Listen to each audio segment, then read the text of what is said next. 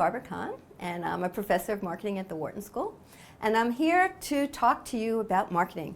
So this segment is the Marketing 101, the basics, the principles of marketing. And my focus is going to be on building strong brands, because of course the essence of marketing is to have a very strong brand. So let's start off with the first question, a very basic question, but maybe not as obvious as you might think, which is, what is marketing? And I'm going to argue that marketing is the study of a market. So what's a market? A market is an exchange between two partners, frequently a buyer and a seller, but marketing also applies to nonprofit or things where there isn't necessarily money being transacted. But what you need for marketing to exist, or for a market to exist, is to have an exchange. And what I'm going to argue is that what marketing means is going to differ as a function of different aspects of those exchanges. So let's look at the basic exchange. You have one buyer and one seller. And I'm going to give a very simplified view to make a point. No markets are ever quite this simple, and I'm going to look at the two extremes just to make my point here. And the real markets are somewhere in the middle, but you'll see when I start defining this that it's very useful to use this kind of simplification. So if we think of an exchange between buyers and sellers, on one extreme we could have what's called a seller's market. And in the seller's market, what that means is the seller has a product, and if you want that product, you have to come to the seller. So the seller has all the power. The opposite of that would be a buyer's market, where there's lots of competition, a lot of products out there, and the buyer has the power. And what I would argue, and I think would make sense to you too if you think about it, is marketing should not be the same in the seller's market as in a buyer's market. So in a seller's market, what marketing tends to be is what we call product-focused marketing. You have the product. If the customers want it, they're going to come to you. In that case, you should develop that product to the best of your ability. You should innovate in that product. You should try to reduce costs, and you should really focus on the product. Your business objective in a product-focused market is to sell as much as you can. And profitability from a product-focused market is going to come from volume, selling as much as you can. In the past, when we've studied product-focused markets, we've shown that profitability is tied to market share. So market share becomes your business objective. And why does market share increase profitability? Because the bigger your market share, the more your revenues. And the bigger your market share and your volume, the lower the product cost, and hence profitability. Higher revenues, lower costs, more profit. That's really the goal of a product-focused market. And when you're product-focused, where do you get growth? Well, you develop new products based on your product experience, or you go to new markets. That's product-focused marketing. So what's customer-focused marketing? Is it the opposite? And the answer is going to be no, not exactly. In fact, it's quite a different type of marketing. Let's think about it. Customer-focused marketing means that I need to focus on the customer to get that customer to buy from me rather than the competition. Well, what's the best way to get the customer to buy from you rather than from the competition? The best way to do it is to look at what that customer wants and deliver a product that meets the needs of that customer. So whereas in a product-focused market, I'm the expert and I create the very best product I can based on my expertise, in a customer-based market, what I'm going to do is look at what the customer wants and try to create product to meet that customer's need. That's a very different point of view. Some people call it inside out is product focused, and outside in is customer focused. Okay, so now we're going to look at what the customer wants to deliver value to that customer. But think about it. What does the customer want? Well, the first question is, well, which customer? You can't give every customer what they want, and we know customers are going to want all different things. So the reason why a buyer's market or customer-focused marketing is so different than product-focused is that every customer out there wants something different. If we try to give everybody what they want, we'll go out of business. That's too hard to do. So the intuition of customer-focused marketing is to pick and choose customers. Deliver value to some customers, say yes to some customers, and no to other customers. That's the process of segmentation. I'm going to talk about that in the next section. But the idea here is that I go after some customers and I say no to other customers. Well, then how do I become profitable in that? Understand that in a product-focused marketing, what we did is sell as much as we can. We sold that product to anybody who wanted that product. In a customer-focused market, we're saying no to some customers and yes to others. So how do we make that profitable? And the answer is, you pick and choose the customers you want to deliver. You deliver value to that customer, give them exactly what they want and that they're willing to pay for. And where the profitability comes from is not from volume, but it's from creating value. How can value-based marketing be profitable? Well, the first thing is, if I give you exactly what you want, many times you'd be willing to pay a premium price. Then the profitability comes in, not from reduced costs, which we saw on the seller's market side, but from increased price premium. If you give me exactly what I want, I'll be willing to pay a higher price for it. So that's one way. The other way customer-based marketing is profitable is by giving the customer what they want time after time after time. I don't think about just one transaction. I think about building customer loyalty and delivering value to that customer over time. That concept is called customer share. Rather than market share, where I try to get a little bit from everybody, the idea of customer share or share of wallet is that I go after a more narrow market and try to get more from each of those customers' wallets. And it turns out that loyalty is if you do it right, can be very profitable. And why is loyalty more profitable? Because it's the cost of delivering value to the customer. When I'm doing a customer-based marketing, it's actually quite expensive to give the customer exactly what they want.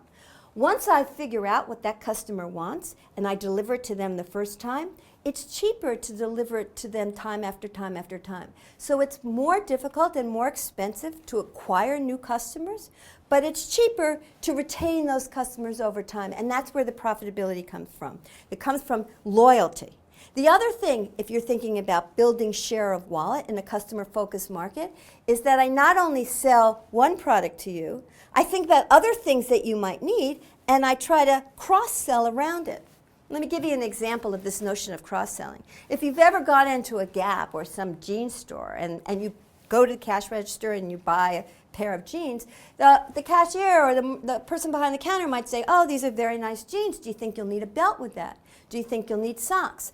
That's the notion of cross-selling. So I'm selling other things to you besides that one specific product.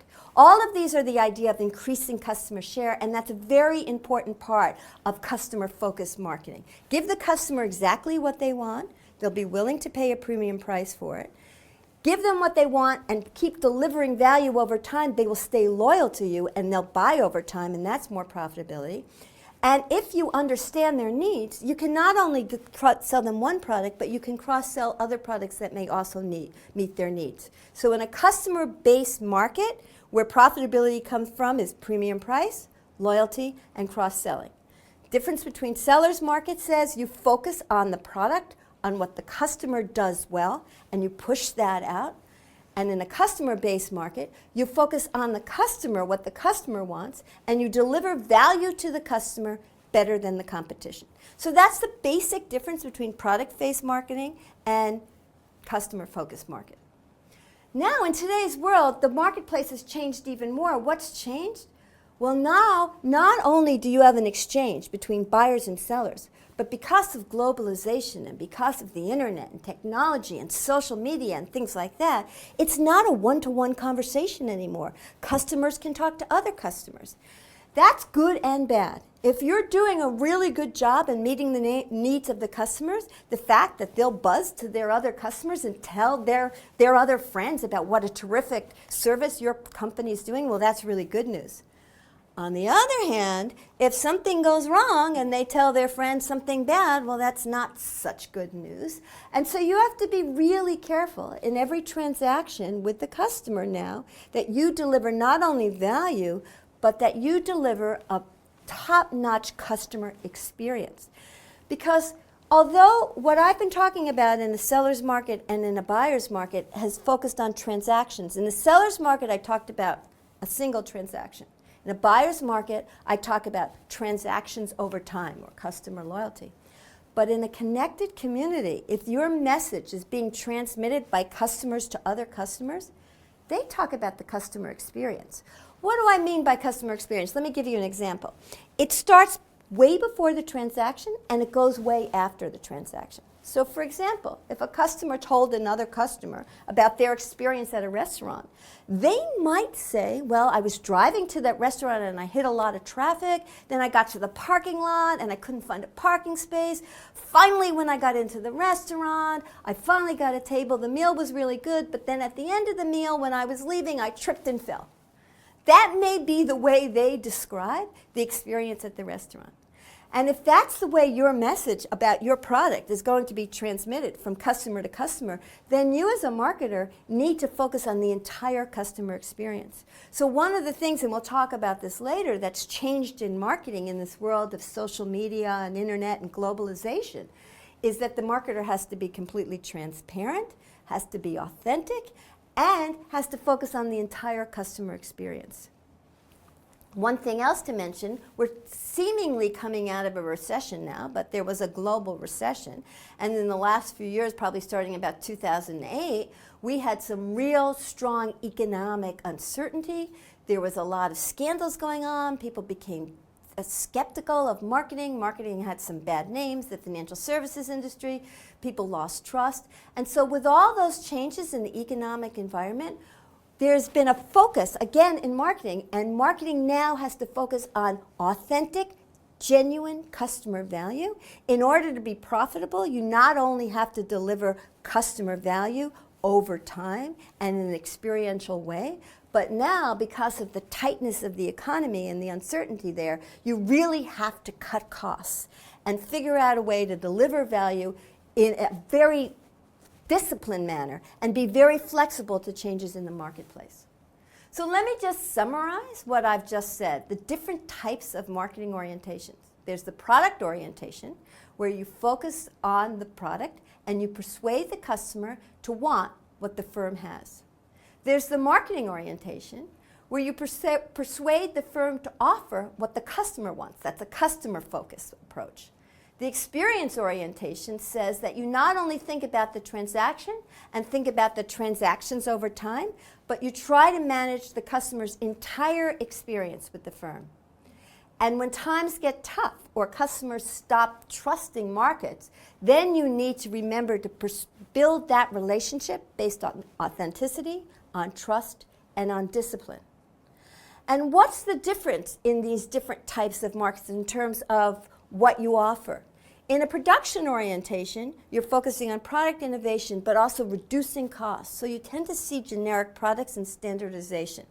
When you're focusing on customer value, you see differentiated products. And we'll talk about that when we talk about brands also, how you position your product to meet the needs of the customers better.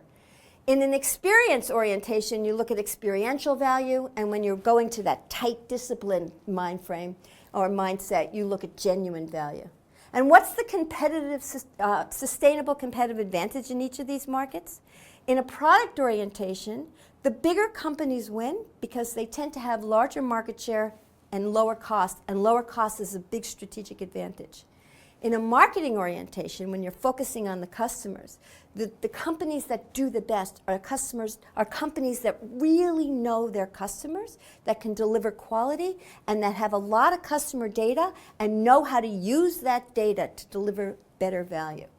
In an experiential market, you look at transformation. The customer becomes a co-creator of the value, and it's really making the customer and the product one kind of overall experience. And in a trust orientation, the sustainable competitive advantage are the companies that you trust. And that means you've had a long history with them, they're transparent, and you trust them over time. And what are the measurements of profitability? In production orientation, as I mentioned, market share is tied to profitability. In marketing orientation, it's share of wallet or customer share, customer loyalty. In experience market, when you're looking at customers talking to other customers, we start measuring social networks and buzz and word of mouth and referrals. And in a trust orientation, we really focus on reduced costs.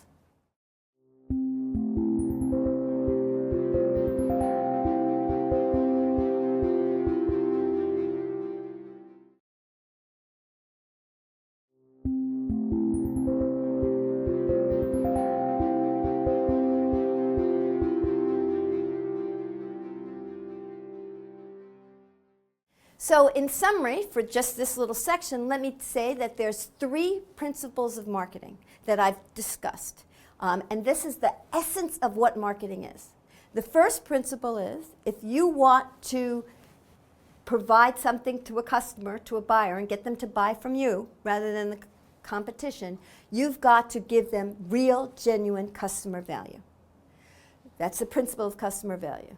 The second principle is the principle of differentiation. You have to provide customer value to that customer, what the customer wants, but you have to do it better than the competition. So you have to differentiate your offering. And the third principle is the principle of segmentation, targeting, and positioning. Says when you're in a customer-focused market, you cannot deliver value to everybody and make money. It's just too difficult to do. So what you do is segment the market into different segments. You target or choose a segment you want to focus on, and you position your brand to meet the needs of that target segment.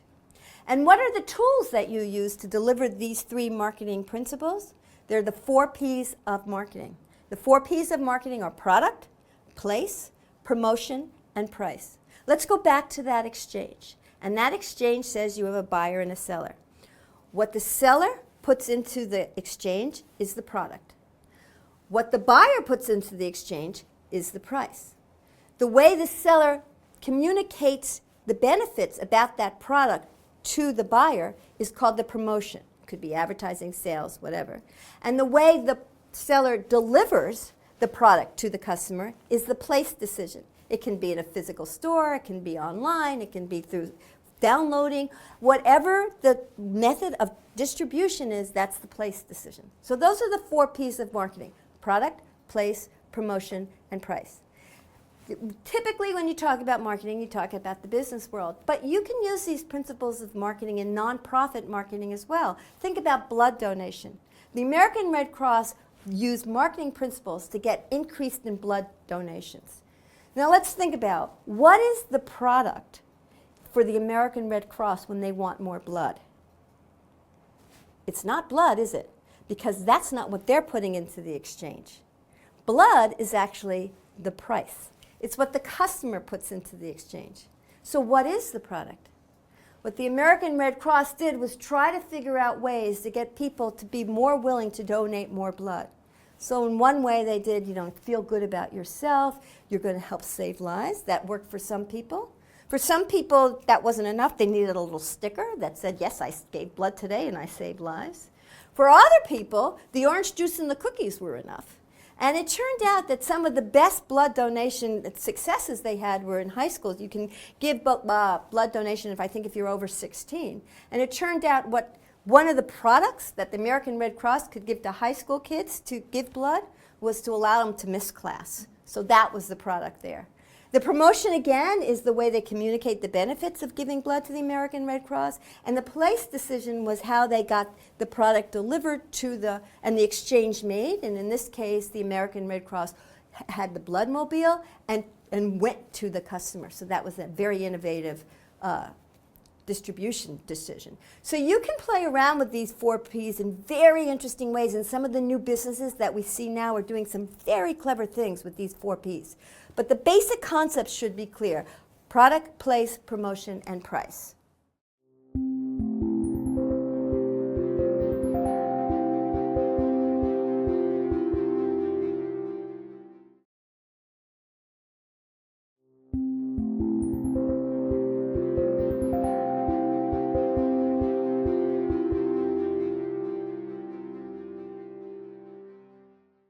So in this section, what I want to focus on is an introduction of a framework that I think you'll find very useful for figuring out how to think competitively to become a leader in your market.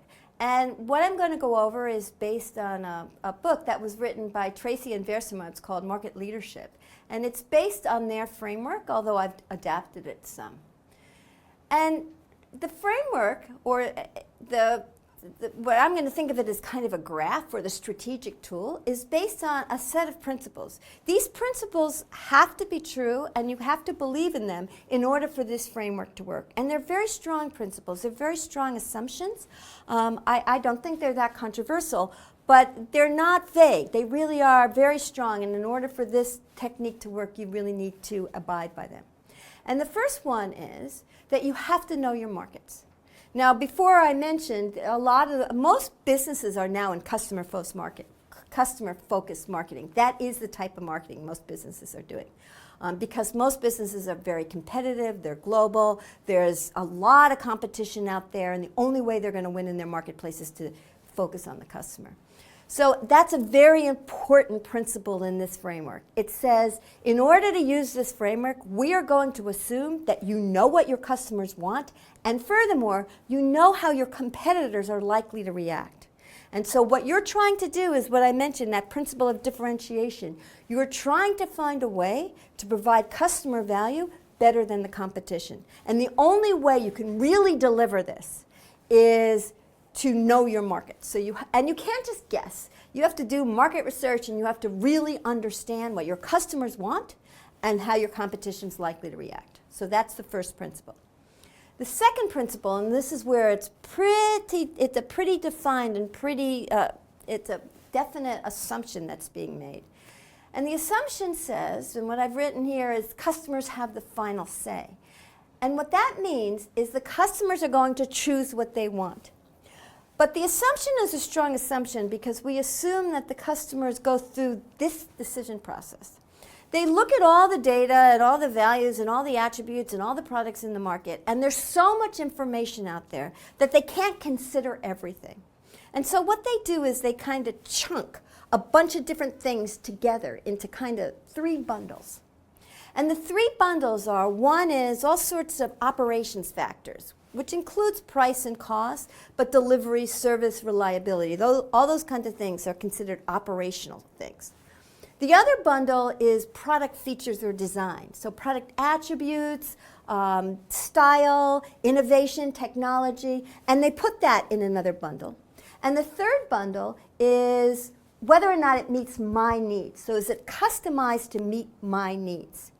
And what the customers have the final say says is that customers look at these 3, they kind of classify the products into these 3 bundles, and they kind of give them a score on each one of these 3 dimensions. And then they decide which one of those dimensions is the most important to them, and they pick the product that's the best on one of those dimensions and good enough on the other 2. So it says you can't be pretty good on all 3 of them, because then the customer won't pick you.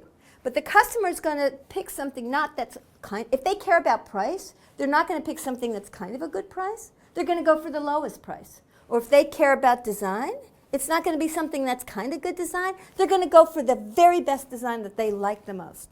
Or if they care about how much it meets their own needs, they're going to go for something that meets their needs the best, as long as the product delivers satisfactorily or good enough on the other 2 dimensions. So that's a very strong assumption. But if you think about it, it kind of approximates the way customers make decisions. If you believe that assumption, that the customers have the final say and they choose the product that delivers the best on the bundle of attributes they care the most about, that suggests that if you want to be the first in the markets that you serve, you better be the best at something and good enough at the other 2 things. And that should be your market strategy. And once you decide on which type of thing you're going to be the best at, the market leader at, then that has implications for the way you structure your business, the way you prioritize resources, the way you allocate resources, the type of people you hire into your company. It has all sorts of implications for your business organization so that you can deliver total value and total quality and guarantee the customer satisfaction on this dimension. So those are the assumptions. Now, before I show you the framework, I have to introduce one other concept. And this concept is what I'm going to call fair value. And what I have on the screen here is a value map. And you have on the vertical axis relative cost to the customer, and on the horizontal axis relative benefits. And what the map says is that if you offer more benefits, customers are willing to pay a higher price. If you charge a lower price, customers will expect fewer benefits, as long as what you offer appears to be fair. If you offer something inferior and it's not fair value, then customers won't buy that. So you won't make it in the market. It'll be canceled out of the market because you're not offering a fair value. And what the framework says is that you need to offer fair value on 2 of those bundles, but offer something better than fair value on 1 of the bundles, on the bundle you're going to be the leader on. So if you can imagine a marketplace where everybody's trying to deliver fair value and somebody's delivering something superior value, think about what's going to happen in that marketplace. In a very competitive market, somebody comes out, let's say Apple, comes out with a better design. And so the iPad comes out and it's a much better design. It's fair price on these other axes, but their tablet is better than everything else. What happens in the marketplace? And what happens is everybody tries to copy and mitigate the advantage.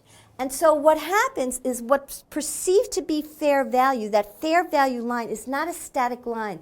It's constantly moving up, moving to the lower right as the market gets more and more competitive. So what's fair value is constantly changing over time. So although I say what you need to do in this framework is to deliver the best at something and stay fair value on the other 2 bundles, the problem is fair value is not a static concept. It's constantly changing as a function of competitive reaction. So with that said as background, here's the framework. And here are the 3 bundles. One of them is operational excellence. The other is performance superiority. That's the bundle that delivers on product design and style. And the third is customer intimacy, which says give the customers what they want. You're intimate with customer needs and you try to deliver something that's responsive to their needs. And so the 3 crosshatches here are fair value lines. Now I have them drawn symmetrically on this axis, but it doesn't have to be symmetric. What you need to do if you want to use this framework is in your marketplace, figure out what are the product attributes that relate to operational excellence in your market and define that dimension so that you understand what operational excellence is in your market. You have to do the same thing. Well, what are the product attributes that matter to the customer? Are they design, technology, whatever it is? What are those attributes? And define that dimension. And then you have to figure out how much customization is there in your market and define that dimension. That's the first thing you do. The second thing you do with this framework is anticipate where fair value is. This is the trickiest part of this framework. What are customers' expectations on each? Think of these as axes, like an X, Y, and Z axis. And where is the reference point or the fair value line on each of these axes points? Sometimes people think about fair value as the average of what everybody offers. Sometimes fair value nobody offers. Like, for example, I would say in the airline business, people expect an operational excellence, constant on-time arrival. And we know very few airlines deliver to that fair value, but that is what I think people expect, and I would say most of the competitors in the market are below fair value. Sometimes everybody's above fair value. In some mature markets, people don't care about some of the bells and whistles that come out, and everybody's delivering at least what they need, and some people more, but people don't even care about that. So figuring out exactly where fair value is on each of these axes is a very tricky thing, and you need market research to do that. Once you figure out where your fair value is on these, the next part is to plot where your company is delivering on each of these axes relative to fair value. Are you above fair value in operations? Are you meeting fair value or below fair value on each one of these axes? Then you figure out where your competition is on each of these axes, and then you start playing the market strategy game. You think about a short-term strategy, a long-term strategy, and you figure out what should you be doing right now in order to beat the competition. And what you're ultimately looking for in a long-term strategy is to be the best at one dimension and good enough on the other 2. That's the long-term strategy. In the short term, it might be that, let's say your long-term strategy is to be customer intimate, but you're not at fair value in operations. So in the short term, you might be looking to hit fair value in operations, but in the long term, you're looking to be the leader in customer intimacy. And once you decide what your leadership strategy is, then that has implications for everything you do in your firm.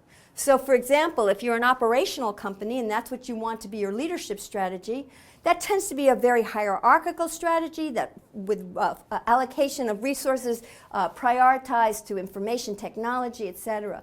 If you're a performance superiority company, that tends to be more of an R&D company. You tend to hire kinds of people that are very innovative, they don't like structure, they don't like top-down organization. You really need to give them a lot of free rein.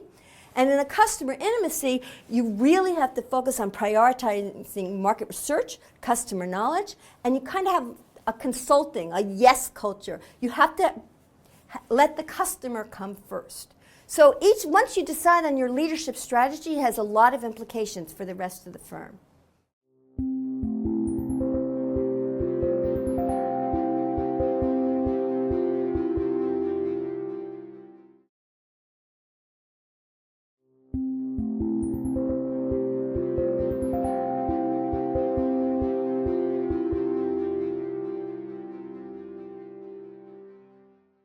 So in this section, what we'd like to talk about is that concept I mentioned earlier of segmentation and targeting. And this is a critical idea for marketing and very important for where we're going, which is brand positioning.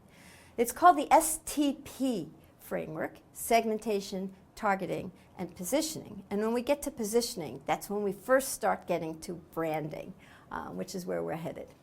So the positioning process says you start with segmentation, with S of STP. And segmentation says that you identify variables that allows one to segment the market, okay? So we're going to figure out different schemes for how to break up the market into different market segments. The second part, the T, is targeting. You would evaluate the attractiveness of each of these segments, and you choose a segment to target. And the third piece is positioning.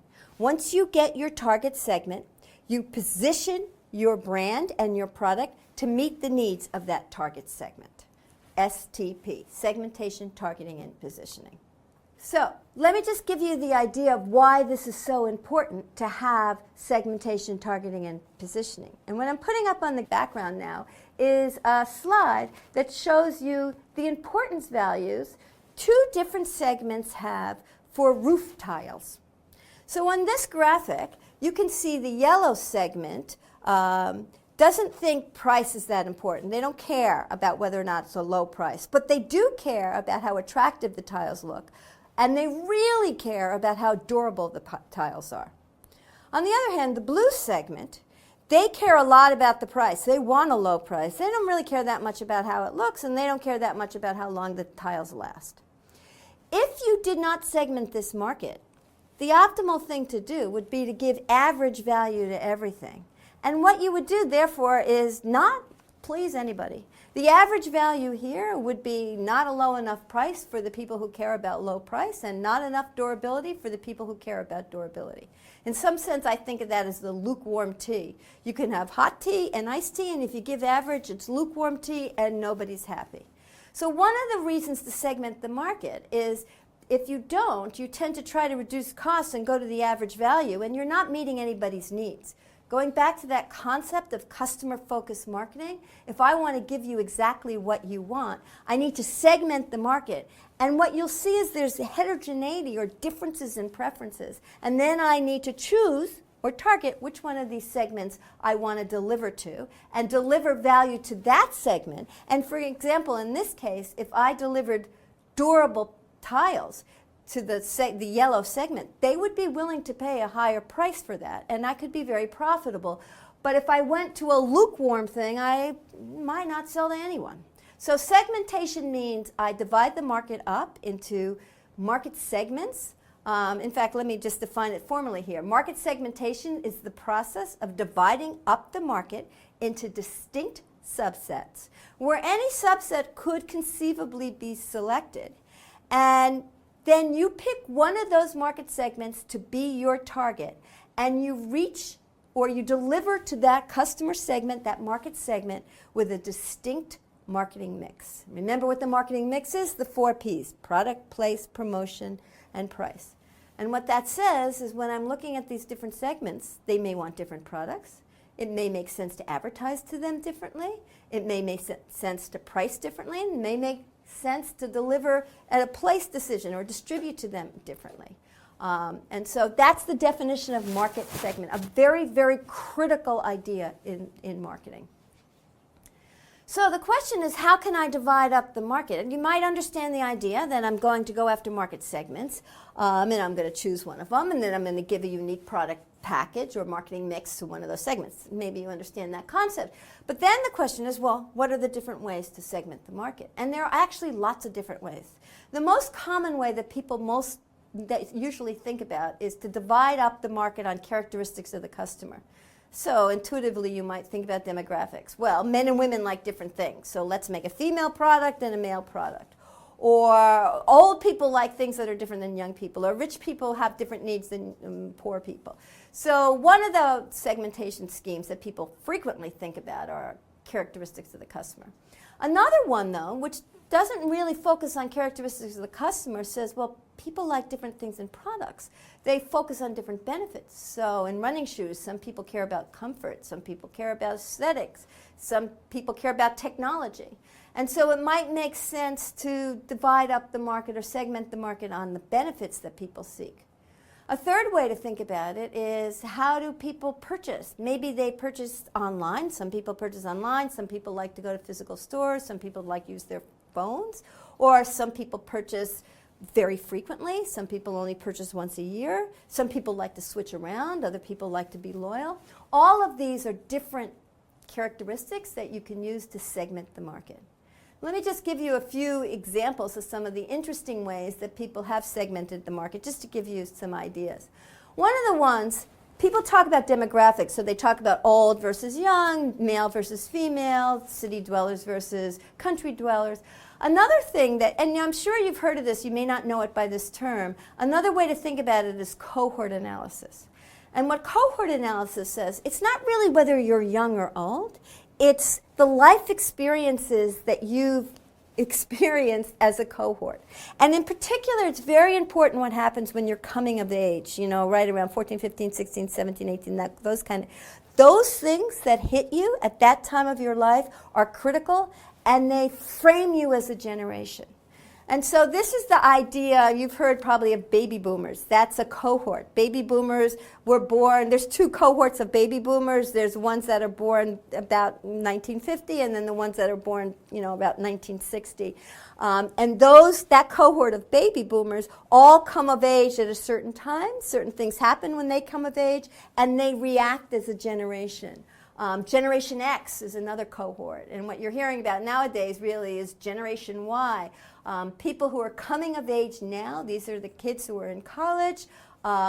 They think of Generation Y, millennials. And why do we really focus on the current generation? Who's in college now? What's that current generation? Marketers are very interested in the generation as they come of age, when they're in college or when they're this age, because many times you make purchases at this age and then you're loyal to those brands over time. So marketers feel like it's very, very important to get in those people's consideration sets right at this time, and so they spend a lot of time studying the cohort of today. And today's cohort is Generation Y. Generation Y is very different from all the other generations. First of all, it's a generation that was completely brought up on the computer. They think about free content. They think about the social environment. They're totally comfortable social network. Everything's wireless. They think about things being designed exactly for them. They're totally used to customization. This is a generation, electronic generation, that's quite different from their parents and from generations beforehand. And you really need to understand Generation Y or the millennials in order to market to them. What they don't like is mass marketing. They don't like any kind of restricted access. They don't like things that are going down the beaten path. They like new, they like different, they like customized. Millennials are big shoppers, but many times they co-purchase with their parents. Some of the millennials still live with them and are supported by their parents. They think about information electronically. They are not readers of paper newspapers. They don't care about print anymore. They're very, very comfortable multitasking and co-creating with the product. They're very connected, and the millennials tend to be socially responsible. So if you're segmenting the market by cohorts and you decide to target the millennials, you would have to design a targeted product or position your brands in a specific way to meet the needs of the millennials. Another way that markets tend to be segmented are by geography. It turns out that people who are similar tend to live together in the same neighborhoods. And there are different ways to segment. There's a segmentation scheme called PRISM that actually defines the entire country based on these geographic clusters. And they're not defined necessarily about where they are. So you could have a geographic cluster with some characteristics that's in California, and people who live in New York may be in that same cluster. So people who live, say, in Beverly Hills, California, may be similar to people who live in Scarsdale, New York, and those two may be in the same cluster, even though they're separated by 3,000 miles. So the PRISM clustering or zip clustering says, if you tell me your zip code, and this, I'm giving you a United States example, but this kind of notion of geographic segmentation is true around the world. People who are similar tend to live in neighborhoods that are similar. And so you tell me where you live, I have some ideas of the kinds of things you might like, the products you might like, the clothes you might wear, the media you may attend to, etc. And what we find out, and we'll talk about later on in one of the other parts of this program when David Bell comes and talks to you, that it turns out that where you live physically also affects your online behavior. So location is a very, very important variable in thinking about segmentation. And there are lots of maps that can divide up, say, the New York City, for example, into a block by block by block segmentation scheme and show different consumer behavior by blocks in New York City. That's how tight the segmentation, geographic segmentation can be. Once you define your segmentation variables, then you need to select a target segment. And so what makes a segment attractive? You need to balance the attractiveness of the segment with your capability to deliver to that segment. And you need to constantly monitor whether the actual buyers that you're targeting are matching what you think that they should be doing. So how do you pick this segment? You determine the attractiveness of the segment. How big is it? How much growth is there? How much money do they have to spend? How stable is it? All of these are signs of an attractive segment. Then you think about, well, how good are you at meeting the needs of that segment? What's your current position with respect to that segment? How easy is it for you to address the needs of that segment?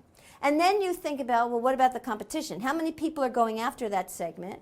What's the strength of the competitors? So are there potential competitors coming in?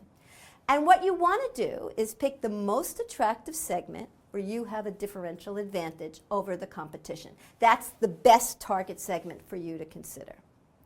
And so what you're looking for is you're going to divide the segment, and this is a graph that shows you can have low to high segment attractiveness, and you can have low to high competitive strength. And the best segment to go after or to target would be the most attractive segment where you are strongest relative to the competition. That's perfect. Sometimes you can't get the perfect segment, and so you may choose something that's a little bit less attractive, but still something that you think would be profitable.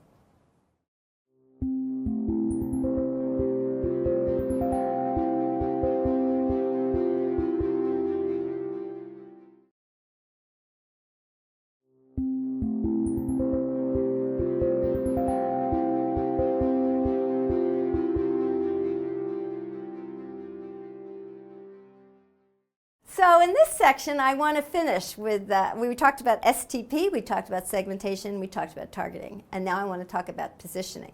That's the P. But in thinking about positioning, I really want you to think about what is a brand. Because one of the most important aspects of a brand is brand positioning. It's also the positioning in the STP framework, but it's really the essence of the brand positioning.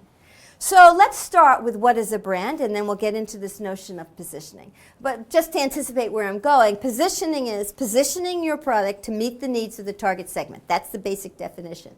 But one of the ways I'm going to focus on as a way to do that is to brand that positioning.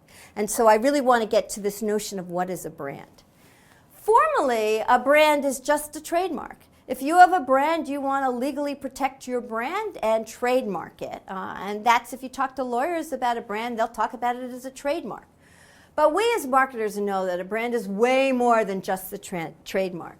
People have in the past talked about brand as a relationship or a contract, a promise of the company of certain specific benefits to the customer. So some kind of brand relationship or branded relationship.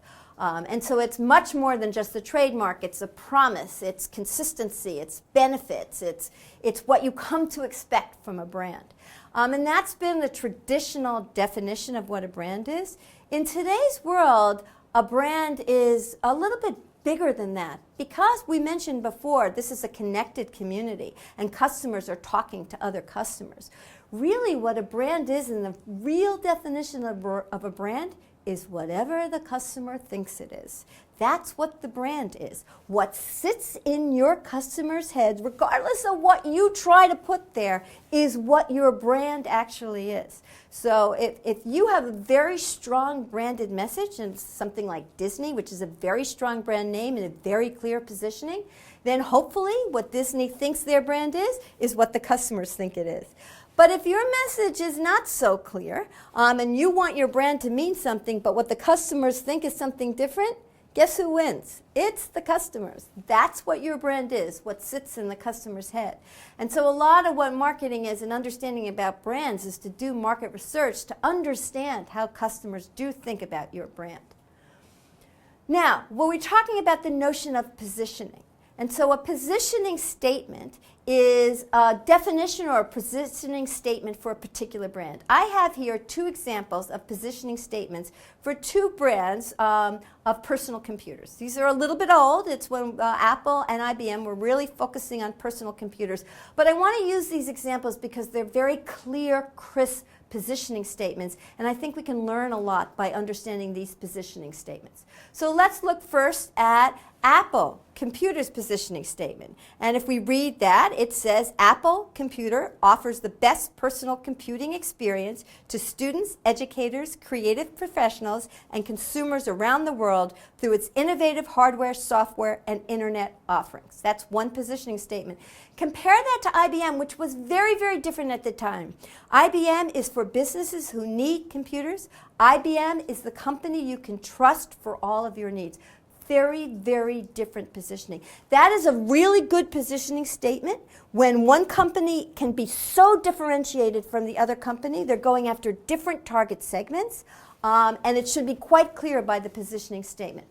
Let's break that positioning statement into its parts so that we can understand what a good positioning statement has. And let's focus here on the Apple computer. There's three pieces to the positioning statement. There's who is the target segment, what is the point of difference that they're offering to that target segment, and then there's what is the frame of reference. And the frame of reference is who are the other competitors that they are comparing themselves to. The target segment here, and if you think about Apple, the target segment is students, educators, creative professionals. A brand should have a crisp target segment, even if that's not the only people who use the product. So nowadays, Apple's so popular that, everybody has an Apple. Your grandmother has an Apple. Somebody who's not a student has an Apple. Not just creative people anymore. Yet, even though Apples are ubiquitous and lots of people have Apple products, still it's positioned to creative people. It's a very designy brand. So it still has a very clear target segment, even if that doesn't limit who might use the product. It has a point of difference. What's the point of difference for Apple? It's innovative. Apple offers state-of-the-art products. We look for design and innovation from Apple, so that's its point of difference. And in this case, what's the frame of reference? In this particular positioning statement, it's other personal computers, personal computing experience. So you have these three pieces to a strong positioning statement: the target segment, the point of difference, and the frame of reference. And positioning is defining the value proposition in these three terms: the target market, the point of difference, and the point of parity. Now you can play around with this.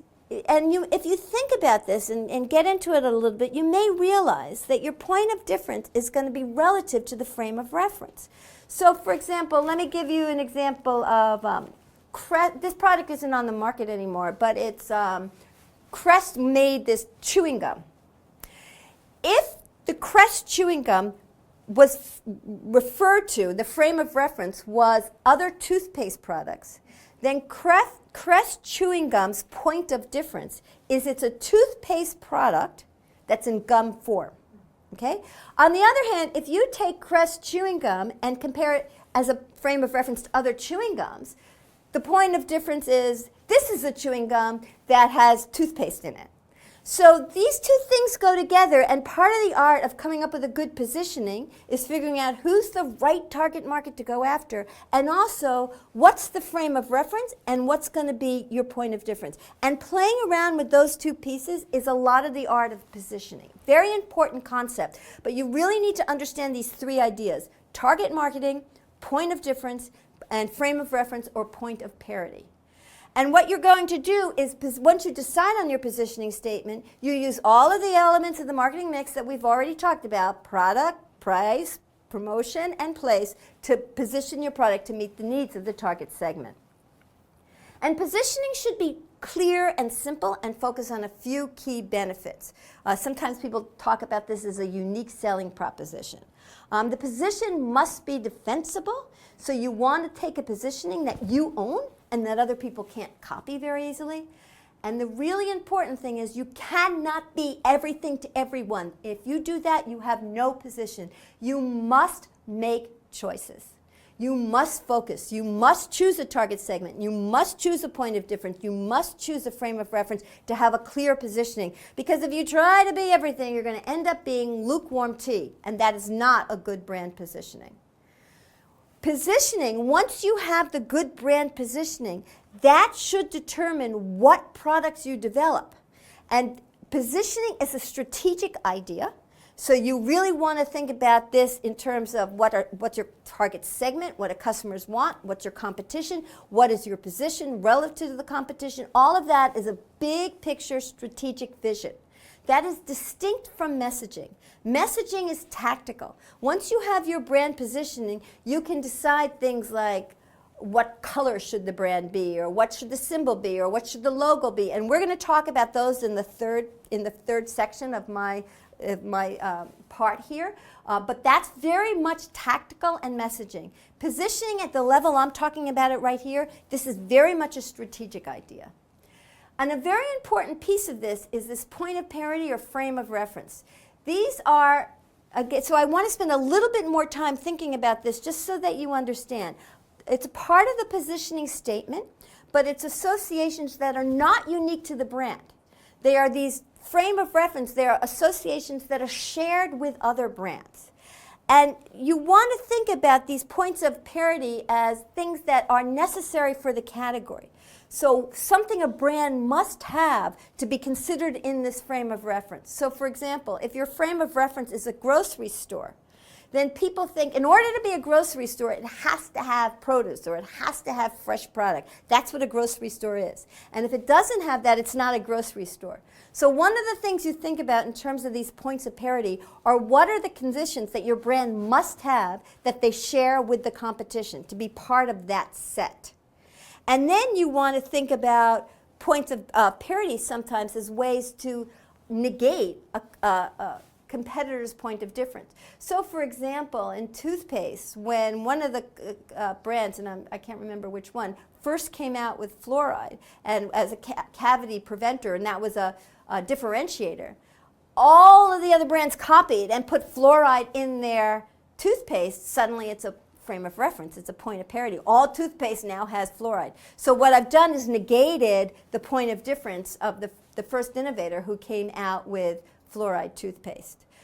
I have this slide up here. On January 9th, 2007, a few years ago, when Steve Jobs is still here, he used to go out in January and come up with some big innovation every year, an announcement about Apple. On January 9th in 2007, one of the big announcements at the time was that he changed the name from Apple Computer to just Apple. Now it's been a while, and so people are very used to thinking about it as Apple, and probably many of you don't even remember it used to be Apple Computer. But the point I'm making here is when he changed the name of the company, think about, just for a second to see if you get this idea, which one of the three aspects of the brand positioning did he change? Did he change the target segment? Did he change his point of difference? Or did he change his frame of reference? It should be clear, he changed his frame of reference. Target segment, still creative young people. Point of difference, still innovation. But now the frame of reference is not computers, but it's consumer electronics. And I believe when he made this change was the same time he introduced the iPhone. And he really was in consumer electronics. And it was no longer the frame of reference comparing to other personal computers. The point of difference, I think, is more clear to people what that is. It's strong, favorable, unique brand associations. Some people talk about this as a unique selling proposition. It's a similar concept. And what you want it to do is to have it be sustainable. You want a competitive advantage, a point of difference that you can hold and that is difficult for competition to copy. And it can be a lot of different things. It can be product attributes, performance attributes, it can be imagery, it can be benefits, it can be design. It can be anything that you can own and that really differentiates your brand. When you're choosing a point of difference, you want to make sure that it's desirable to the customer. Is it relevant? Is it distinctive? You also want to make sure that you can deliver these things. Don't overpromise. Don't say something that's not feasible, that's not sustainable. So in choosing a point of difference, it's very, very critical. It's probably going to be the reason people choose your brand, but you've got to make sure it's important and that you can deliver on that criteria.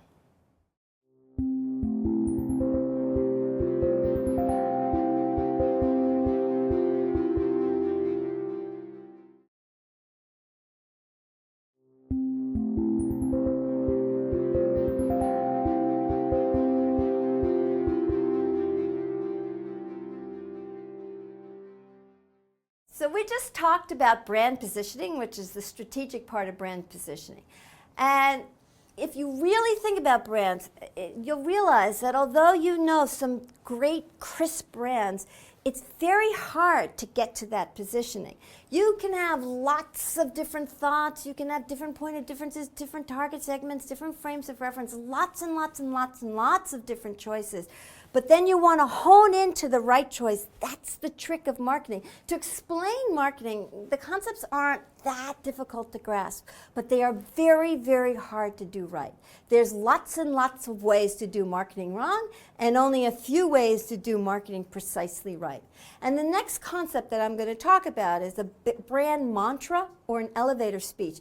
The elevator speech, you may have heard of that. This is the way you define a brand in 30 seconds. So we're talking about 30 seconds worth of material. It sounds so easy, 30 seconds.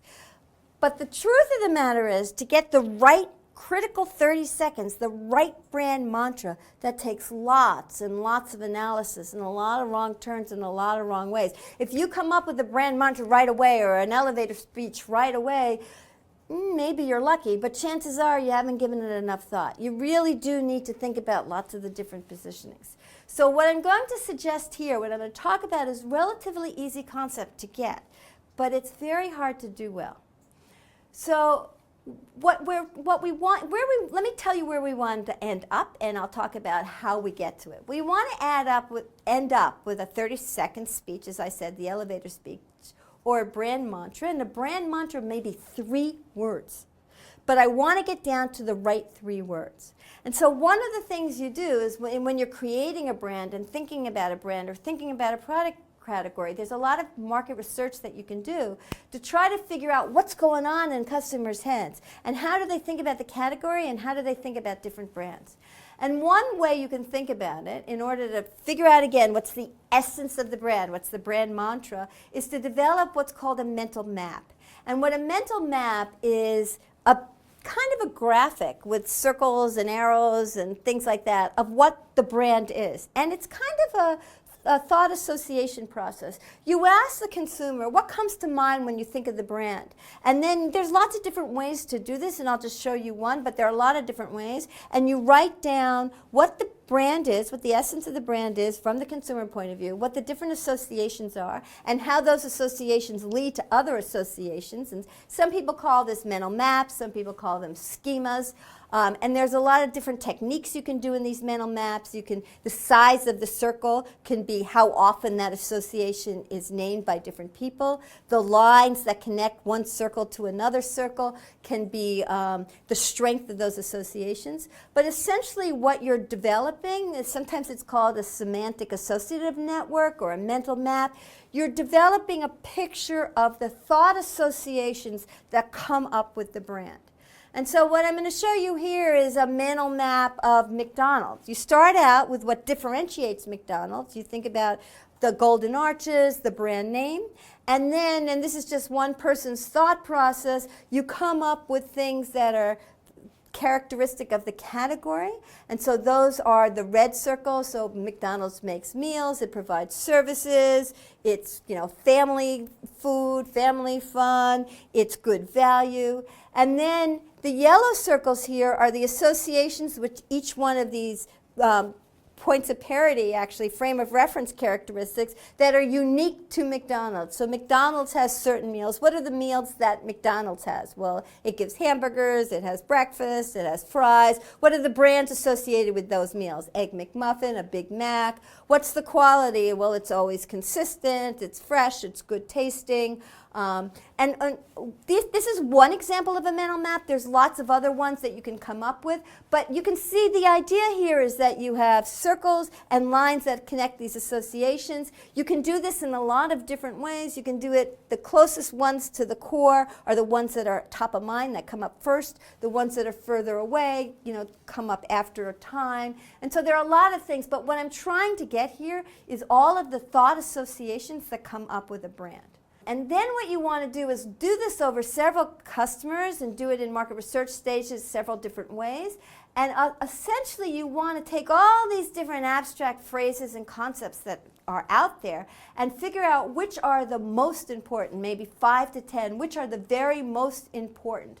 And so what you're doing is you're starting with the mental map or the associations that people have with the brand, or maybe with the category, and depending upon how well known the brand is, you might do it at a category level, you might do it at a what-if level, you might do it at a prototype level, a concept level, or the brand level. But you have this big mental map, and then you want to hone down that mental map to the core brand values, which are the 5 or 10 critical brand values that are important to that brand. And from that, you then want to reduce those 5 or 10 to the key concepts that are going to be the DNA of the brand mantra. So the brand mantra is defined as the heart and soul of the brand, the DNA. It's the brand essence, the brand promise. And it's again, goes back to that elevator speech. It's just really what people think of as the core of the brand. It's very important to know this brand mantra, because everything you do within this brand mantra, all your products that you come out with, all your new products, all your advertising, has to all fit within the essence. The customer's going to know the brand mantra, the employees are going to know the brand mantra. You really want, if you have a very, very strong brand, it's very crystal clear what that brand is and what it means, and it characterizes everything that's done under the brand name. And that's very, very important. It's particularly important nowadays as you go online, offline, websites, phones. Your brand is on lots of different things, and you really want to make sure that the heart and the soul of the brand is consistent across all of these different media, these different platforms, these different products. So what is the essence of the brand mantra? It has 3 basic parts. One part is the brand function. It describes the nature of the product or service. It describes the type of experiences, the benefits that the brand provides. Then there's a descriptive modifier that further classifies or clarifies the nature of what the brand is delivering. And then there's an emotional qualifier that kind of explains exactly what those benefits are and in what way the brand delivers on those. So it's probably easiest to give you some examples. Before I do that, though, let me just say again what the brand mantra is used for. It's used internally to guide decisions. I think I already mentioned this. It's what the brand should and should not be. By the way, that's a very important idea. A brand mantra not only says what a brand is, but as importantly, it says what a brand is not. And you really want to have almost black and white, that idea. This is a Nike, this is not a Nike, that kind of idea. And it communicates the boundaries of the brand. It has to be short, simple, and it should be inspirational. So now we have the examples. These are very famous ones. Nike, they're global brands. Nike, Disney, McDonald's. So Nike is authentic, athletic performance. Just do it, be real, that's authentic. It's very much an athletic brand. It's not just shoes, it's clothing. But when you think of Nike, you think about athletic, and it's about performance. The technique or the ability to, again, just do it, that kind of notion. Disney and McDonald's are kind of interesting because they both are about family fun. And they actually both have a lot of things in common, but the brand mantra is different. Disney is about entertainment. Now, that is not to say that Disney doesn't have food. Disney sells quite a bit of food at their parks and in different places that they have. But when you think Disney, you think fun, family, entertainment. And even the food comes within that brand mantra of Disney, of entertainment.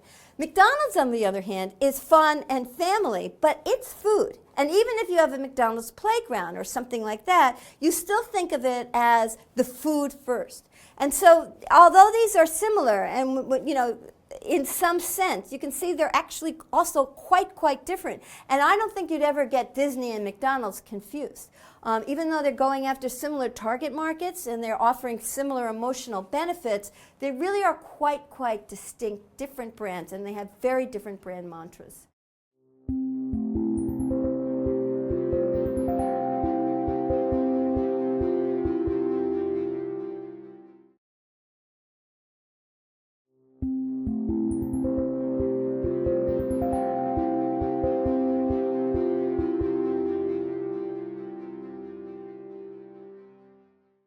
So in this last segment, we're really defining what a brand is. We've talked about what marketing is. We've talked about marketing strategy, competitive analysis, customer value. We talked about the idea of segmentation, targeting, and positioning, and the core concept of a good, strong brand, which is brand positioning. And brand positioning that's so sharp that you can define it in just 3 words in 30 seconds as a brand mantra. That's kind of where we've gone, right down to a sliver of a sharp definition of what a brand is. And in this last piece of this, I want to talk about the notion of experiential brand. When we talked about what is marketing, and we talked about things changing from a seller's market to a buyer's market to the connected community, in the connected community, that's when this notion of customer experience comes in. And brands, like just general markets and customers' experiences, also have become very experiential. So it's not enough to just define a brand in terms of a crisp, clear brand mantra and a crisp, clear brand positioning. But you also have to define all of the experience that exists around the brand. What's the smell of the brand? What's the feel of the brand? All sorts of other things now become part of what the brand is in this new experiential world that we live in. So what's an experience? An experience is a process that occurs as a result of living through a situation, undergoing that situation. So it's not just a moment in time, it's a dynamic notion where you sense or feel this experience. As I'm going to define it later, you'll see that it involves all the senses. It's social, it's behavioral, it's cognitive, it's emotional. It's stimulations that are triggered to the sense that you think about, that you feel. They connect the company and the brand to the customer, and they place the customer action and the individual's actions and purchase occasions in a broader social context. So the experience includes all of these kinds of things. It's what I've been talking about up to this point really is pretty cognitive, pretty rational. And here's where we bring in the emotions and all these other things. And I know those of you who know and love brands really understand that brands are emotional, they're experiential. They're not just this hard and fast cognitive point of view. And so that's what I'm emphasizing here, and the point I want to end with of this section, that a brand is an experience. And so the things on the left are important. I'm going to talk about those, but they all have to be augmented to be bigger than that and to embody this experience or emotional piece. So we talked about differentiation. That's a principle of marketing, to be differentiated, the point of difference. But now, in today's brand, these rich brands are not just differentiated, they're experientially differentiated. So the differentiation is also in the brand experience. It's not just a single promise, it's a relationship. You feel towards a brand, the brands that you just love. If you're an Apple lover or you're an Abercrombie lover or something, you have a relationship with that brand. It's over time and it defines you. It's not just brand attributes, these cognitive or these performance attributes or these product attributes. It's a personality. You think of a brand almost as a friend. It's not static, it's dynamic. It's not a mass brand. Because you're co-creating with the brand becomes very individualized. It becomes very relevant to you. You're not just aware of this brand, you're aware of how this brand fits into your life. So you can see by the types of words that I'm saying that really, really strong brands embody all of this emotional experience. And so when you define these terms, these things that I've mentioned earlier, then you don't just think about brand positioning. You think about experiential brand positioning. So what does the brand stand for? And it should be a multi-sensory strategy. When you think about brand positioning, experiential brand positioning, you not only want to think about what the DNA is, what the brand mantra is, you want to think, what's the smell of the brand? What's the color of the brand? What's the emotion you feel when you think about the brand? That's a brand positioning, an experiential brand positioning. And it needs to be, as any kind of differentiation is, it needs to be distinct from everybody else's. So you don't want, all hotels don't smell the same, all soaps don't smell the same. They have different experiences. And then the brand promise, the mantra, again, it's not just 3 words, cognitive words. It also needs to describe what that brand promise is in experiential terms. And here's where I'm going to be very clear of what I mean by experiential.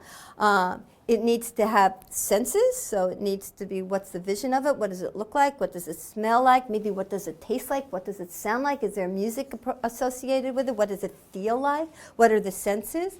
And then when I say feel here, what I mean is emotions.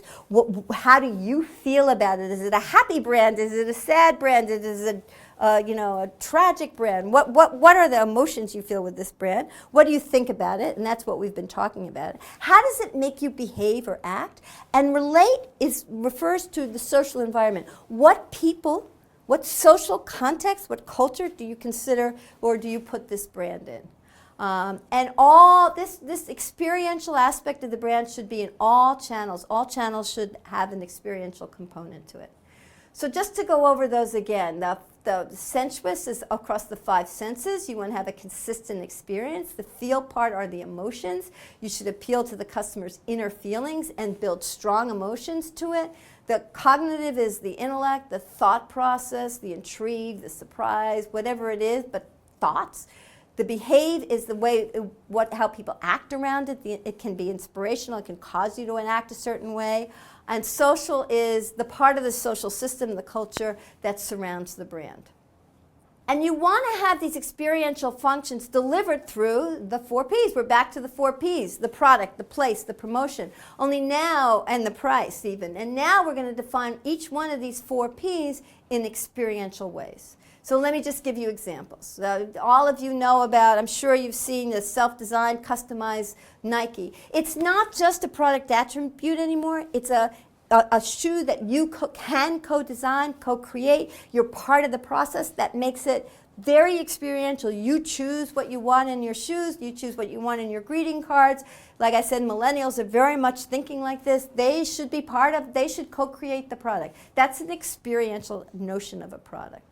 Advertising that's experiential, I think one of the ones who was a beginner that really understood this was Apple. When Apple would show their iPad or their iPod when they were first coming out, it was a very experiential ad. It was music, it was dance, it was, you felt it. The little white earbuds that came through was a color, was a design. It was so you can see advertising, this is traditional advertising. Certainly online advertising, mobile advertising is very experiential, very interactive now.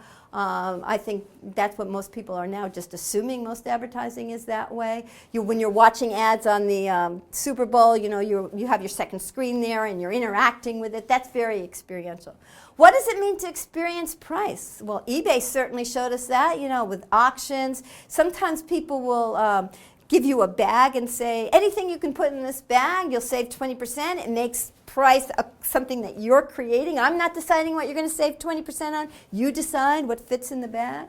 Or even the concept of Priceline.com, where you kind of name your own price. That's very much an experiential notion around price. Even something as cognitive as price, which is numbers, can be experiential.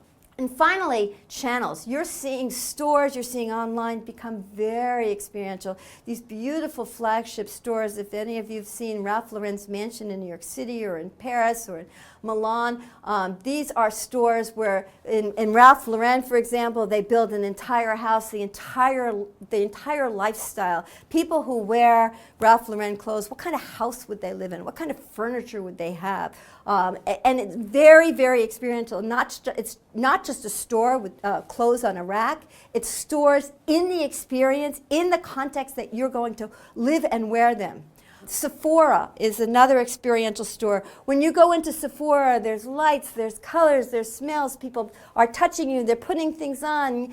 This is how cosmetics should be, It's not hidden behind a counter and you can't tell anything and you got to get a salesperson to come and get you. That is not experiential. You want to go and feel the colors, put them on, see them, smell them. That's experiential, and that's what a lot of retail is happening. And the very best retailers understand that. If you go to Times Square in New York, you'll see incredible candy stores that are very experiential. There's a Pop-Tart store. There's an M&M store. You go into that store and the candies are everywhere. The colors are everywhere. You can taste different kinds of things.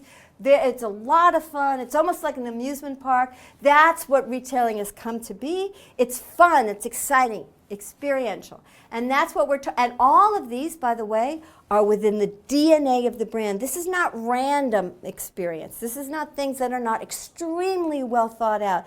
Each one of these pieces is delivering to the brand mantra in an experiential way through these 4 Ps. This is what's happening in brands. The very best brands are brands that you understand, that you live, that you experience, and that you tell your friends about. They're brands. Some people think about these new kinds of experiential brands as religion.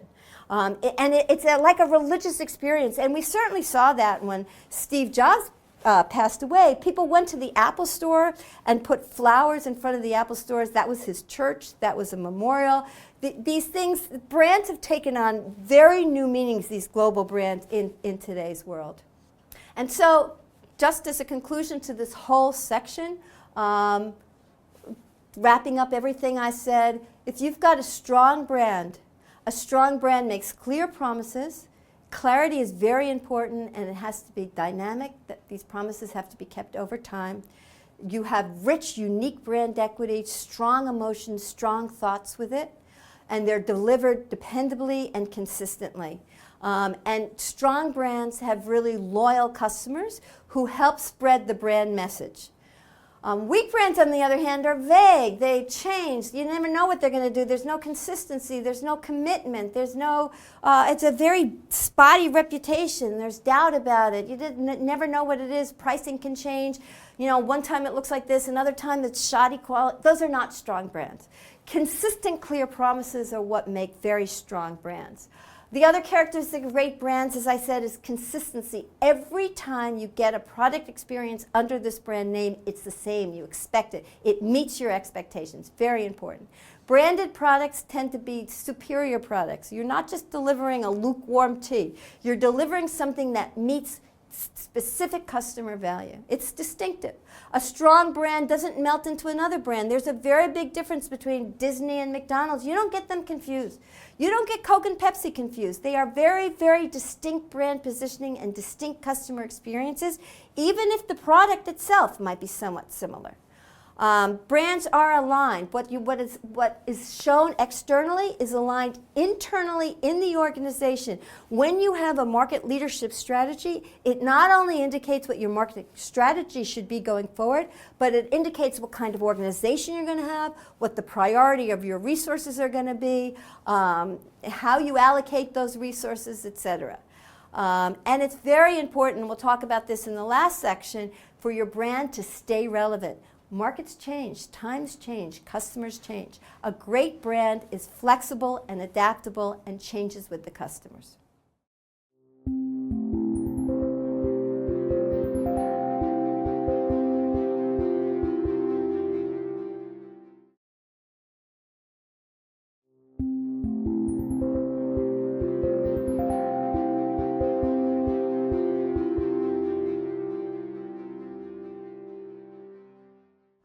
Hi, I'm Pete Fader. I'm the Peiwan Cha Professor of Marketing at the Wharton School and co-director of the Wharton Customer Analytics Initiative, and really excited to be starting my module of our Introduction to Marketing course. The fact that I run a research center called the Customer Analytics Initiative suggests that I'm a data guy, and that's certainly true. I love looking at data about customers, trying to figure out which customer is doing what, and for how long, and for how much money, and what kinds of tactics can companies use to create and extract even more value from their customers. So for me, it's all about the customer behavior, the patterns that we see over time, and the kinds of strategies that companies can build around those patterns in order to do better for themselves. So I want to start by going back to one of the frameworks that Barbara Kahn used in her modules. You might recall this slide over here, where she laid out the basic kinds of strategies that companies can follow.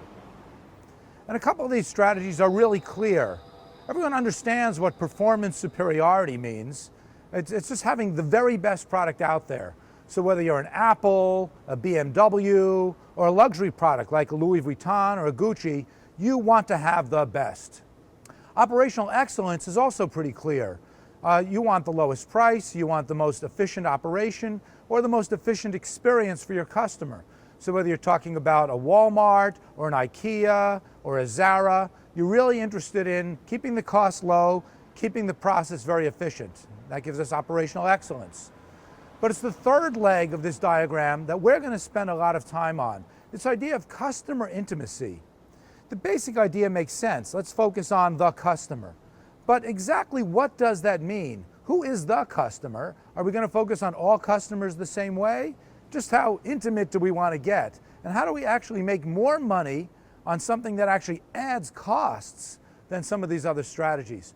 So that's going to be the main focus of our efforts, is taking this idea of customer intimacy, or as I like to call it, customer centricity, and really understanding what it is, clarifying what it isn't, motivating why it's important, and trying to get firms to make a well-informed decision about whether they want to pursue that kind of strategy, and whether, when, and how to actually go after it. So that's going to be the focus of our work. I'm here on South Street, one of the popular shopping areas in Philadelphia, and all around me would be stores that represent the different kinds of strategies that Barbara spoke about. Just over my right shoulder, you'll see one of my favorite pizza places. That's performance superiority. Right down the block, there's a number of fast food restaurants. That would be operational excellence. But what about customer intimacy? What kinds of stores would really be customer intimate or customer centric, as I like to say, and what makes them different? So let's really understand how these different strategies compare with each other, and then take the deeper plunge into customer centricity. So give me a few minutes to review the traditional steps of running a business. Running a business in a performance superior or an operationally excellent kind of way. And that's going to give us the basic foundation so that we can really understand how customer centricity is different, some of the challenges associated with it, and some of the opportunities that customer centricity can provide that you might not be able to achieve with a performance superiority or an operational excellence strategy. So let's take a step back and review these traditional steps of running a business. For most commercial enterprises, the overall objective, beyond everything else, beyond all the tactics that a company is using and the strategy that it's hoping to follow, it's all about making money. And again, Barbara reviewed this, and you don't need to be told this. It's all about maximizing the value of the whole corporation. It's looking at the money that we make today, the money that we'll make tomorrow, the money that we'll make 10 years from now. And when we recognize the time value of that money, that today's dollars are more important to us than tomorrow's dollars, when we take the discounted flow of the company's profits, that, in theory, gives us the overall value of the corporation. So it's our job as a manager to maximize the value of the corporation, which means maximizing that net present value of profits that the company is bringing in. So we agree on that.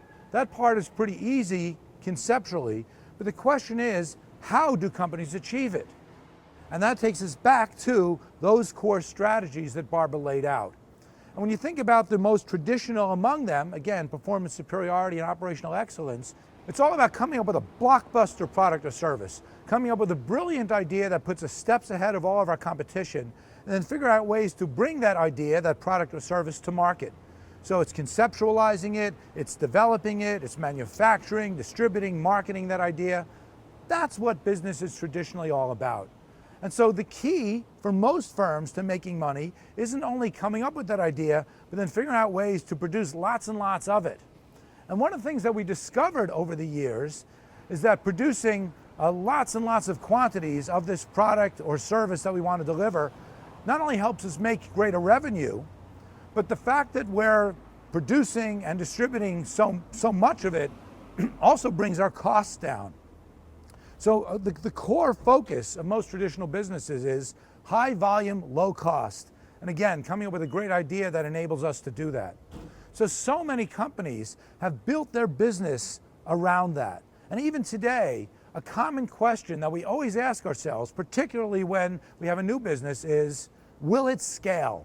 Can we produce or deliver this product or service at scale so we can do so much of it that's going to let us bring in the revenue and bring our costs down? So that's the basic way that most companies operate. And over the years, many different metrics have arisen that help companies understand how well they're doing it. Obviously, they can look at the volumes that they're delivering. Obviously, they can look at changes in their costs. Are costs coming down as we develop and deliver more and more of this product or service? So some metrics that show us how well we're doing our business are fairly clear. Some of them are less clear. For instance, a very powerful metric is market share. So many companies today obsess over market share because not only does it give them an indication of how well they're doing relative to their competitors in a given industry, but it also has these interesting properties of being a leading indicator of how well you will be doing. There's a lot of research that goes back to the 1960s and 1970s that shows that market share is not only a good backwards indicator of how well you've done, but a leading indicator of how well you will likely be doing in the future. So many other metrics, like market share and others, are central to this product superiority or operationally excellent strategy. Beyond running your business and measuring to see how well you're doing it, a company isn't only interested in fine-tuning those metrics, they're interested, and in fact they're mandated to have growth. It's not enough just to do what you're doing a little bit more efficiently and effectively. Your shareholders demand growth. They want more. They want more than you could possibly have delivered before. And so where does growth come from in a world characterized by performance superiority or operational excellence? What are the sources of major growth that a company can enjoy? And we really see two different sources that at first sound fairly distinct from each other, but when we think about it a little bit more carefully, they're actually just different flavors of the same kind of growth. So let's think about them a little bit. One source of growth is taking the products or services that we've been delivering already and bringing them to new customers, either going to new customer segments or to new geographies. So it's taking this great product or service and bringing it to new customers. That's clearly a source of growth. The other source of growth that I'm sure all of you could think about would be innovation. So in addition to producing and distributing a certain set of products or service, what more can we do? So let's go back to the folks who developed these great products and services in the beginning and say, give us some new products and services. Let's go back to the R&D people and say, okay, you have a certain degree of expertise that has enabled you to bring us the current product. What more can you do to bring us either variants of that product or entirely new ones that haven't existed before? So that's an obvious source of growth would be new products or extensions to existing products. So at first, this idea of taking our current product and bringing it to new customers or coming up with new and different products seem fairly different from each other. And indeed, the tactics associated with them, the expertise within the corporation does have to be a bit different. When we step back and think strategically, both of them actually have a lot in common. Both of them share this basic idea. We have a certain degree of product expertise. How can we extend it? How can we take that product expertise and either extend it to new customers or extend it to new products? So regardless of the specific way that you go after growth, the main source of growth is extending our overall product or service delivery. And that's what most companies have to be really good at. We're good at doing a certain kind of thing. We're going to try to do it as efficiently or effectively as possible. Now, how can we take that product expertise and extend it in new directions? And how do companies go about doing that? How do they go about running the existing business as well as figuring out how to extend the product?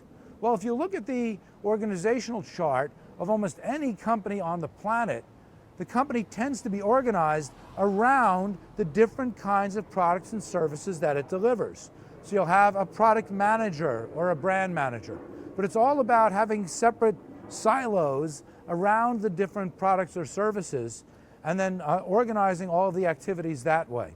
And so very often each of these different silos will be responsible not only to run its own operation as efficiently as possible, but thinking about its own way of extending that kind of product expertise. And so if we sum up the way that most companies operate, it's all about this idea of product or service expertise. That's the competitive advantage that so many managers, so many academics, so many industry experts have focused on for so many years. We are the best at conceptualizing, developing, delivering a certain kind of product or service, and we're going to stay ahead of our competitors by becoming more efficient, by going to new markets, and always developing new products and services that are going to keep us a step ahead. Product expertise. So what I've just described to you is pretty standard stuff. For most of you, if you look at your experience as a consumer or through your work experience, you'll realize that that's the way that most businesses operate. And instead of just calling it business, we can now put a label on that. And that label I like to use is product centricity. See, in the old days, we didn't need a special label for it because for most companies, this was business, and business was this set of steps that I just described to you. But today, we're seeing different kinds of business models emerging. And so we want to now distinguish the set of practices that I just described. In fact, I like to use a metaphor about a fish swimming around in water. So while a fish is in the water, it doesn't realize that it's in water until it jumps into a new environment. It jumps out of the water for a moment and realizes, uh-oh, I'm in a different environment now, and I kind of like the old environment better. I'm going to stay in the water. And this is exactly the kind of issue that many companies are facing today. They're swimming around in their own water of product centricity. It works. It keeps the business going. It gives them some opportunities for growth. And for many companies, that's totally fine. But for other companies, whether it's out of desperation or perhaps opportunity, they're looking for different kinds of environments. They're looking for different kinds of strategies.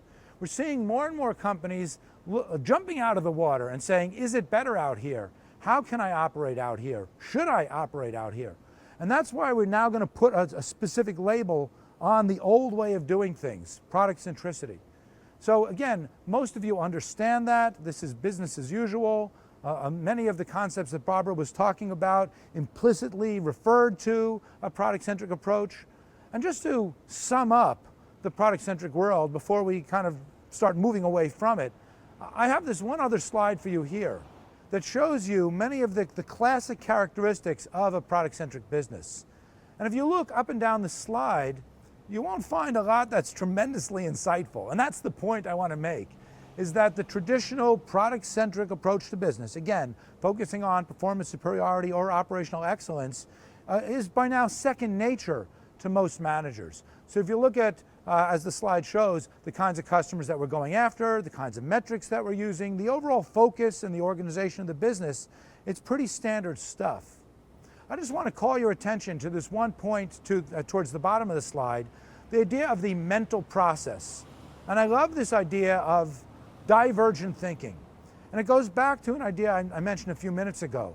We have this product expertise. What can we do with it? How can we spread it out to other kinds of customers and other kinds of businesses? Again, implicitly, that's the way that most businesses operate. And we hire people who can think divergently, who can take our particular core business and think about ways of spreading it out to new markets and new products and services. So I want to make that explicit because as we go on, we're going to talk about some very different mental processes as well as different metrics, and all of the points that you see on this slide are going to become quite different.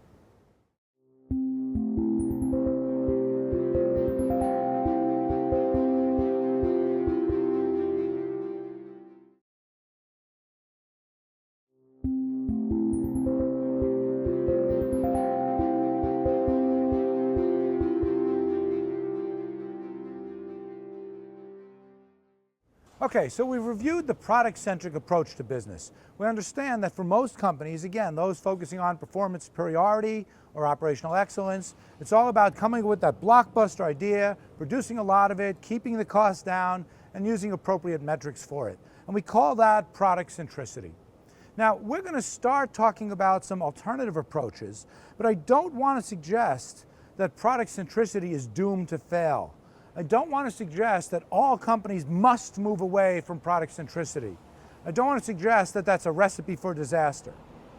But I do want to suggest that there are some aspects of product centricity that make it not quite as great as it used to be. So as you can see on this slide over here, I like to say that there are some cracks in product centricity. There's just a number of trends going on today, things that didn't really exist, say, 15 or 20 years ago, that make the product-centric approach just a little bit less guaranteed successful than it was back then. In fact, I'd like you to just take a minute or two to think about what are some of the changes today compared to 15 or 20 years ago that make product centricity just a little bit different, that take some of the shine off of it, that take some of that automatic ka-ching away from being product-centric.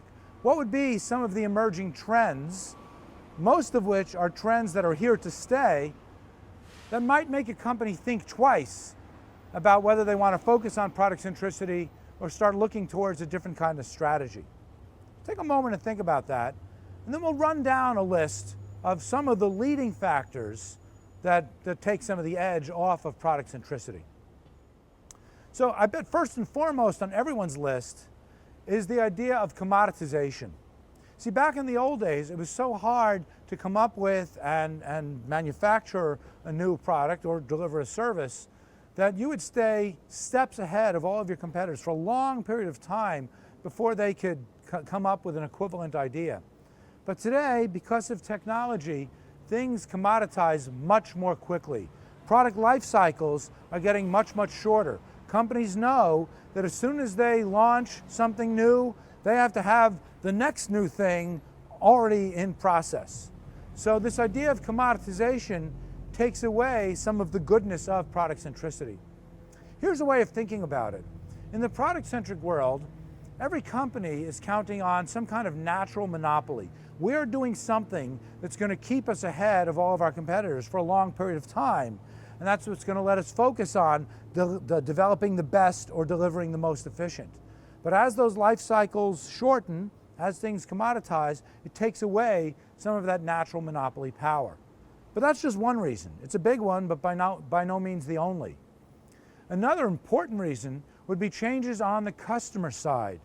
Our customers are so much smarter, more informed than ever before. It used to be that our customers were much more passive. They would take whatever products or services that we would give them and they would say, oh, that's great, terrific, thanks very much. I'll figure out how to use it. But today's customers are much different than yesterday's customers. They're much more informed, they're much more demanding, and they're much savvier. And again, a big reason for this is the internet, information technology. Customers are so much more aware of options that are available to them, or options that might not yet be available to them, but that they clamor for, than they ever were before. Again, the customers aren't passive like they used to be. So smarter customers put much more demands on companies and make it harder for them to extract as much value out of the products and services that they deliver. And a third way that technology makes life a little bit more difficult for product-centric companies is the idea that products are now available everywhere instantaneously. If you think about what FedEx or DHL or UPS does, they take away some of that natural monopoly power that a company had. In the old days, companies would rely on the fact that no one else had a product like them. But even if other companies did have a product like them, customers wouldn't be aware of it. And even if customers were aware of it, customers wouldn't have access to it. But today, because distribution technology brings everything everywhere overnight if you want it, it's much harder to protect yourself from other products and services that are available in other regions. So there's all kinds of ways that technology takes some of the edge off of product centricity. But by no means is it limited to technology. Part of it is a mindset. People are thinking globally much more than ever before. So customers are much more actively looking for products and services from other regions than they ever were before. And then there's the issue of deregulation. Again, regulation was a way that gave companies monopoly power, that they were the only game in town and customers had no choice. But as one industry after another deregulates, companies need to be much more competitive, and it's much harder to stay a step ahead. And in some cases, it's not deregulation, but it's re-regulation.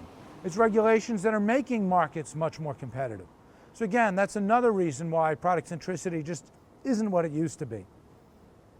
A sixth reason comes back to the customer again.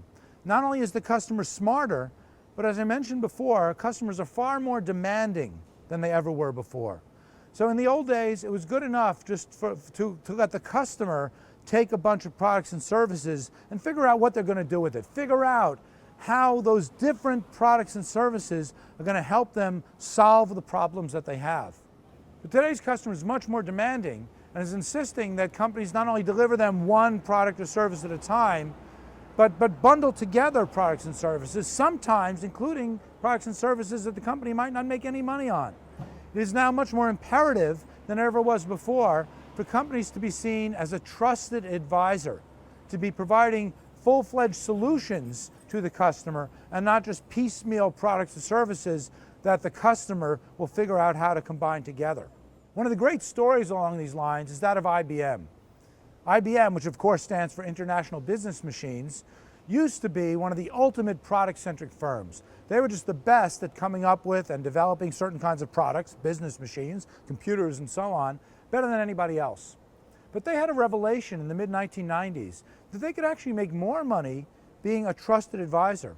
Instead of saying, here customer, buy our machine, telling a customer what set of machines and services to be buying. That there are actually higher margins, especially as computers and other information technology equipment commoditizes, they can actually do better being a solution advisor. And slowly but surely, as many of you know, IBM spun off many of its business machines. They no longer manufacture personal computers. Their presence in most other hardware areas has diminished. But where they're making their money today is from being a customer-centric solution provider. It's going to the customer and saying, here are the set of products and services you should be buying. And that kind of expertise doesn't commoditize nearly as much as any one product might. And so that idea of moving away from just selling products to being a full-scale solution provider is a major change in the last 15 to 20 years. And there's one more point that I want to talk about with you, and it's not necessarily the most important crack in product centricity, but it's one that I like to think about a lot, and that's the data. See, today's technology enables us to collect and manage and utilize data about customers in a way that we just could have never imagined before. So if you think about old companies, think about Henry Ford, who was one of the real originators of product-centric thinking. He had no idea how many customers he had. He didn't know whether he was selling one car to each of 10 million different people, or whether he was selling 10 million cars to one person. He didn't know, and frankly, he didn't care that much, because he was so product-centric in his thinking that it was just a matter of turning that crank, of pushing products out the door, of keeping the volumes up and keeping the costs down. But today, given these other cracks in product centricity, it's much more important for companies to be using the data about their customers, to be understanding who's buying what, and for how long, and what other products that they're buying. So the information systems give us the possibility of developing business models that were unimaginable before, but could actually be more successful than the product-centric approach. And I want to give you a couple of examples of that.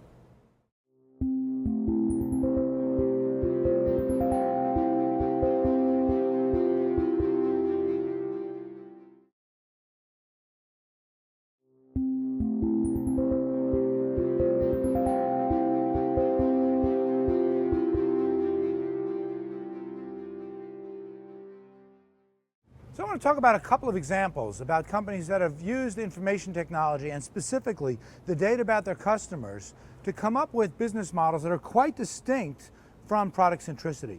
And so two examples I want to share with you very briefly would be Harrah's, the casino chain here in the US, and Tesco, the grocery retail chain in the United Kingdom. In many ways, the stories are quite similar, despite the fact that they're very different companies operating different businesses in different geographies. In both cases, these are companies that were getting beaten up in their businesses. They weren't nearly as large as some of their competitors. They didn't have the resources to compete head-to-head in a traditional product-centric manner. And so they turned to the data. They turned to a deep understanding about their customers to draw insight and to let them change their business models in a way that actually let them rise to the top of their industries. So let's talk first about Harrah's, casino chain here in the US. They're having a hard time competing against other chains that just had deeper pockets, greater resources. It was hard for them to develop products and services to compete on a head-to-head basis. So Harrah's instead turned to its data and in particular developed an amazing loyalty program.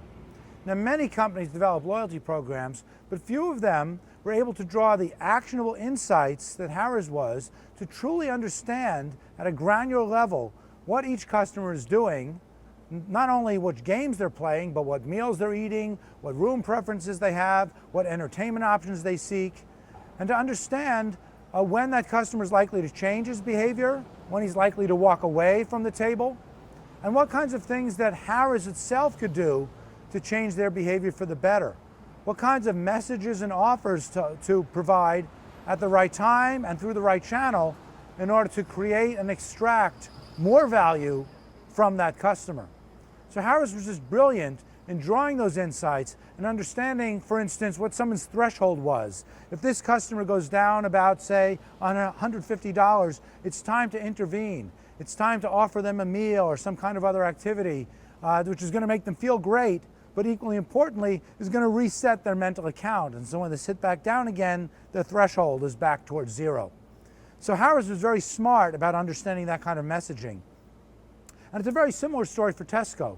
Again, competing very, very tough with other big grocery chains in the UK, Sainsbury's, Morrison's, and so on. They turned to the data, they developed a loyalty program, they really understood their customers in some very clever ways. They would understand which households were buying a lot of their meals and other products from Tesco and which ones weren't. And specifically, which kinds of products were the light households not buying from Tesco. So Tesco knew which kinds of coupons to send to which kinds of households at which time in order to get them to buy more. And this helped them not only grow the business with those customers, but also it helped them to compete more effectively. So when Walmart bought a small chain and entered the UK, Tesco knew which customers were most vulnerable to switch to Walmart and which products they'd likely buy from Walmart. So Tesco knew, again, which coupons to send to which household at which time in order to really hold on to those customers and bolster their business. So by understanding its customers, Tesco was able to do a great job defending itself against Walmart and staying at the top of the grocery business in the UK.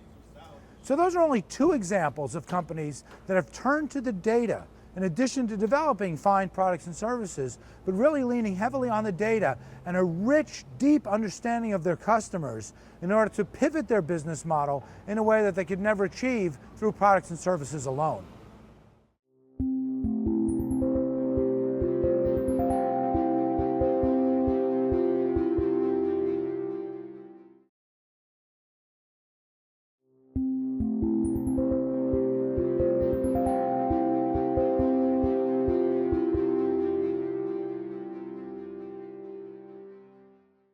So while the Harris and Tesco stories are terrific, and we'll provide pointers to some books that summarize each of those stories quite well, I want to emphasize that they're not the only ones who have built a business around a deep understanding of their customers, and by no means are they the first.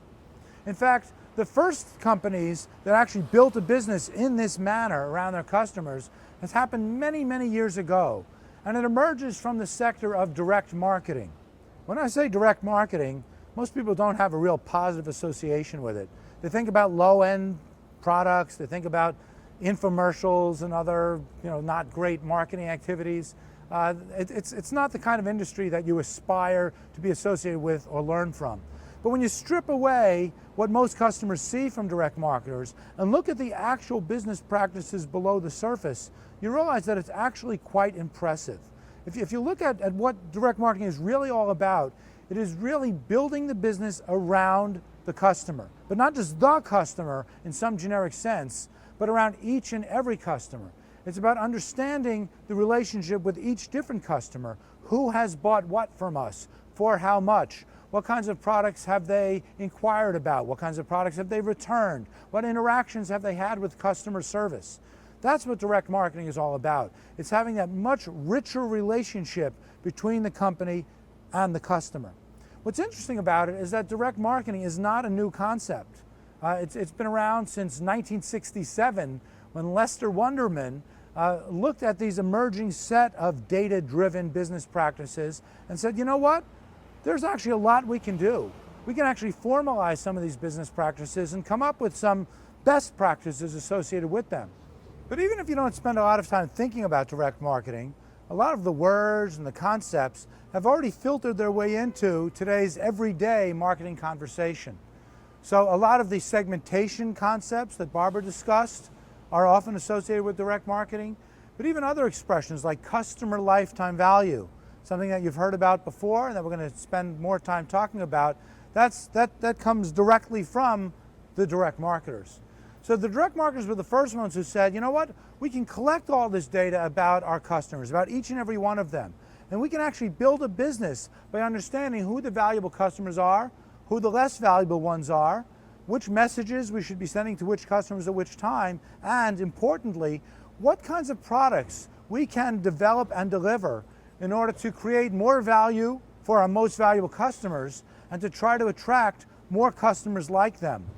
So the Harris and Tesco stories are wonderful, but they're not unique. And so I want to spend a lot of time celebrating some direct marketing practices. And I want to emphasize that a lot of firms out there today might not aspire to be direct marketers, but they don't realize it, but they are. Any company that's operating on the internet, any company that has the capability to track a particular customer over time, has the capability to learn from direct marketing. And I encourage all of you to read books on direct marketing. Even if you don't think about yourself that way, there's just so many concepts that you can learn and leverage, especially as we enter this world of big data.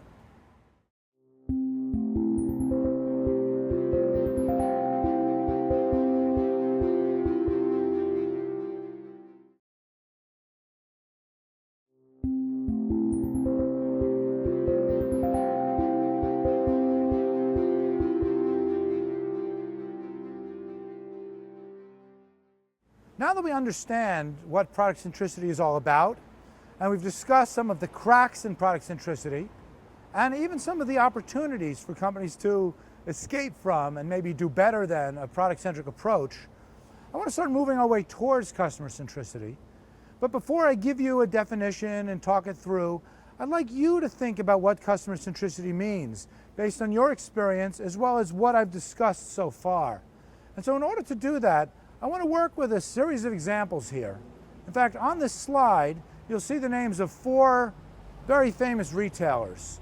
3 of them operate on a global level, so Walmart, Apple, Starbucks, I'm sure most of you are familiar with them, and Nordstrom's, a high-end, very high-touch department store chain here in the US.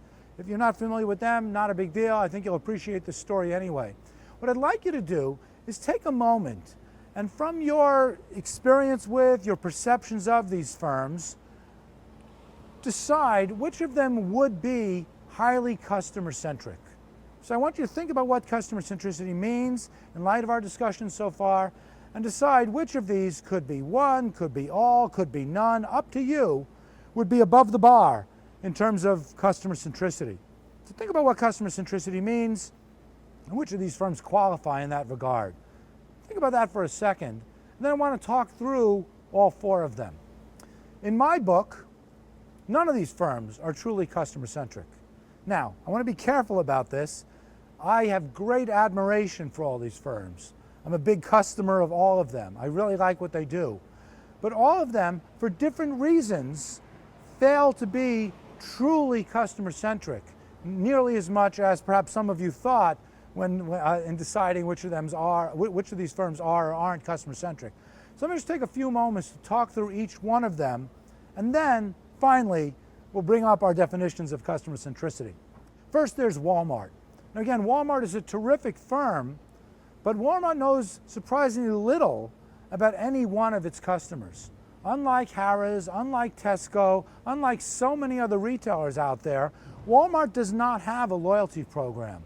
Walmart has made very little effort to date to try to figure out exactly what each customer is doing and how they can influence each customer's behavior. So while Walmart might not make a lot of efforts to understand what any one customer is going to buy, they make great efforts to understand the customers as a whole. They understand regional differences. They understand when certain kinds of events occur. For instance, when a hurricane is about to hit the southeastern US, they need to fill the stores with water and batteries and so on. So they understand the customer in a generic way, but they make very little effort to understand the customers in a very specific, granular way, as a direct marketer would suggest. And you know what? That doesn't bother me, because Walmart isn't intending to be a direct marketer. If you think about the Walmart business model, it's about selling in great volumes. It's about bringing the cost way down. So in many ways, Walmart is a prototypical and a wonderfully successful product-centric firm. Let's come up with products that we can sell a whole lot of that's going to let us bring our costs down. And let's figure out ways to extend our product goodness. And all the aspects that I mentioned for product centricity apply to Walmart. So in many ways, I excuse them. I allow them to focus on product centricity because they're so good at it. There are very few firms in the world that can operate in an operationally excellent manner as well as Walmart can. It's a similar but different story for Apple, because Apple, again, is the classic performance superiority firm. They don't spend a whole lot of time doing market research to figure out exactly what the customer wants. They don't spend a whole lot of time focusing on segmentation and real granular analyses to try to predict what any one customer is going to do over time. What Apple focuses on is leveraging its product expertise, is taking the kinds of products that they've already developed and figuring out what are the next ones that they should develop. So again, a classic example of product centricity, and they do it better than most other companies on the planet, and they can get away with it.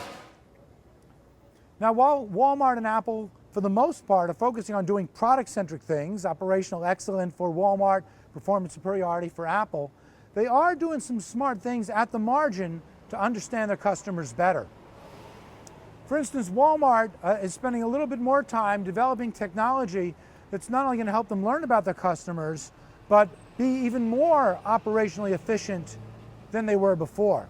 So for instance, here in the US, they have a new program they call Scan and Go, a mobile app that lets people scan products as they move around the store, so as they check out, the whole scanning process happens much faster. It's a brilliant idea that lets them be more operationally excellent, but also lets them start tagging individual customers and tracking them over time. So they're starting to take on some more customer-centric initiatives without sacrificing the operational excellence. And Apple is also starting to do a number of things, again, small initiatives, not driving the business, that are letting them understand their customers a little bit better. Whether it's tracking people's music preferences through iTunes, or some of the activities that they'll do in the Apple retail stores, slowly but surely, they're starting to develop a better understanding of their customers at a more granular level.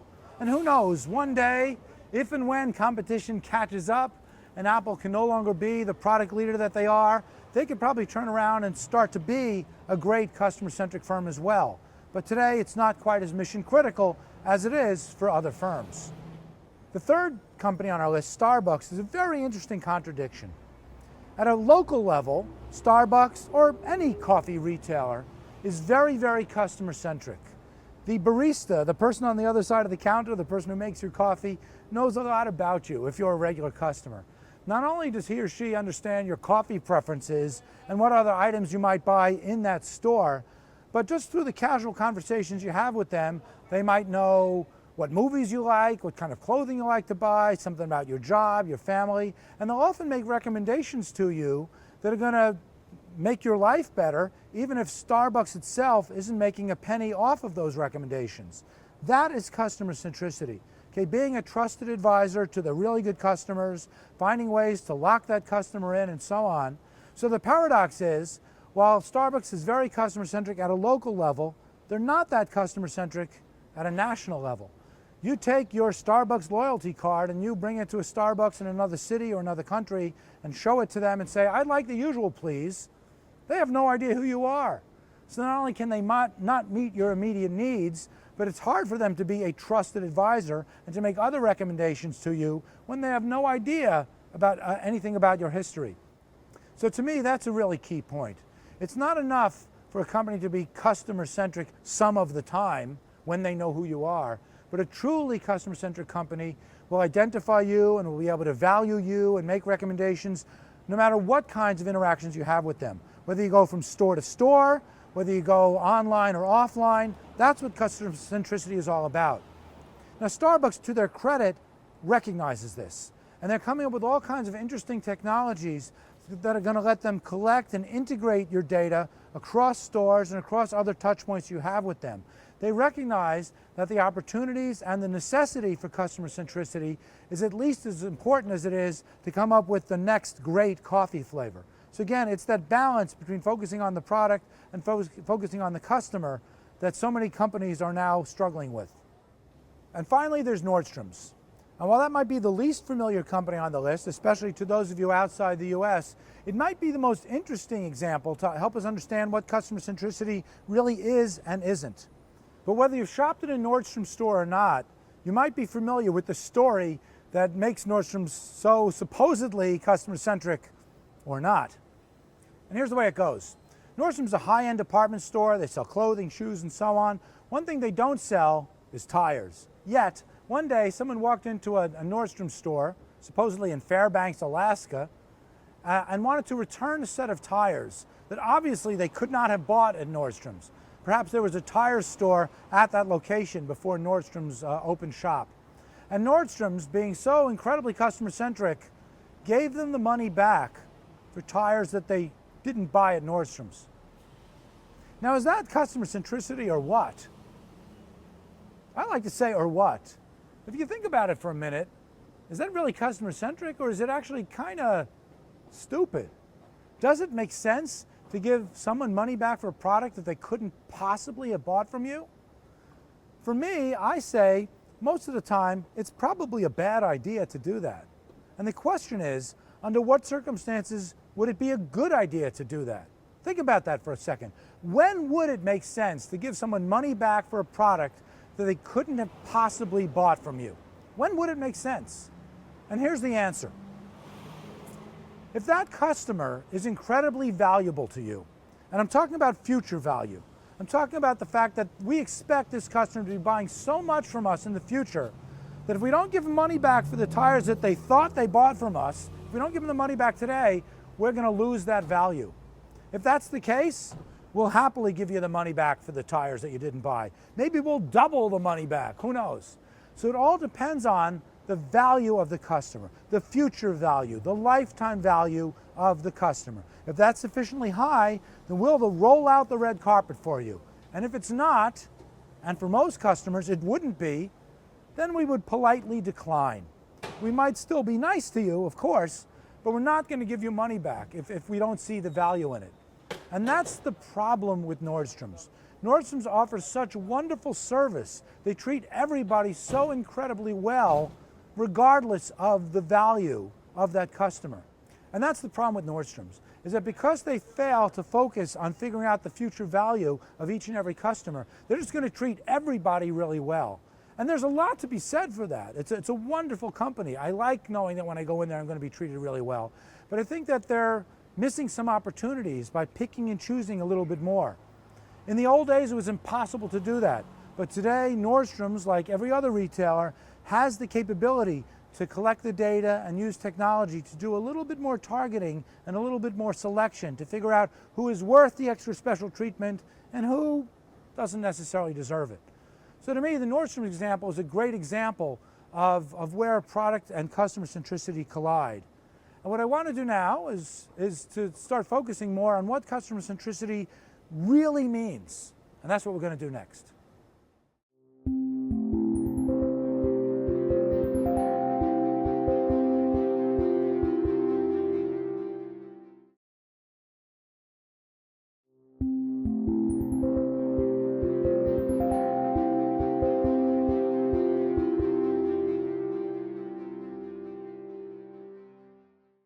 Welcome back to Module 2. Just to review, in Module 1, we looked at traditional ways of doing business, particularly for a strategy associated with performance superiority or operational excellence. And we looked at the different characteristics of businesses that do that kind of thing, which of course I called product centricity. We discussed why product centricity isn't quite as great as it used to be, and started touching on businesses that turn in a different direction. Customer centricity, but we haven't defined it yet. We've given a number of examples of companies that we'd say are, or at least have been, highly customer centric: IBM, Harrah's, Tesco, as well as a number of companies that are terrific companies, companies like Walmart, Apple, Starbucks, Nordstrom, but don't qualify as necessarily being over the hurdle, but are making great strides towards customer centricity. So what about your business? What about these businesses around me here on South Street? How do we determine whether business really is or isn't customer-centric? In other words, what is the definition of customer centricity? So what I like to ask my students to do is to write that down. So how do you define customer centricity based on what we've discussed so far, based on the examples that we've looked at? So in fact, I'd like you to take a minute and just jot down, whether it's a full sentence or even just a few words, that you would associate with customer centricity. Take a minute and do that, and then I'll give you my perspective, my definition on what customer centricity is. Okay, so you gave me your definition of customer centricity. I'm going to show you mine. But before I put the words on the screen, because a lot of it's just going to be words on a screen, I want you to look at these words and think about them a little bit differently. I want you to think about how this definition of customer centricity and what it implies, just how radically different it is from conventional product-centric business practices.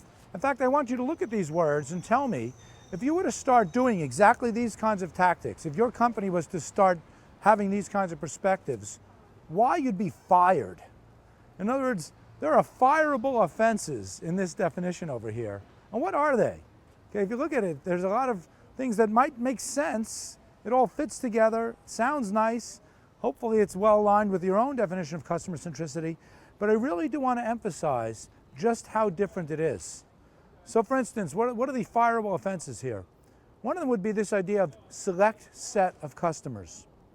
In the product-centric world, you can't have a select set of customers. In the product-centric world, we're so dependent on generating as much volume as possible, on selling as much stuff as we can, that we can't really afford to be selective. It's going to be hard to keep our costs down if we're selective. So the whole idea of having and emphasizing a select set of customers very much runs against the grain of many businesses. Another would be the bottom line on this definition, the idea of really focusing on maximizing the long-term financial value of certain kinds of customers. In most situations, it's hard for a company to do that, given the pressures of Wall Street and just the conventional ways we look at business. We're so short-term oriented. We gotta hit the quarterly numbers.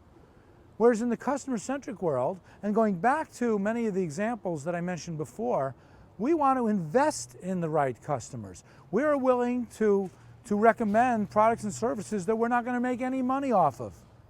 For instance, going back to the IBM example, there was a case where a company was willing to recommend other products and services. So IBM was actually losing opportunities, but locking in customers for the long run, being seen as a trusted advisor, in some cases can be worth it. That the long run profits that we can get from customers can be greater than just trying to get them to buy another thing right now. So again, that's a radically different way of doing business. Another part, higher up in this definition, is the idea of aligning our research and development activities around our customers. The way it usually works is we go to the R&D people and we say, hey, R&D guys and gals, come up with the next blockbuster for us. You've been so good at coming up with these terrific products and services. What's the next big thing that you have for us? But here we're talking about something different.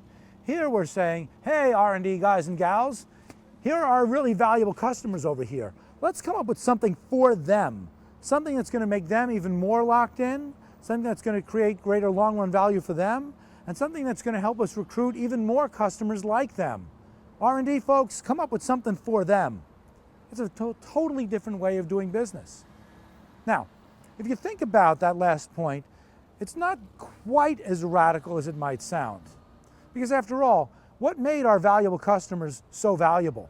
The fact is, they like the products and services that we develop. And so if we leave it up to the R&D people, whatever they come up with next, our customers will probably love it anyway. But it's the mindset. It's the idea of going to R&D and putting these valuable customers front and center. It's the way it just changes the conversation and perhaps the design within the organization. That's what starts making it customer-centric. So that's my definition of customer centricity. But again, those are just words on a page. What we really want to think about is what this means. See, there's a lot of companies that might adopt that definition or something else like it, and then put a big banner on the lunchroom wall for all the employees saying, we are now customer-centric. Well, it's not that easy. There's a lot of challenges in actually bringing this definition and this mindset to life. And so I want to think now about some of those challenges as well as some of those opportunities. So we can see in the rest of the slide over here about what customer centricity really implies. And I want to give you a few examples about that. So again, thinking about the fact that customer centricity requires us to be forward-looking. We're looking at not which customers have been valuable, but which customers will be valuable using the data, the models, the technology that we have available to us. So what does that mean? So here's a very specific example. So many companies have some kind of salesperson of the month incentive, and they tend to be backwards looking. We're going to reward salespeople based on how much stuff they sold last month or quarter or year. I want it to be forward looking. Think about it this way. If you have that kind of backwards looking program, you're encouraging, you're incenting your salespeople to try to close sales that were going to happen anyway. Like, hey, I got to get this one done before the month ends so I can get my bonus. That's not necessarily helping the company in the long run. In order to have real long run benefits, you have to be future looking. So here's the way a salesperson of the month incentive should work. I want a company to calculate the lifetime value of each and every customer. And let's do that at the beginning of the month or the quarter or whatever, and then do it at the end of the month or the quarter. And let's ask ourselves, not just how much stuff we sold to the customer, but how much did we elevate their lifetime value? So instead of just going to customers who are going to buy things anyway and just watch them buy things they were going to buy, let's try to build relationships with customers. Maybe they weren't inclined to buy, and you know what? Maybe they didn't by the end of the month. but we're closer to making the sale. We've improved the relationship, we've lengthened and maybe deepened the relationship, that we think that in the long run, we will create much more value that wouldn't have been there. That's how I want to reward the salespeople, okay, on future value that they're sowing the seeds to create. Now that's risky. That requires some faith, it requires some data, it requires some models, but if you can do it, and I'm aware of a number of firms that have in a variety of different businesses, then you're actually much better off. Think about it from the salesperson's perspective. Instead of just rewarding them based on what they've done, you want to encourage them to build relationships. You don't want to just close sales. You want to build long-lasting relationships. You want them to invest in the customers, even if they're not getting anything out of it right away. I mean, after all, that's what salespeople want to do. They want to build and strengthen relationships. They don't want to just close sales and move on. So if you have this kind of forward-looking perspective, not only might it be better for your shareholders in the long run because of the profits you'll create, but it's even better for the salespeople because it lets them do what they're really good at.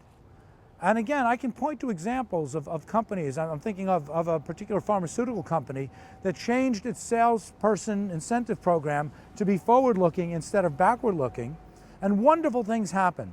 The salespeople were happier, the company made more money, and the salespeople actually looked to the marketing people to say, hey, can you help me identify other good prospects that I should be going after? So instead of just trying to shake down customers to just make sales right away, that kind of relationship building is good for absolutely everybody. These kinds of forward-looking incentives work in other ways as well. Think about airlines. Think about MBA students. I spend a lot of time thinking about MBA students. What happens to our Wharton students when they come to school? So they were working in industry before, spending a lot of time flying. Then what happens for the 2 or so years that they're at Wharton? Their status with the airline drops, and then when they start on a new job after graduation, they have to start all over again. If the airlines were really forward-looking, they would recognize that some of these students are going to take a temporary hit on their travel, but after they graduate, they're going to be traveling even more, far more than they ever did before. So if the airlines were smart, they would go to our students the day they're admitted and say, you know what, we're going to put you in the President's Gold Medal Chairman's Red Carpet Club for the next 5 years. Because we recognize, based on what we know about you, that you're going to be a really good customer in the future. And even if you're not going to be a great customer tomorrow, it's worth the investment for us. That's what I'm talking about. And that's what we don't see a lot of. Customer centricity requires us to look ahead, figure out who the valuable customers will be, and do things for them to help them recognize that we have their best interests in mind. That's the kind of investment that I'm looking for. Those are the kinds of incentive structures that I want, and some of the organizational designs associated with it. That's what customer centricity should be all about.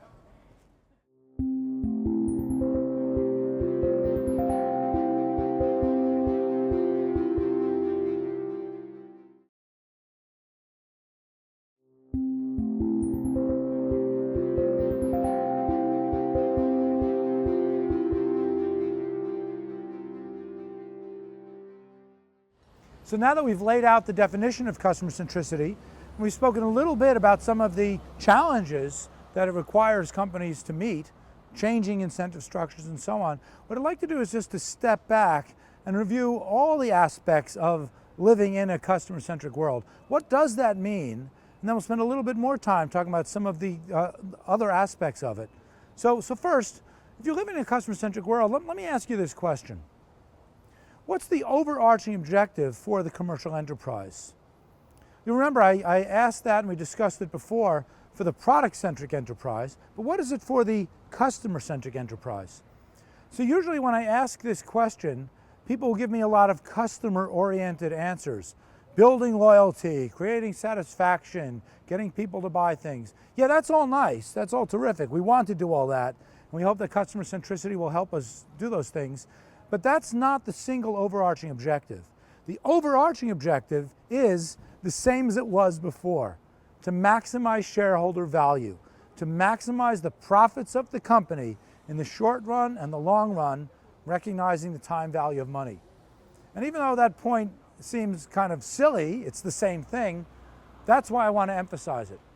That in the end, the overall objective of any commercial enterprise is to make as much money as possible. The problem is this: there's too many people who think that the money-making thing is uniquely associated with product centricity, but it's not. There's lots of different paths that we can follow. And while customer centricity is quite different in many ways from product centricity, it's a path that actually might help you get there faster and better. So I want to emphasize that point, that we're trying to achieve the same overarching goal, but in a very different way. So let's talk about how we achieve it. Again, going back to product centricity, for most firms, the performance superior ones and the operationally excellent ones, it was all about blockbuster idea, let's produce a lot of it, let's produce it efficiently, and let's think about the next thing to produce. And again, that formula has worked for so many companies, still works today. So what is it in the customer-centric world? What is it that we celebrate in the customer-centric world? Going back to the Harrah's and the Tesco and the IBM. Well, this point might be more subtle, but it's very, very important. What we celebrate in the customer-centric world is customer heterogeneity. The idea that not all customers are created equal. The idea that some customers are just inherently much more valuable, much more profitable than other customers. See, in the old days, companies didn't know the profitability of customers.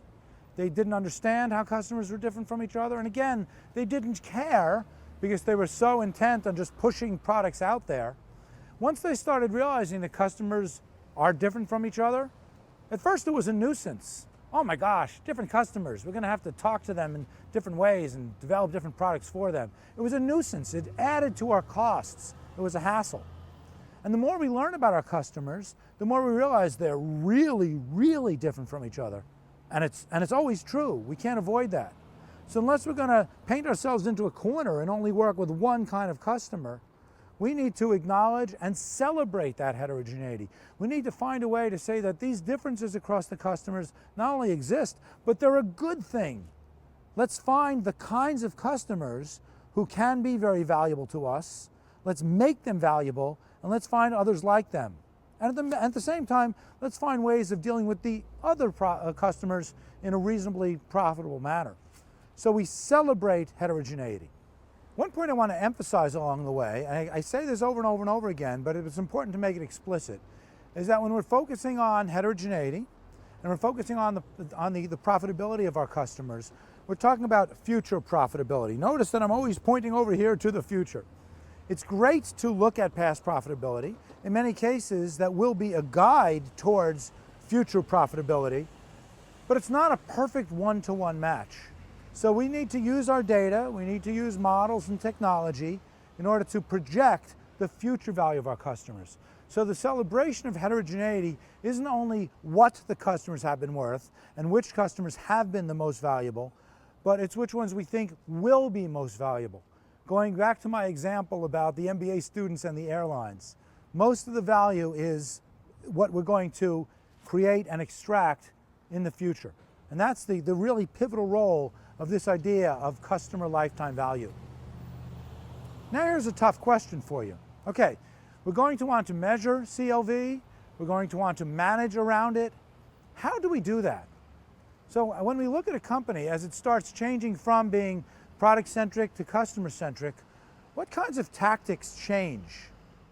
So one point that I want to emphasize right now, but we're going to go into much greater depth in Module 3, are those three tactics that lie at the heart of customer centricity, that are the tactics that make it possible for companies to potentially make more money being customer-centric than product-centric. And you see those words right here. It's all about customer acquisition, customer retention, customer development. And a lot of you might be looking at those words and saying, well, that's not new. Companies have been acquiring customers forever. Companies have been thinking about retention and development, making customers more valuable. Though these ideas are not new. And you know what? They're not. That's true. But in many cases, these ideas are kind of treated at a fairly low level within the marketing organization. because the marketing organization is often there just to support the product-centric blockbuster mentality. So it's all about how can we get as much stuff out there as quickly as possible. It's all about coming up with the message. Very often branding, it might be associated with product centricity. Not always, but in many cases it is. And so instead, as we start to think about how customers differ from each other, we're going to want to ask questions about which kinds of customers should we be acquiring? How much should we be willing to spend to acquire them? On the retention side, should we try to keep everybody? Should we roll out the red carpet for everyone? Or should we be a little bit more selective? And when it comes to customer development, are there some customers who we can make into better customers than others? And how do those tactics tie in with the acquisition and the retention? So I'm going to spend much more time talking about it later on, but my point here is that these three tactics need to be elevated. The people who are going to be working on them need to be higher in the organization. The people who are running the marketing function have to be at least as painfully aware as acquisition, retention, and development as they are around some of the branding ideas that Barbara spoke about. And so we're going to get back into that, but I just want to plant that seed right now. One point that I've mentioned from time to time, but I want to make a little bit more explicit here, would be the challenges for the organization itself. Again, instead of having an organization that's organized purely around the different kinds of products and services, we want to have a customer-centric organizational structure. Ideally, the whole org chart would be built around the different kinds of customers we have, and then below them, the different ways that we're going to create and extract the profits from them. I'm going to give you a nice example of a company that's seriously exploring different organizational approaches towards customer centricity. It's a company that today focuses quite a bit on developing and distributing blockbuster products, but more and more they're realizing that they actually need to be, or could be, a direct marketer. The company is Procter & Gamble. What does Procter & Gamble know about you or me? Actually not much. Today, Procter & Gamble's customer would be the retailer, the Walmarts or other grocery chains who they sell their products to. But Procter & Gamble recognizes that with this shift towards customer centricity, with this shift towards direct marketing, that eventually their customer will be me and you. And they want to start to understand who the really valuable customers are, how we can sort them out from other customers, and what are things that we can do to create more value for those customers. So here's an example of a really nice initiative, one of many that Procter & Gamble is trying out. It's called My Black is Beautiful, and it's aimed at African American women. And P&G has determined that this is a really valuable customer segment for us. We need to be there. We want to be seen as a trusted advisor. So take a look at the slide in front of you here. There's a number of very unusual aspects about it compared to traditional Procter & Gamble or packaged goods advertising. First, look at the bottom of the slide. You see a number of different P&G brands being advertised together. It's pretty unusual for a company like P&G, or again, other packaged goods manufacturers, to use that kind of umbrella branding, going back to some of Barbara's content.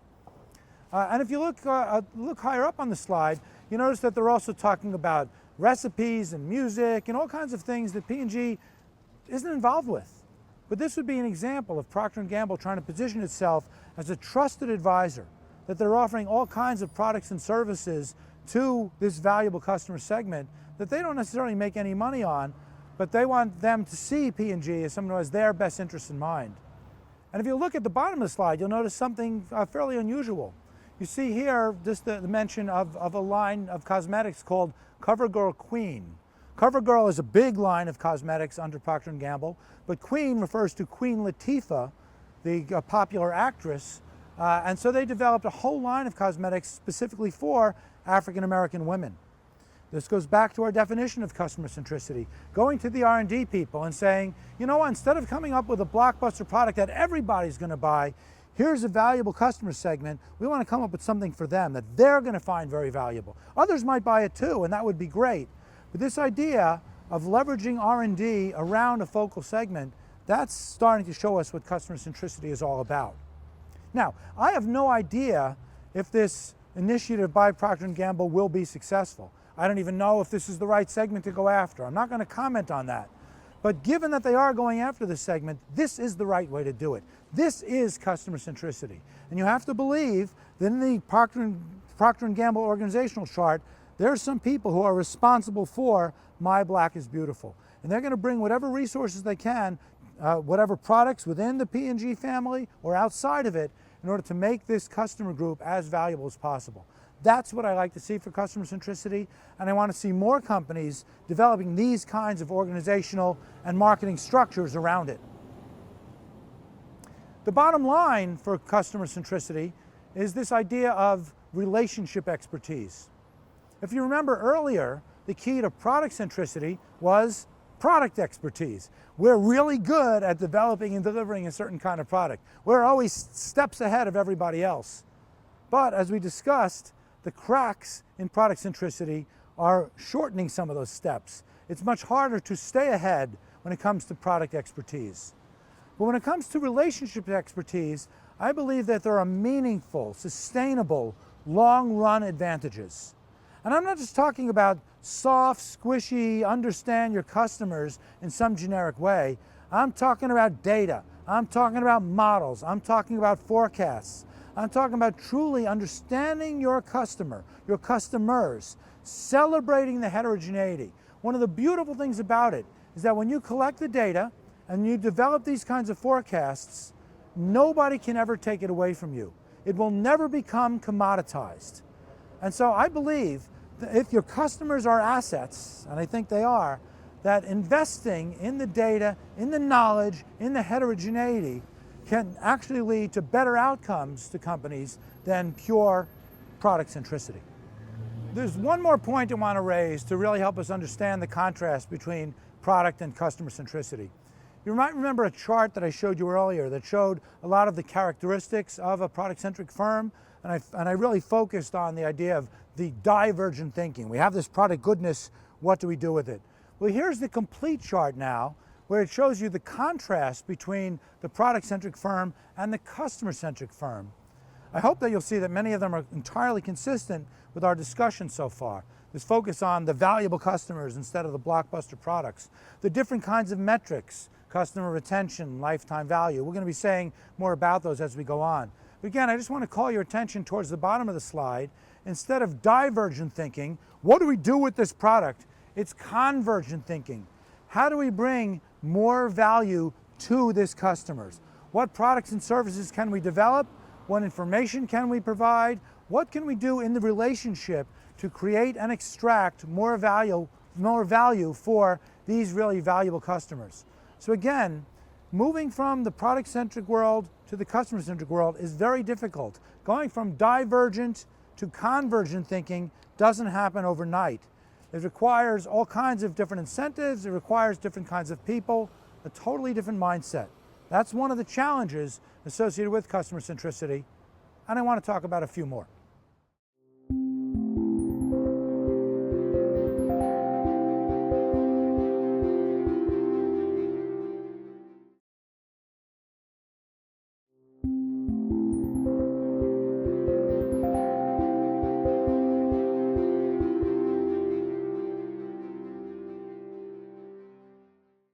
I want to spend a little bit more time thinking about the distinction between those really focal, those really valuable customers and the not so valuable ones. How do we achieve the right balance there?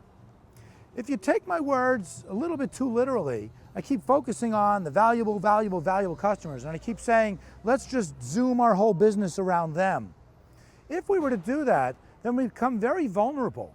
We have all of our eggs in one basket. And what happens if we're wrong about them? What happens if there's other customers out there who are fairly valuable? Or what happens if something changes to our product or in the marketplace that turns those really valuable customers against us? So how do we find the right balance? And so here I want to raise an important but subtle point. The idea that the more we zoom in on those really focal customers, the more we need the less valuable customers in order to have a stable mix. The metaphor that I like to use here comes from finance. Right? We want to have some really high-flying stocks in our financial portfolio. High risk, high return. We definitely want to have some of them. Those are going to be where the real growth comes from. But the day-to-day stability comes from the more predictable ones, the cash, the bonds, and so on. So in our customer mix, we want to have that same kind of portfolio approach.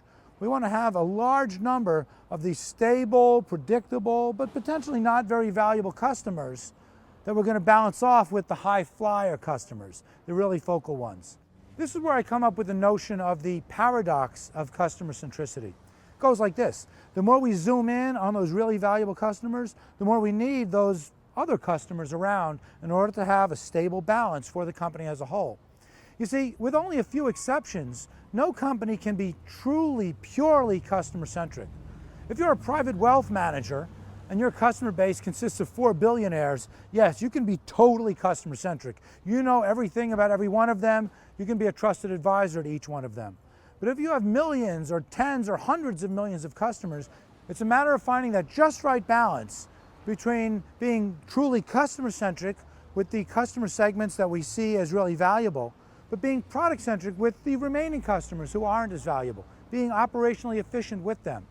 Now, the difference between a true product-centric firm is that we're not going to let those so-so customers drive the business. We're going to continue to focus on the customer-centric ones for growth.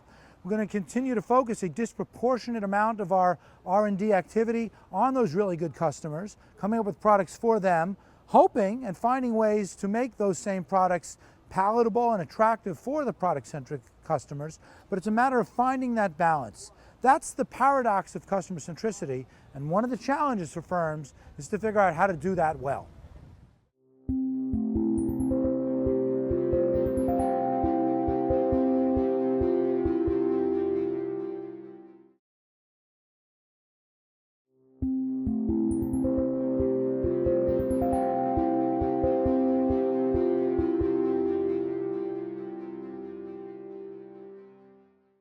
As we wrap up our discussion about what customer centricity is, I just want to offer a few more reflections or questions associated with customer centricity. For instance, a really big one is, who is the customer? Again, is it the end consumer who's buying and using the product? If you think about it, in many situations, it's not so clear. I work with a lot of pharmaceutical firms. When I ask people at those firms, who is the customer, I'll often get 4 different answers. Is it the patient? Is it the physician? Is it the hospital or the medical practice? Is it the insurance company? You can make an argument that each one of them is the customer, and depending on who you talk to at the pharmaceutical firm, you'll get a very strong argument one way or another. So one of the important steps on the road to customer centricity is getting some agreement on that question. Agreeing that one of these entities is the customer. We care a lot about the others. We need to keep them in mind as we go through our planning practices, but one kind of customer matters more than others. Going back to the Procter & Gamble example that I mentioned before, there's a tremendous amount of clarity on it. Procter & Gamble knows that today their customer is the retailer. I wouldn't be surprised if 20 years from now, Procter & Gamble said the customer is the consumer, but they're moving in an orderly way. So it's important to first sit down and figure out who the customer could be, who are all the different constituents who could qualify as being the customer, and then having a healthy discussion to try to come up with the consensus about which one we're going to focus on and which other ones might still be on our horizon. We also want to think about what are the barriers associated with customer centricity. A few of them I've mentioned already. It might be the data. Perhaps we can't get the data to be able to track individual customers doing things over time. There might be regulatory issues. There might be reasons why we can't treat customers differently, for instance, in the pharmaceutical space. There might be cultural reasons. It's just impossible for this company to move from a product-centric to a customer-centric view. If the company's been focused on developing and distributing blockbusters for all of its existence, it's hard all of a sudden to pivot around the customers. So there's a number of barriers that can be in place. The ones that I just mentioned are fairly general, they're fairly broad, but every company is going to have its own challenges. And before saying we're going to become customer-centric, it's very important to come up with that list and think real carefully about existing barriers and new ones that can be arising. So to do a real careful inventory of barriers towards customer centricity. And of course, at the same time, you want to think about the resources that you could bring in to address or maybe preempt some of those barriers. Very often, the resources are going to be financial. We're going to have to invest money to build the information technology systems and to hire employees and to start developing a data infrastructure.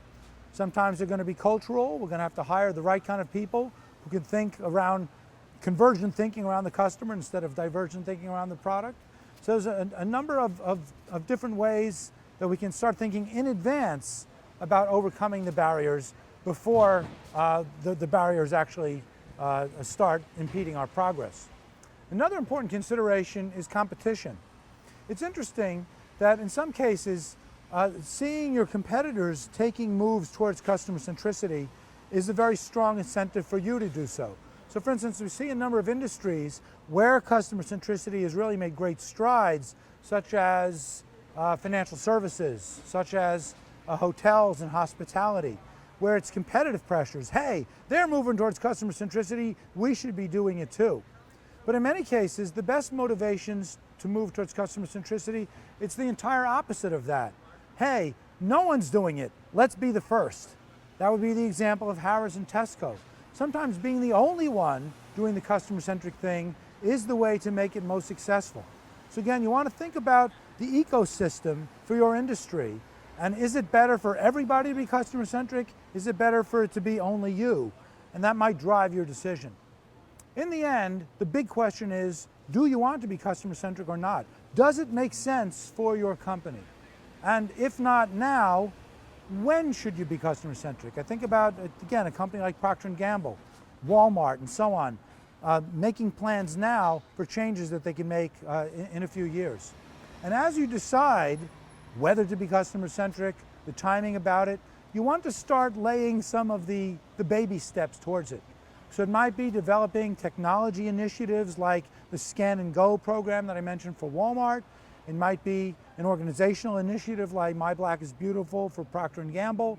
It might be other kinds of experiments that a company is going to run. Let's just set aside a part of the organization or a group of customers and just treat them differently and see if we can, and see if it's more profitable than handling them in the usual product-centric manner. Those are the kinds of decisions I want to see companies making. And I think it's very important for all companies to at least be thinking about it so they can make an informed decision about what customer centricity might mean for them.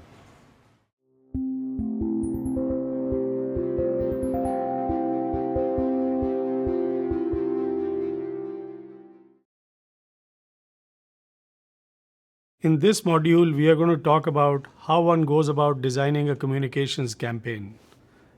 Professor Barbara Khan, in her earlier modules, spoke to you about what are the various components of a go-to-market plan. She talked about 5 C's and 4 P's. One of the P's, of course, was product design. The next one was pricing. The third one she discussed, which again we went into greater detail, was about distribution. The one that we are going to focus on today is promotions. So what does promotions include in terms of decision making? One part of promotions is communication strategy. In communication strategy, we either use mass or targeted media. That could be TV, digital print, outdoors, and that includes advertising. Communications could also include things like product placement and also public relations. And then we also have within the field of promotions what we call as personal and interpersonal means of communication. That's through sales force or word of mouth. Word of mouth can be from consumer to consumer. It can be offline or online. We also communicate with the consumer at the point of purchase oftentimes, in-store promotions, online. When somebody comes to our website, they see a sticker which says this is on sale. The other way to promote one's products or services is through non-communications means, and that is either through price discounts or coupons. In this module, we are primarily going to focus on communication strategy, and that's through mass and targeted media. But I think it's worthwhile for a moment to just talk about a few of the things that we are not going to go into detail that are also useful. For example, what do we mean by product placement? Oftentimes when I ask this question, people say it's where you place the product in the store. That's not what product placement is. Product placement is placing your product or service in a television series or a movie, like the BMW car in a James Bond movie. That's what we call product placement. Now, why companies use product placement? Because there is a belief that anything that looks like advertising is actually less effective than something that is somewhat indirect. So seeing a BMW car in a James Bond movie doesn't seem like sort of usual advertising, and there is a belief amongst advertisers and communications people that anything that's not in your face is actually more effective. Let's talk a little bit about public relations also. Public relations, I think we all know what the word means. Oftentimes people say public relations is something that's free. Public relations is not really free. What is really free in the public relations part is that you don't pay for the media, which means you don't pay for time and space. But creating an activity that deserves public relations and media mentions is reasonably expensive. So this is an area that can be managed quite well. It's very effective, but it is not an area where you actually pay for either time or space. Personal and interpersonal communication is a very powerful means of promoting your products and services. This can be done through Salesforce. It can also be done through word of mouth, one customer talking to another, and this can be managed quite well. Pharmaceutical companies have managed this for years, even before online came into existence. And even today with online, when you actually measure the word of mouth, 80% of word of mouth is actually offline, person to person, and only 20% is today online. Let's now reflect back on our communications campaign design, which is either through mass or targeted media. So in this module, we'll focus on a few things a little bit more. One is, what role does communications play in our marketing strategy? In other words, for most of you, you might use an advertising agency or a communications agency. How do you get the best out of them? We'll spend some time on how do you actually design a message. Media planning and budgeting also deserve attention, but in this session, we will not talk too much about that. We'll spend quite a bit of time on measuring the effects of your communications campaign and then summarize with some key lessons. Let's start with an example. Many of you may have seen the milk campaign that was a very popular campaign. This was done by the California Milk Board in 1992. So what did they find?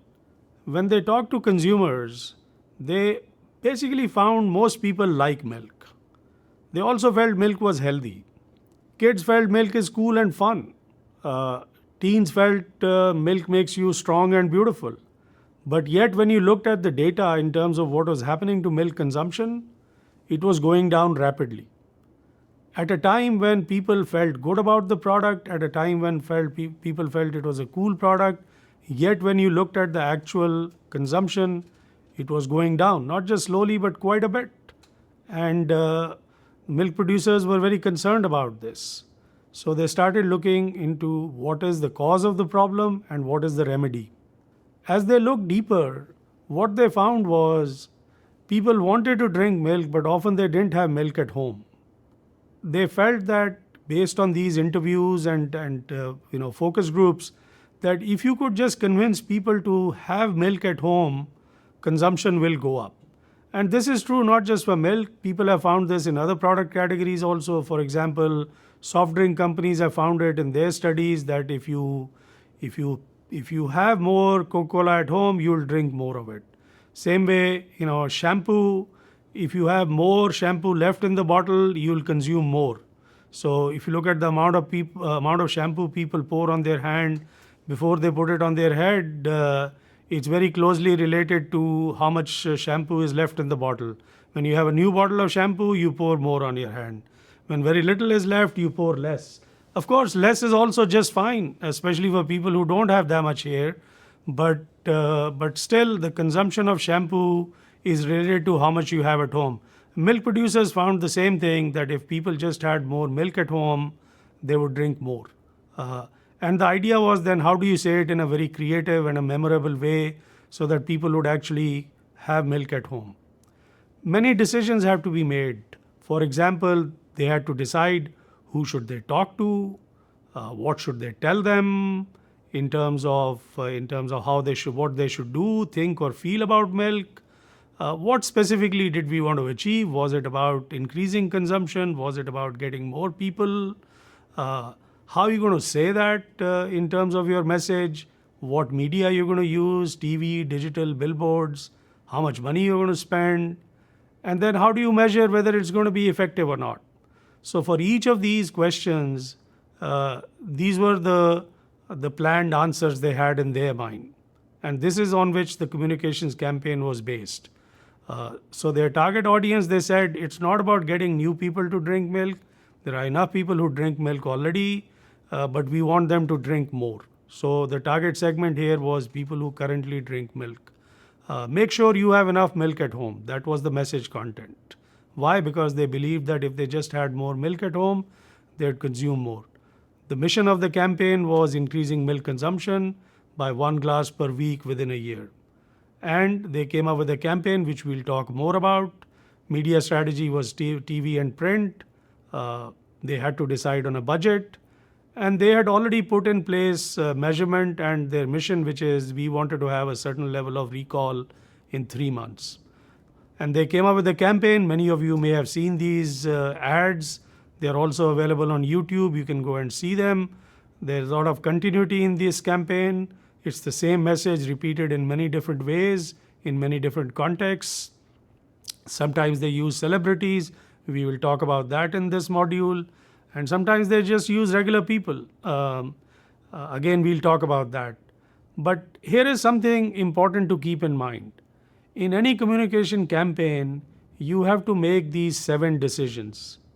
What are these 7 decisions? And this is what we call as 7 M's of a communications campaign. I hope from your previous modules you remember what are the 4 P's and what are the 5 C's. Now we have the 7 M's of designing a communication campaign. M number 1 is who you're going to talk to. M number 2 is what should we tell them. M number 3, what do we want to achieve in terms of awareness, knowledge, interest, trial? How should we say it? That's how the creative strategy comes in. The next part is media strategy. How do we reach them? And then how much am I going to spend? And then was it worth it? So for the purpose of this session, we are not going to spend too much time on media strategy and money. We are going to spend more time on the other M's because I think those are the first few that you need to get a good handle on. Also, when you open a typical textbook in marketing and you go to the chapter on designing a communications campaign, what you will find is that it has only 5 M's in it. That doesn't mean that the book is not good enough. I think the book is trying to send you a signal that the first 2 M's, who's your target segment and what is your key message or your value proposition, is a decision that you should make well before you get to designing a communication campaign. Reflect back on what Professor Khan said in her session about positioning. What are the 3 key components of a positioning statement? Who's your target segment and what are your points of difference? That's exactly where markets and message content comes from. This should have been decided well before you get to designing a communications campaign. So let's start with the first key M, which is solely within the purview of a communications campaign, and that is mission.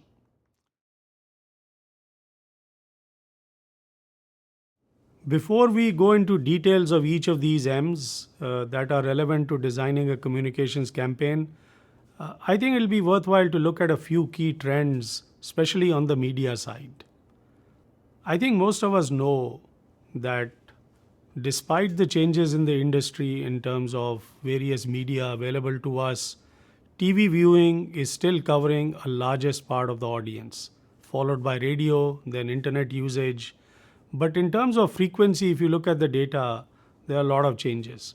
Overall, spend in terms of time people spend on various media, that is changing.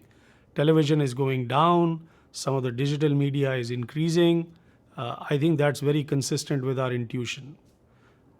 But it's not like TV is falling apart. TV is still, and it's projected to be at least 1/3 of total ad spending will be on television. Much of it will shift to digital. Newspapers have gone down quite a bit. Radio is still stable, but not as big. Out of home is what we call as billboards and so on. That remains pretty strong. It's not going to go away. If you look at the overall trends, what you will see is digital going up. Now, this is often very misleading. The reason it's very misleading is digital, if you really look at it, digital is also looking more and more like TV. Much of digital advertising and content on digital is really videos. So it's only the method of distribution has changed. The content looks exactly like TV. So instead of you watching your regular TV channel, you're going to watch YouTube. But even if you look at our own websites of companies, our own website at the Wharton School, most of our messaging is video based. So really, I think it's important to understand that even though digital is going up, the content which is video content is actually probably increasing as a percentage of total. Only part of it gets delivered through the television. The rest of it is getting delivered through digital means.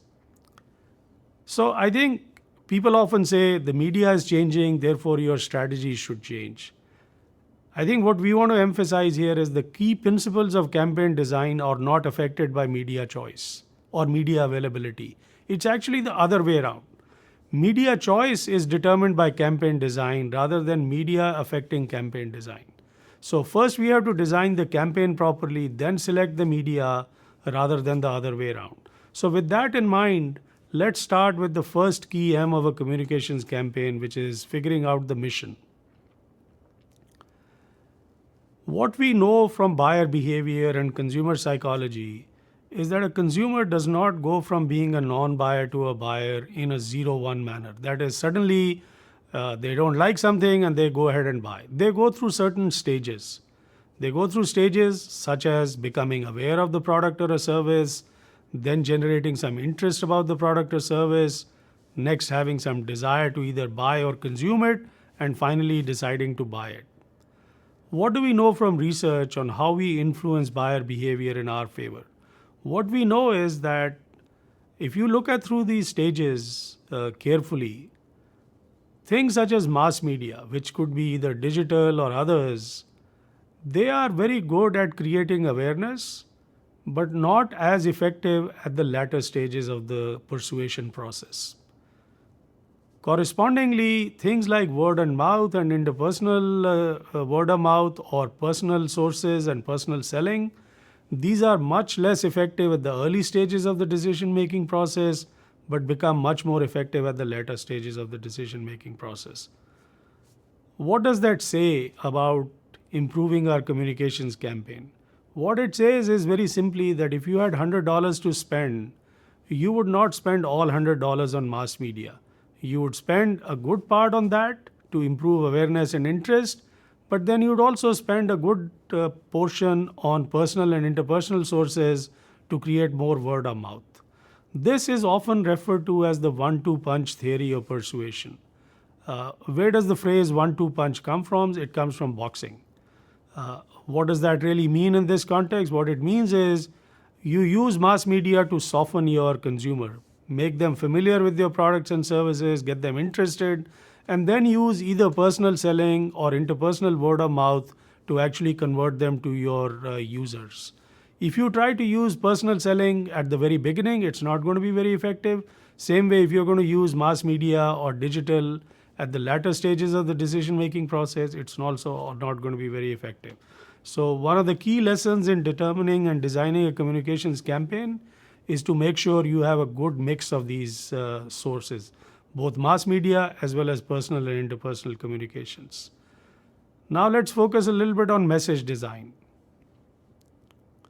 This is a key component of a communication strategy is how do you say what you need to say? And psychologists and advertisers have learned over the years that there are two types of appeals we focus on. One is what we call as rational appeals. They appeal to one side of your brain. Others is what we call as emotional appeals. And for each one of them, there are many different types. And we'll discuss a few of each in this module. Let's think of first rational appeals.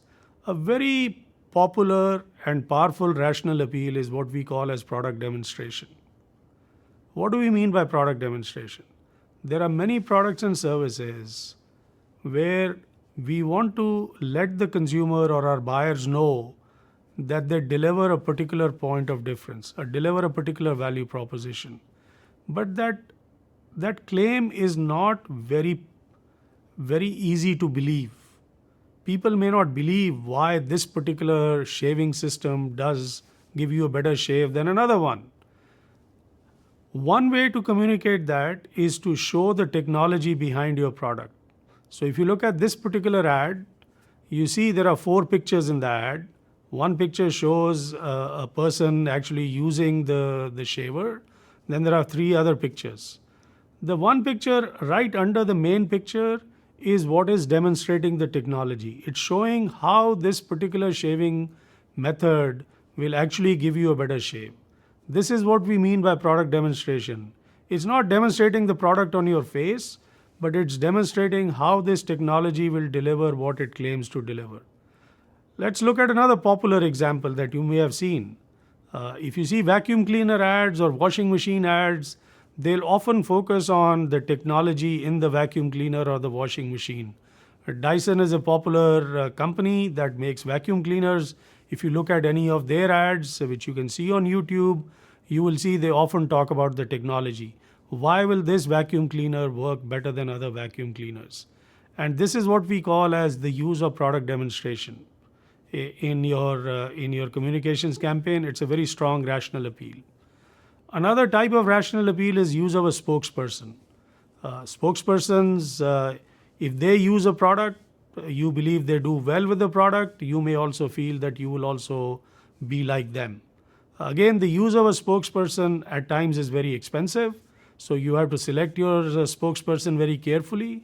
Otherwise, it can be not a good value proposition.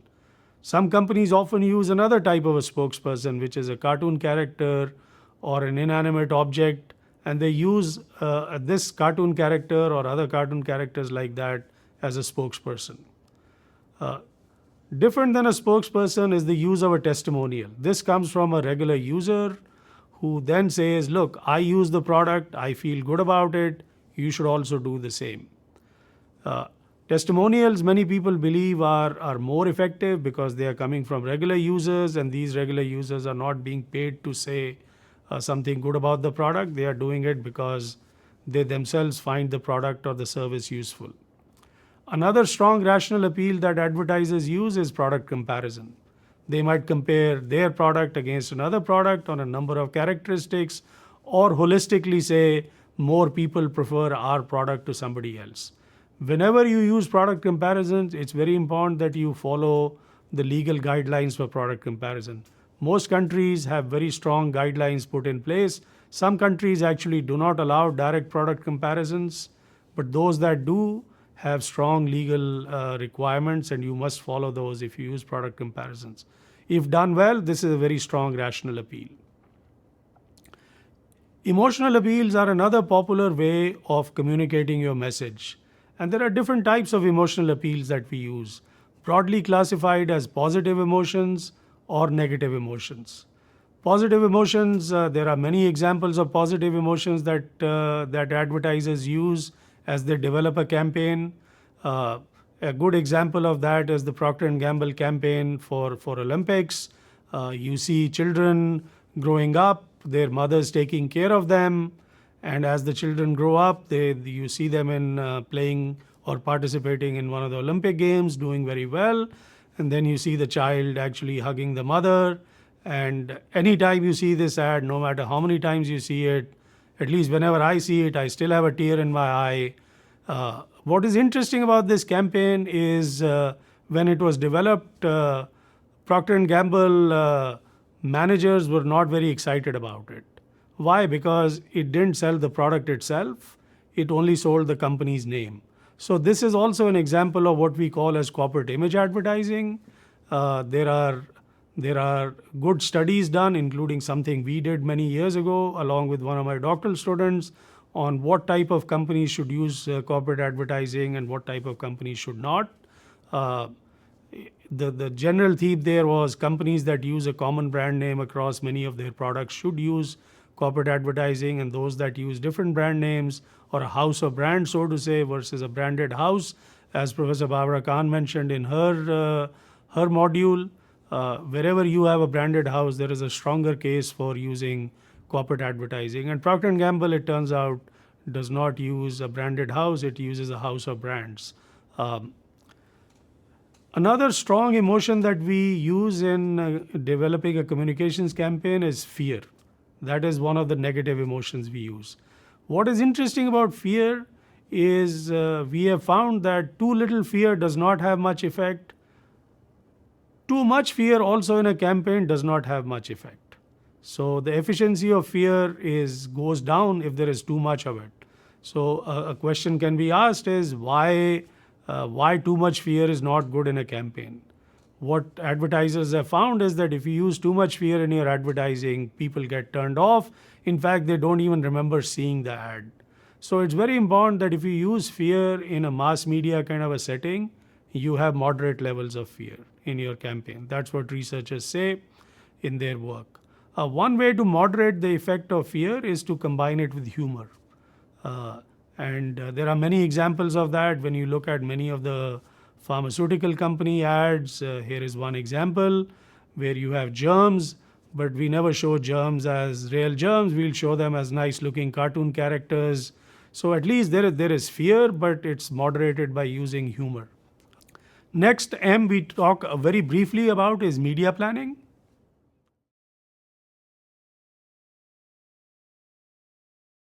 As I mentioned earlier at the beginning of this module, media planning is one of the key M's, but given our constraints, we are not going to spend too much time on it, but I do want to give some important messages here. There are three types of media when you look at it from a strategic perspective. If you look at it from a tactical perspective, people will say media consists of newspapers, TV, digital. But when you look at it from a strategic perspective, we classify media into three types: paid media, earned media, and owned media. So any communication campaign has to decide how much emphasis to put on paid, earned, and owned. What do we mean by paid media? Paid media is what we know typically. It's your television, it's your search advertising, it's your banner advertising, it could be videos on YouTube, on your own website. So that'll be paid media. Earned media is what you earn based on what activities you do. So this could be actually you conduct an event, you may sponsor a golf tournament or a tennis tournament, and then people talk about it. Or you might have a campaign where you give out free glasses to people who can't afford it, or free shoes to people who can't afford it, and then news media talks about it. All of that we'll call as earned media. And then there is owned media. Owned media is your own website, your own company's building, your name on it. If it's at a very popular location, people drive by it. But owned is also your own product. Your product advertises itself. If you look at a typical car, the name of the car is written on the back of the car, not the front of the car. Why is it written on the back of the car? Well, people who are driving behind you can read the name. If it were written on the front of the car and you'll see it in your rearview mirror, you won't be able to read it. So owned media is not just your own website, but you're also your products and services advertising itself. I think a good important strategic choice in media is how much emphasis will be paid on paid media versus earned media versus owned media. Once you've done that, of course, then there is a next step of the media planning process. Who are you targeting? What media channels you are using? Where you're going to spend your money? When you're going to spend your money? How much you're going to spend? All of these are technical decisions that if you have a good advertising agency, they can help you make these decisions. So this is not an area where a typical person who's taking their own product or service to the market needs to specialize in. If your advertising agency doesn't know how to do this, please find another one. But this is an area where their skill sets are strong and you should take advantage of that. Money, the next M. Once again, there are many formal methods of deciding budgets. Here, we'll just give you some key insights. Many companies, when they are setting up their communications budget, use heuristics or rules of thumb such as, let's set our budget as a percentage of sales, or let's set our budget to match or do a little bit better than competition. All these are, as the name suggests, heuristics. They are not very good ways because they are not very purposeful.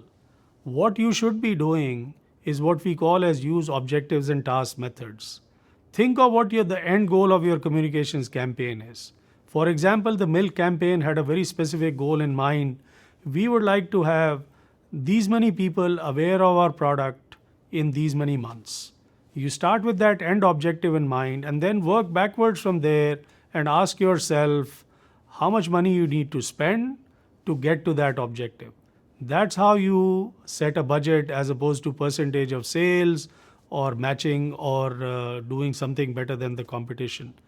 Advertising agencies might encourage you to set a budget that is percentage of sales so that when your sales grows, the budget grows, and when the budget grows, their fees may also grow.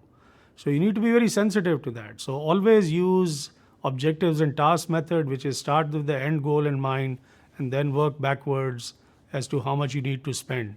And there are formal ways to do that. Now let's talk about the last one, which is measurement. Now measurement is the last M, but I always say don't decide it last. You should decide it early on. In fact, before you spend a dime on communications, decide what measurement method you are going to use. There is no dearth of measurement methods. We have methods that cover many different areas. We can test creative strategy, we can test print advertising, we can test television advertising. We have fancy methods that are physiological methods. We can look at consumer skin responses. We can look at their eye tracking. We can do their brain testing. We can conduct cross-market tests. For digital, we have Google Analytics.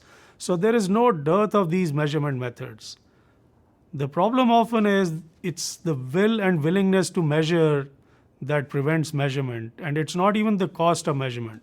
For $1 that you spend on communication, even the most sophisticated method does not cost more than 1 cent on the dollar. So please decide on what the mission of your campaign is, set the measurement method in advance, and then go ahead and develop your campaign and execute it. Finally, when it comes to communication strategy, I think a good idea is to keep it simple. Your advertising agency may be more interested in winning awards, but your job is to improve the sales of your products and services. Oftentimes, winning awards is not correlated with marketplace outcomes.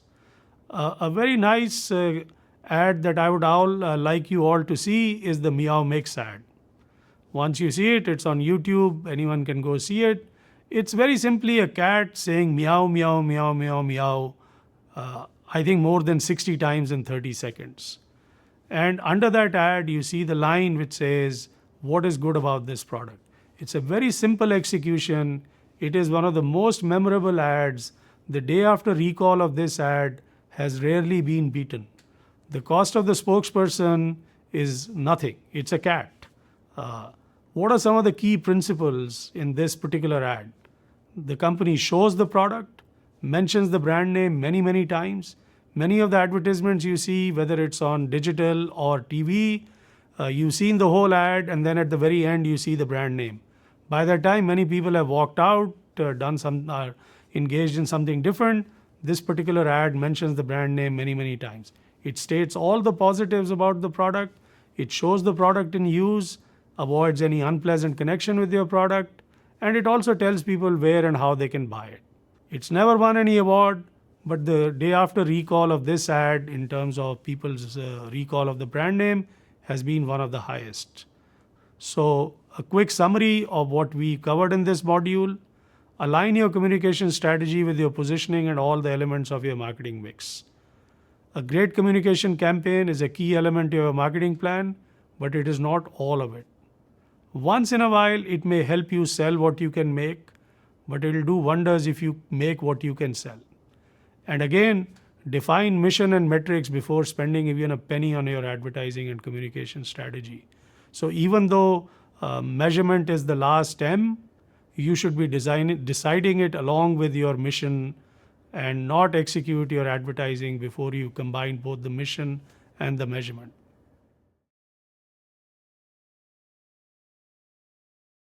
In this module, we will discuss pricing in more detail. All companies, all businesses have to make a pricing decision. Pricing is one of the 4 key P's that Professor Khan discussed earlier in her opening module. So first, let's talk a little bit about the importance of pricing and why pricing is a key driver of profits. This study was done by McKinsey many years ago, and we replicated it in our book, Smart Pricing, more recently using data from Words, which is a Wharton data service. So what this study does is it looks at the improvement in your bottom line if you were to change or improve either your fixed costs, your sales volume, your variable cost, or your price. So think about it as the following.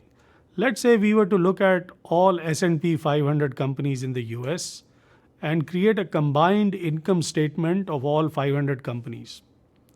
So once we have that combined income statement, we say, okay, if these companies were to lower their fixed cost by 1%, what would happen to their operating profits? And the answer is they will improve by 2.3%. What if these companies could increase their sales volume by 1%? What would be the response on the bottom line? It'll be a little more than 3%. What if these companies could reduce their variable costs by 1%? What would be the impact on the bottom line? Well, close to 8%. What if these companies could improve their price by 1%? What would be the impact on the bottom line? And the answer is close to 11%. So if you look at all the levers or drivers that are available to a manager, improving your pricing has the biggest impact on the bottom line. We have known this for a while, and many good managers have known this for a while. But now you combine it with the next piece of data. When it comes to managers' perceptions as to what they are better informed about, what do they focus on?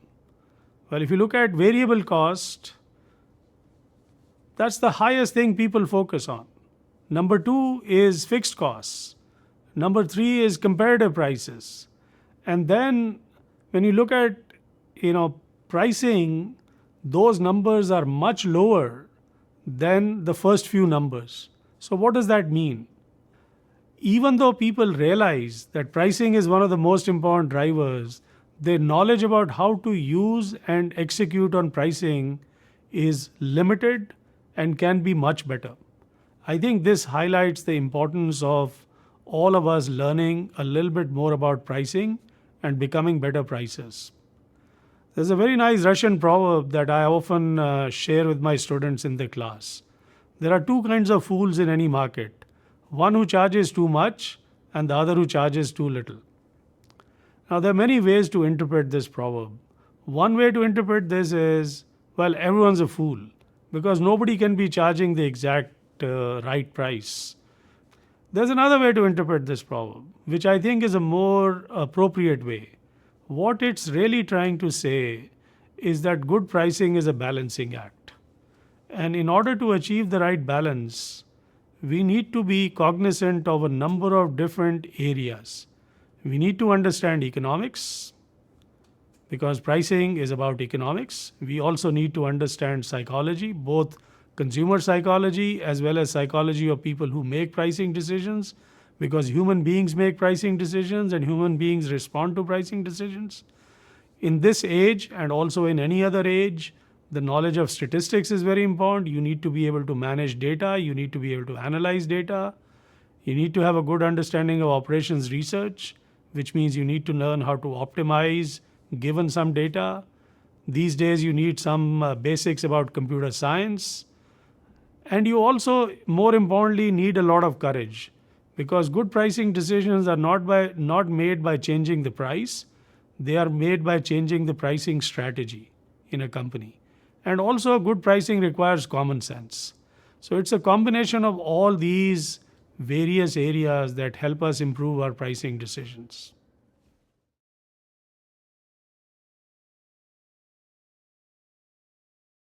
A key to making good pricing decisions is understanding the concept of price sensitivity and price elasticity. In this module, we'll focus on this particular aspect in more detail. We'll do it in two parts. In the first part, we'll think about what drives price sensitivity or price elasticity. In other words, under what conditions are consumers more or less price sensitive? If we know this, we get some useful directional guidelines on when to price higher and when to price lower. The next part of this module, we'll talk about formal methods of measuring price elasticity. And of course, before we do that, we'll define formally what price elasticity means. So let's start with the first one, drivers of price sensitivity. These are things we know from previous research and previous observations and are fairly robust findings. So what are the things we are going to focus on?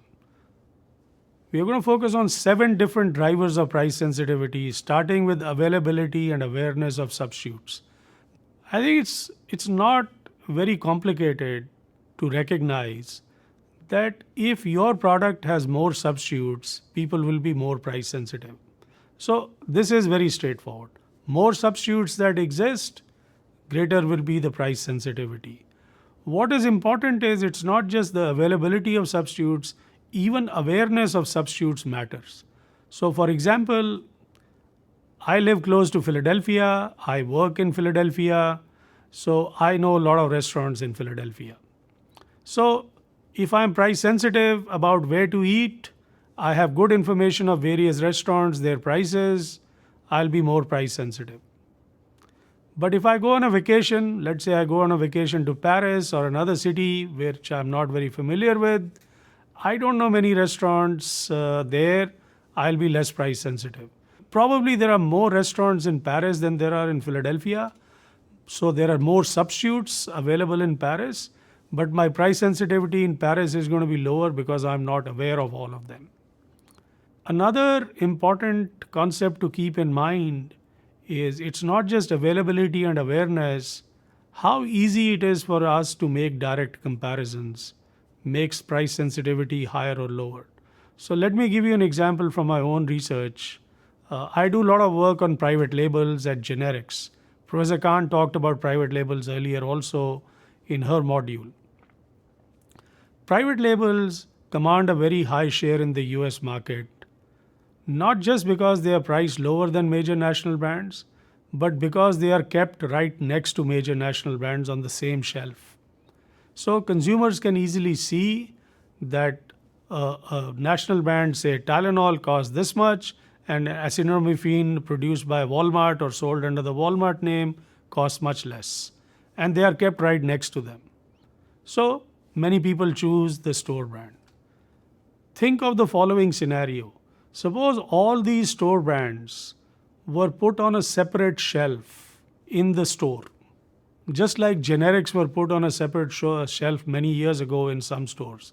If all the private labels of various categories were taken out and put on a separate aisle in another part of the store, one of our papers that we did for a company indicated that the share of private labels will fall by 10%. So it's not just the availability of private labels, it's our ability to compare the private label price with the national brand in a very easy way that increases our price sensitivity. So availability of substitutes, awareness of substitutes, and then how easy it is for us to compare the price of one product against another. And even small changes there make a big difference in price sensitivity.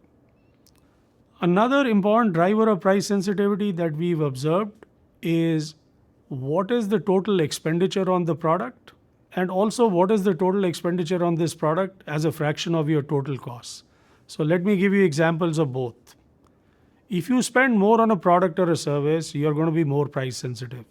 Bigger families are more sensitive to the price of groceries. Why? Because for a bigger family, their expenditure on groceries is a bigger part of their budget. So they are more price sensitive. So if you spend more on a product or a service, you are usually more price sensitive. What is also interesting is the same product, if it's a bigger part of your cost structure, you will be more price sensitive. But if it's a very small part of your cost structure, you will be less price sensitive. So let's say if I'm making a steel furniture, I'll be more sensitive to the price of steel than somebody who makes wooden furniture and uses steel nails.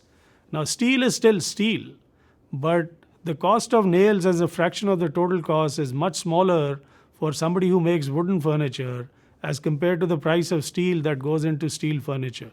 So even though we have the same metal steel, the person who's more price sensitive to the steel is the person who makes a steel furniture as opposed to the person who makes wooden furniture. Now, this one's not very surprising.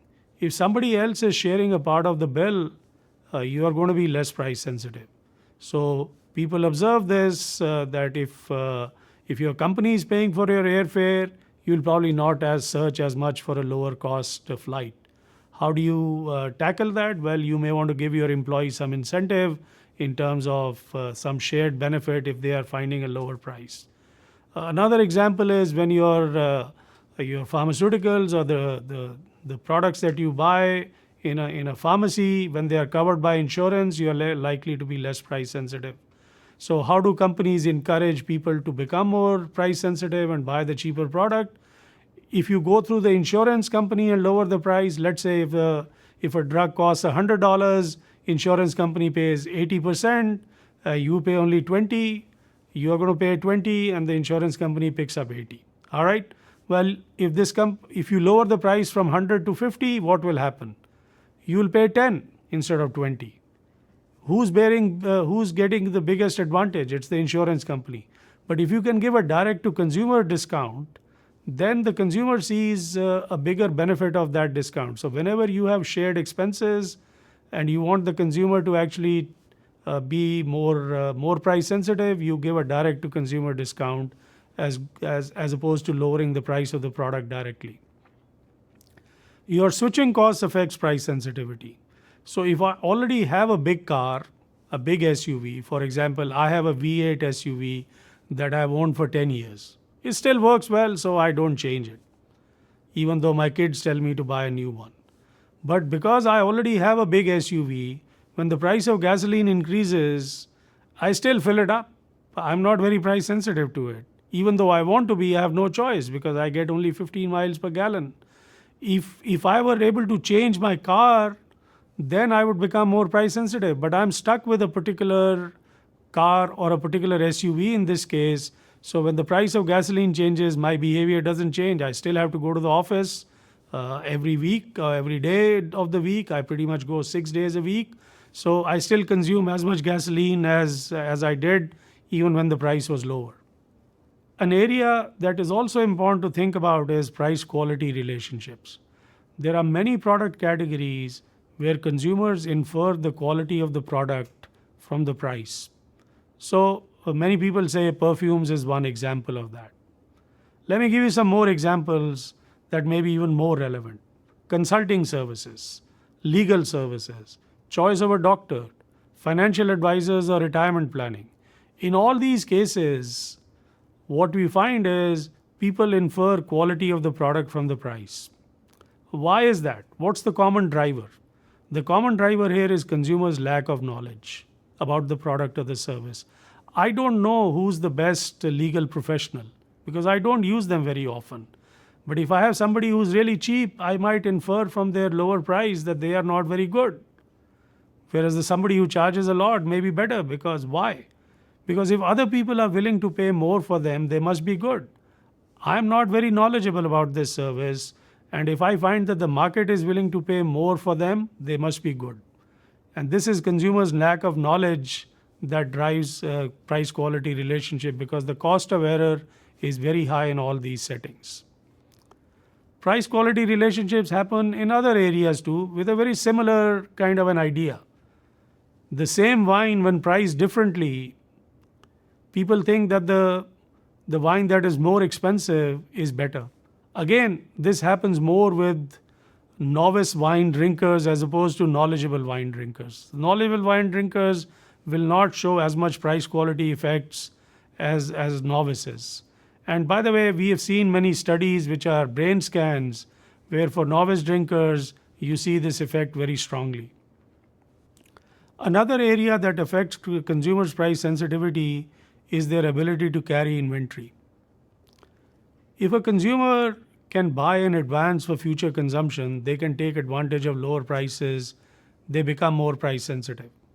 If a consumer is not able to carry inventory, for example, say products like milk, fresh vegetables, where you can't store them for a long time, people are less price sensitive because when the product is on sale, you can't buy it for the next month of consumption. Whereas for cereal and many other products, people find that if the product is on sale, people buy a lot more of it because they can store the product for future consumption. So these are some of the instances where we see people becoming more or less price sensitive based on the scenario they face.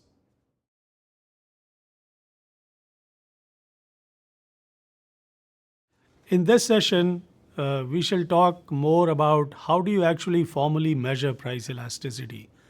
Earlier we discussed sort of drivers of price sensitivity. What are the situations where consumers are more or less price sensitive? Now let's talk about how do you actually go about measuring price elasticity. So let's take note of one thing. Earlier I was using the word price sensitivity. Now I'm going to use the word elasticity. So why am I using the word elasticity and how do we define elasticity? So elasticity is defined in a very specific way. It's defined as what is your percentage change in demand when you change your price by 1%. So it looks very complicated. So the first question you can ask is, why worry about percentage change in price and percentage change in demand? Why not just talk about change in demand divided by change in price? That could also be defined as elasticity, but we don't do that. Why do we use percentage change in demand and percentage change in price? So there are two advantages of doing this. And there are others too, but let's focus on those two. The first important benefit is, let's say you are looking at soap. If you measured the quantity of soap in bars of soap, you'll get one number. If you measured it in tons of soap, you'll get another number. So if you just use change in demand and change in price, you'll get a different answer depending on whether your demand is measured in tons or in bars of soap. Same way, if your price is measured in dollars versus euros, you'd get a different answer. We don't want that. We want the measure of elasticity to be not dependent on the units in which we measure demand or the units in which we measure price. So if you use percentage, it's unitless. If you use percentage demand, it's also unitless. So that's one advantage. Second advantage is because it is not specific to units, you can also make good comparisons across industries and across firms. You can say demand for gasoline is more or less elastic than say demand for soap or demand for orange juice. So you can make comparisons across industries because it's not specific to a particular unit in terms of tons or dollars. So across industries, comparisons become easier and more meaningful. Now that we've defined elasticity, let's look at another concept, which is elastic or inelastic. People often use the phrase, demand for my product is elastic. Others might say demand for my product or my service is inelastic. What do we mean by it being elastic or inelastic? What we are really talking about is the effect of price changes on revenues. Let's say I were to increase my price by 1%. If I increase my price by 1%, the question we ask ourselves is what will happen to revenues? If your demand is very elastic, then you increase your price, your unit sales will go down quite a bit, your revenues will actually go down. If your demand is inelastic and you increased your price by 1%, then your unit sales are not going to go down as much and your revenue will increase. So let's look at in specific terms. I increase my price by 1%. Because I increase my price, let's say my unit sales go down by 2%.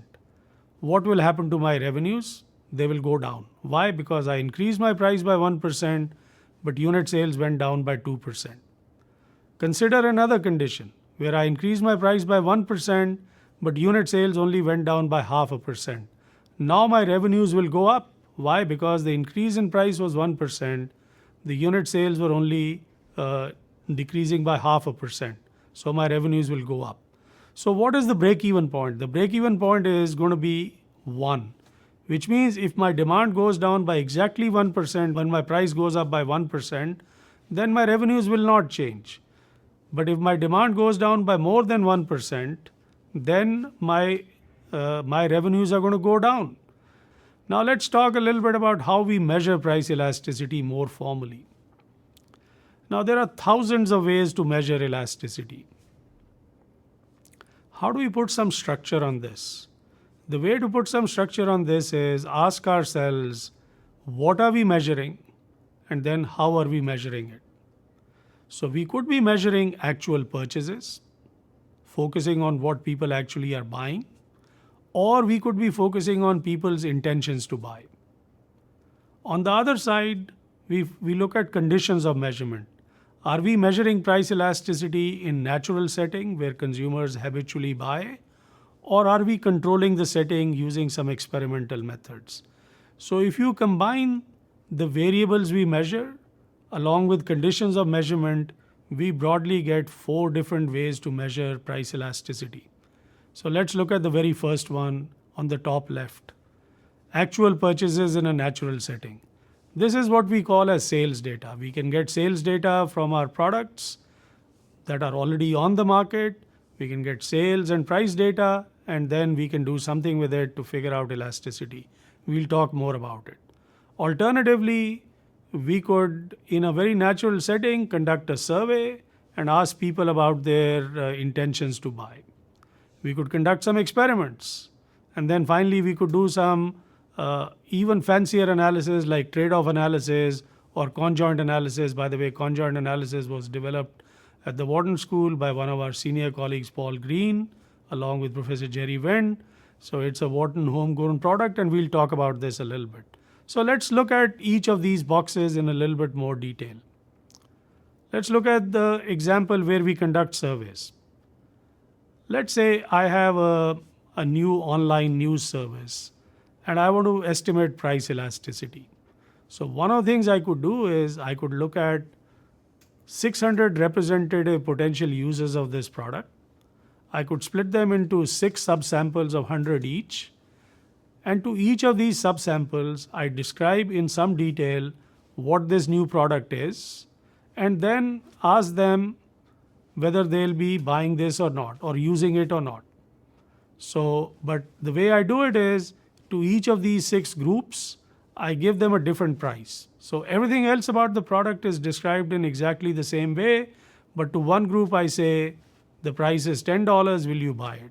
To another group I say, the price is $11, will you buy it? And the next group I say 15. And then for each of these groups, I count the number of yeses, and then I plot them on a graph. If you look at this graph, you count the number of yeses, it's higher at 10, lowest at 15.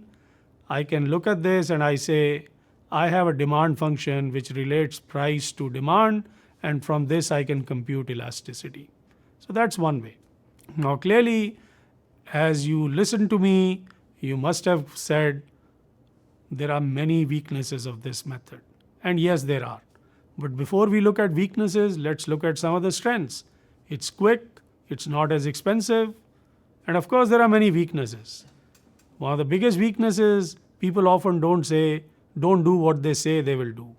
And this in marketing we call as the intentions behavior link. There are ways to strengthen the intentions behavior link. We are not going to cover this in this module, but there are definitely ways to do that.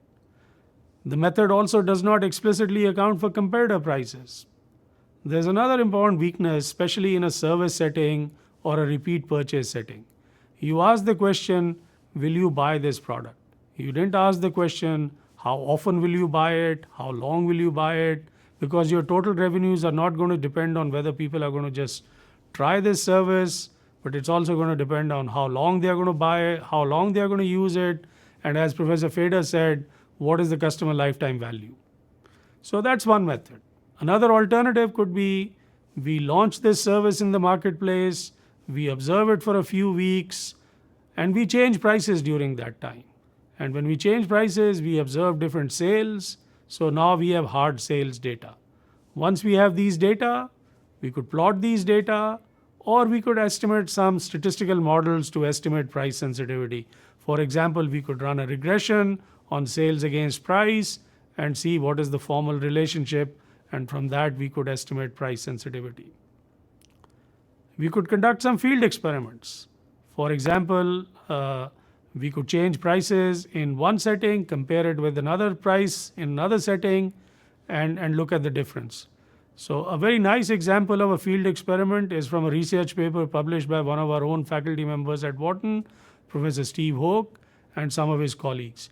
He did this experiment when he was at Chicago, and they co-opted a very well-known retail store in Chicago called Dominic's. If you happen to be from that area, you may be familiar with this store. This store had 90-odd stores, and they split them into 3 groups, about evenly.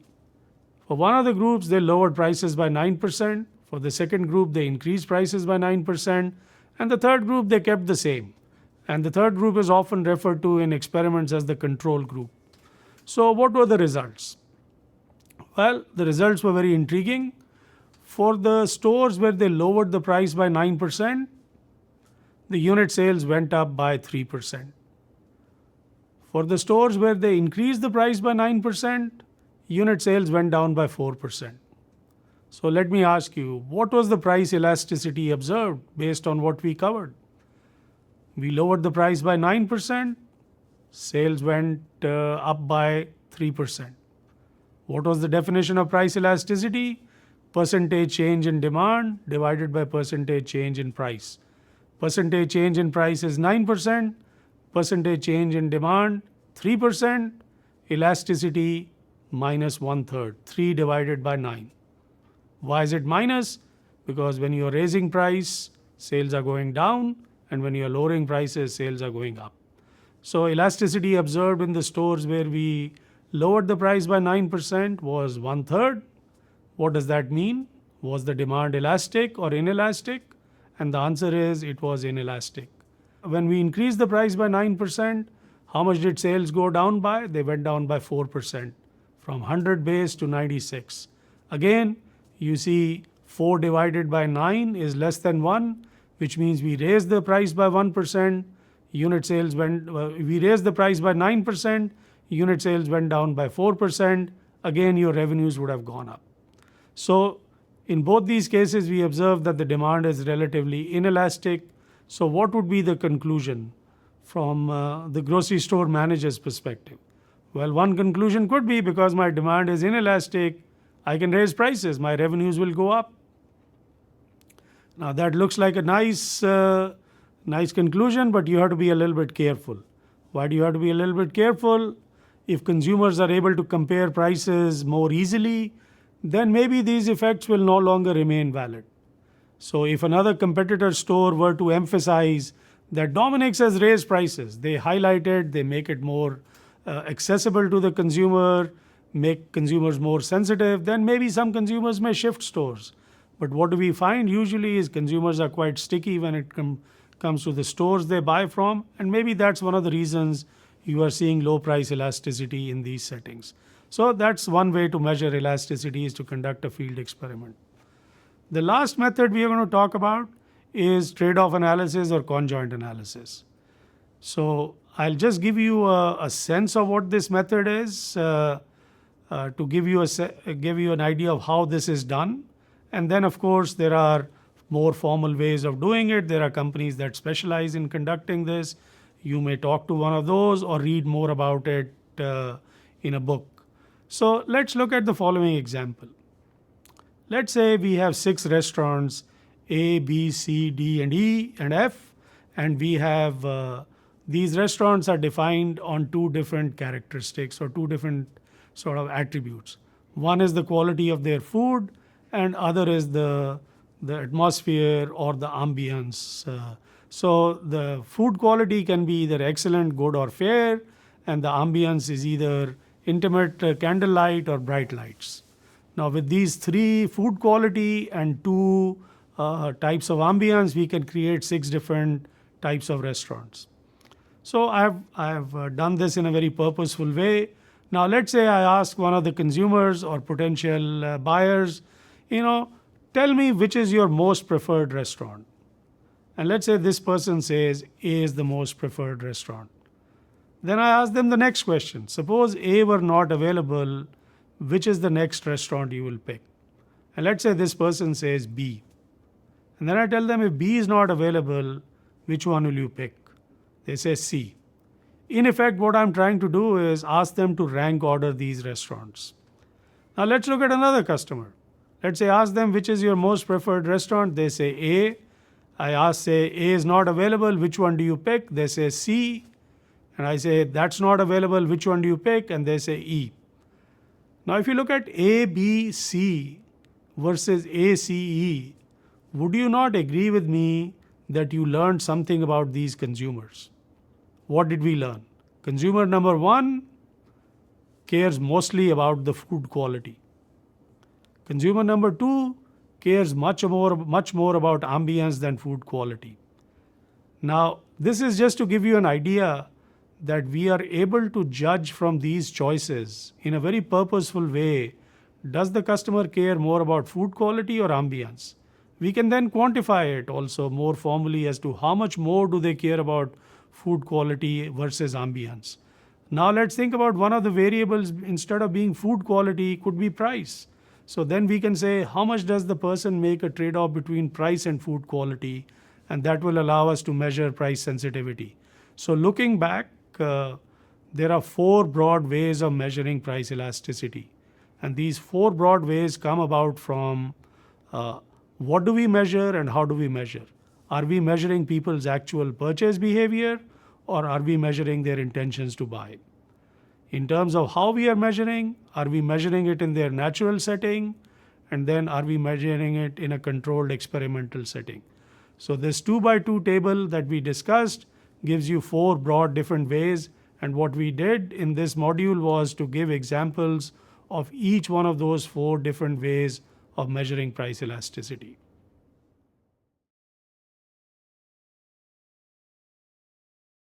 Along with economics and statistics, psychology is another important aspect, and we need to understand psychological aspects of pricing as we make pricing decisions.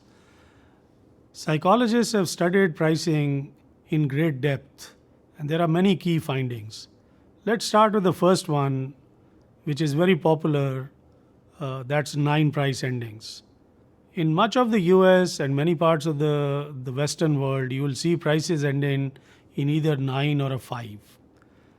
And there are many experiments and studies that have been done to illustrate the effect of 9 price endings. So here is one. This is a very popular study that was done many years ago, price of margarine in a field experiment. The regular price of margarine 83 cents, unit sales 2,817. Lowered the price in the field experiment to 63 cents, sales increased by 194%. So a 20-cent reduction in price increased sales by nearly 200%. But the next 4 cents, which is going from 63 to 59, increased sales by over 400%. So what is this study trying to say? The first 20 cents, even though it was larger, had a much lower impact on sales than the next 4 cents. But the next 4 cents involved adding the price at 59 cents, which is a 9 ending. So this is an example of a 9 ending being effective in terms of increasing sales. Here is another interesting study that has been reported in journals, which is in a catalog setting. These researchers sent out in a catalog setting the same dress to different consumers, but it was priced differently depending on who received the product or who received the catalog. In one case, the price was set at $34, in the other case at $39, and in the third case at $44. What you would expect is that the sales would be the highest at $34. Why? Because it's the lowest price. What did this study find? That the sales were higher at $39 as compared to $34. One would expect sales at $39 to be higher than sales at $44 because $39 is lower. But then you would have expected the sales to go up at $34 because $34 is lower than $39. But somehow the 9 ending is perceived as a sale. So sales were highest at that. So these two studies illustrate why 9 endings often lead to higher sales than non-9 endings. It is also a case that there are many studies that have not found this effect. So, but the practice continues because there is not much evidence to change this practice. So we still continue to use 9 endings and 5 endings, especially in the United States. Another very interesting psychological finding when it comes to price is we often refer to as the Weber-Fechner law. I would put the word law in quotes because this is really not Newton's law or Charles' law that we see in physics. It's more of an empirical generalization based on many studies put together. So what did these two researchers find? What they found was consumers reacted to prices more in percentage terms as opposed to absolutes. So in simple words, what does that mean? What that means is a typical consumer will be happy to drive 5 miles to save $5 on a product costing $10, but the same consumer will not be happy to drive the same 5 miles to save $5 on a $1,000 product. Now, if a consumer is rational, if you are willing to drive 5 miles to save $5, it shouldn't matter whether the product is $10 or product is $1,000. But what we find empirically is that consumers are reacting more to a percentage price change as opposed to an absolute price change. And you can look in your heart whether you will be consistent with the consumers in this study. Will you also be more likely to drive 5 miles to save $5 on a $10 product versus $5 on a $1,000 product? My sense is most of you will be consistent with what the subjects in this study did. Another very interesting effect that psychologists have found and is labeled as what we call as endowment effects. It's a big word for something simple, which is a sense of ownership increases a customer's willingness to pay. I have often conducted this experiment in my class many times, and it's just very simple. I ask the students a very simple question. I put them in this hypothetical setting that end of the course, I will be distributing mugs, and to one group of students, I tell them, you were fortunate enough to get the mug. At what price will you be willing to sell it to someone who was less fortunate than you?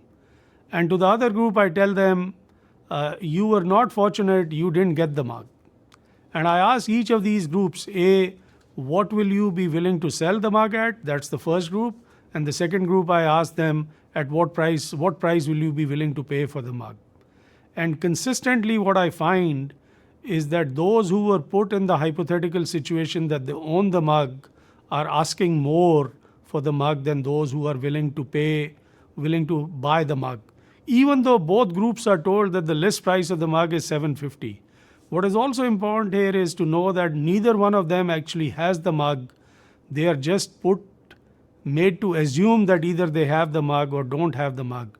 So endowment effects don't rely on actual ownership, but a perception of ownership. So what are the implications? The implications for this is make consumers feel they own the product before they buy. So if you look at car test drives, many years ago, if you went for a car test driving a car, usually the salesperson actually sat down with you and then was there with you all the time when you test drove the car. These days, when you test drive a car, they just take your driver's license in many settings. Even though it's an expensive car, they let you and your spouse drive the car on their own. You just bring it back. They know that you have to collect your driver's license anyway. But what's the benefit? A, the salesperson doesn't have to spend time. But B, most importantly, is you are in the car yourself without the presence of anyone. It creates a sense of ownership. And if the belief is that if you can create a sense of ownership, people will be willing to pay more for the car and therefore are more likely to buy it. Another very interesting and powerful effect that psychologists have found is what we call as reference prices. Most of us do not look at a price in isolation. We compare it with some reference price we have in our mind and ask ourselves, is the price we are going to pay today better or worse than that some reference price we have in our mind? And most of the time, these reference prices are based on the past history of prices. So if I've seen higher prices in the past and today I'm seeing a lower price, I have a reference price in mind. I compare today's price with that price. Now, how do you manipulate reference price? One way you can manipulate reference price or increase it is by comparing your today's price against a list price. Or oftentimes you will see in an infomercial, people will start with a very high price to create that as the reference price and then slowly go down to make it sound like a deal. A very interesting effect that psychologists have found in terms of pricing is what they call as context effects. What it really means is what is the impact of the choice set that is offered to a consumer on their buying decisions. So look at two possible settings. We have in one setting, consumers go to a store and they see two cameras on the shelf, one priced at $169 and the other priced at $239. Think of another set of consumers who go to a store where they see three cameras on the shelf, one priced at $169, other at $239, which is the same as the other consumers, but one price much higher, say at $469. What do you observe in these cases? What you observe in these studies in a very robust way is that when you add the higher priced option, consumers are more likely to gravitate towards the intermediate option. Normally what you would expect is if I added a camera that is costing $469, much of its sales will come from the camera that was costing $239 as opposed to the camera that was costing $269. What you actually find is the higher priced camera draws more from the lower priced camera and in fact oftentimes boosts the sales of the intermediate option. So in this case, what you're seeing is something that you would not expect in a pure rational setting, but we see this many times. And this is really the foundation of what we call as companies offering good, better, best strategy.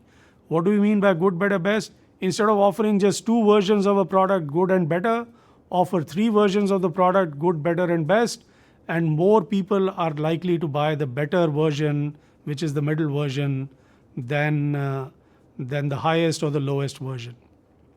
So if we reflect back on our module on pricing, what do we conclude? Effective pricing captures value and leaves as little as possible on the table. It's not that hard to get that extra 1% once we know how to do these things better. Consumer price sensitivity is a major input into your pricing decisions. And we learned in this module what are the drivers of price sensitivity, and we also learned how to actually measure price sensitivity and price elasticity. I think it's also important to keep in mind that consumers are not purely rational, and incorporating psychological effects into your pricing decisions can also improve profitability.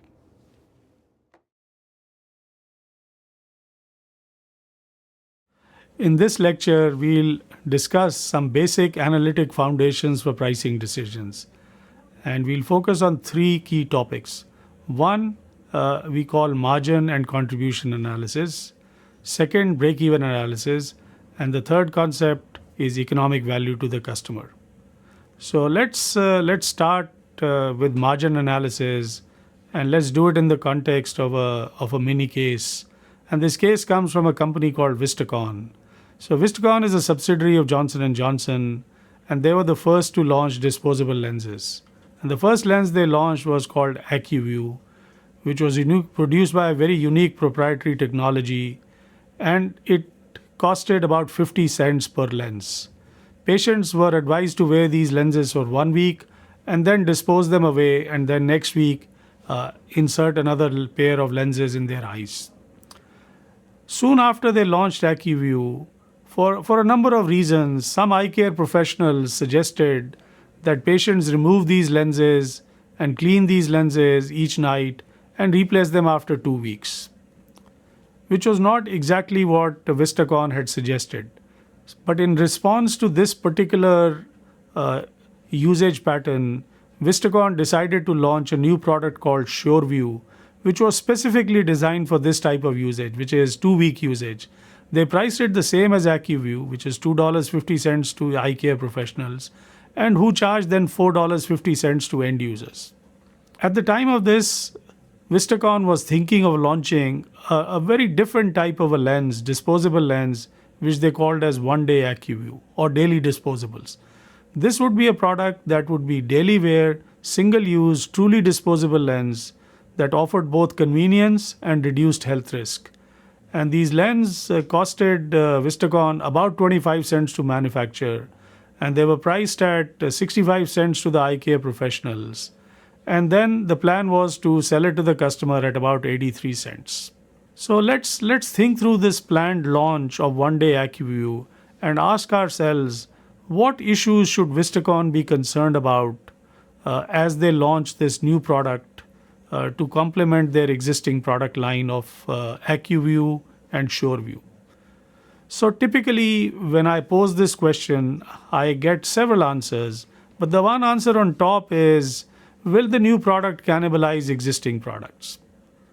The other responses I get is, will consumers really want it? Another answer I hear is, will channel partners or eye care professionals want to support it? And then there are operations and production side issues. Can we produce so many units? Do we have the supply chain and the distribution network to support it? So all these are important issues, but let's see how many of these we can address by doing simple margin analysis. So let's start with that process of margin analysis. If you look at the margin for each of the 3 products, so let's start with SureView. The price to the patient is $4.50, the price to the ECP is $2.50, unit cost is 50 cents, so Vistacon's contribution is $2. If you look at AccuView, it's exactly the same. But if you look at the one day, which is the daily disposable, it's 83 cents to the patient, 65 cents to the ECP, and the unit cost is 25 cents, which means it has 40 cents margin to Vistacon. So a question worthwhile asking at this stage is, based on these margins, which of these 3 products is most profitable?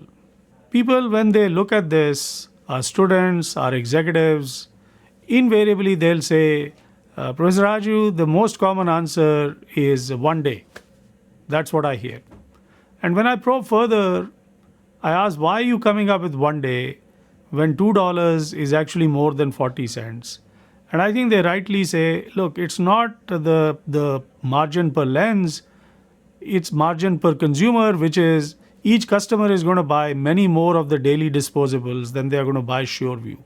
So that's a good way of thinking. So let's look at that a little bit more carefully now as we go deeper into this. So $2, which is the margin per lens for SureView, we multiply that by 52. Where do we get 52? It's replaced bi-weekly, which is 26 weeks. You have 2 eyes, so you're using 52 lenses. So 52 times 2 is $104. And then for AccuView, again, the per lens is $2. Multiply that by 104 because you're changing it every week. 2 eyes, 52 times 2 is 104. You get $208. But then you multiply the 40 cents margin on one day, which is the daily disposable, multiply that by 730, you get $292. So clearly, once you look at it on a per consumer basis, you find that the daily disposable is more profitable. This is where now the real discussion begins. I ask, under what conditions would actually SureView be more profitable even when you look at these data? This is not an easy question, but as we think about it, the answer comes in the following way. If you were told that you can make only 100,000 lenses, which ones will you make? Then the answer would be you will make only SureViews. Why? Because from those 100,000 capacity, you can make $2 per lens and that'll be 200,000. But with 100,000 capacity to manufacture, you'll be able to satisfy very few customers. And on each customer, you'll make only $292. So if your capacity were limited, then suddenly SureView looks more profitable. So the next question is, what capacity are we talking about when we are thinking of 292, 208, 104 versus $2.40? And the answer there is you are assuming that the number of customers you have is fixed and you're going to be able to change each customer from one lens to another lens. So if your number of customers is fixed or limited, then clearly the daily disposable looks profitable. But if your number of lenses you can make is fixed, then SureView is more profitable. So let's now put this in some perspective. We all worry about, when we compute margins, we all worry about what is the numerator. By numerator, I mean, is it $2, $2.01, $2.02, is 40 cents, 41 cents, is it 292 or 293? What I urge you to do is also think about the denominator. Should it be margin per lens? Should it be margin per customer? And what does that depend on? It depends on what is your key resource or your binding constraint. If your key resource happens to be, or your binding constraint happens to be production capacity, then you should be looking at margin per lens. If your binding constraint happens to be the number of customers you can access, then you should be looking at margin per customer. So think about it. A traditional retailer, when you ask them how do you compute your margins, they say we'll compute margins per square foot of shelf space. Why do they do that? They do that because for a traditional retailer, shelf space is their critical resource. They can't change that in the short run. But now if you ask a law firm or a consulting firm, they don't say we compute margins per square foot of office space. Why do they not compute margins per square foot when a retailer does? Well, because office space is not their key constraint. Their key constraint is the number of consultants they have. So they compute revenue per consultant hour in deciding which opportunities are more interesting or more attractive. So let's reflect on this. We all worry about the precision by which we compute margins, which is I often refer to as the numerator.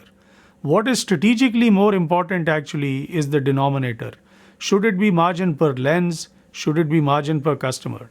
Should it be margin per square foot or should it be margin per consultant hour?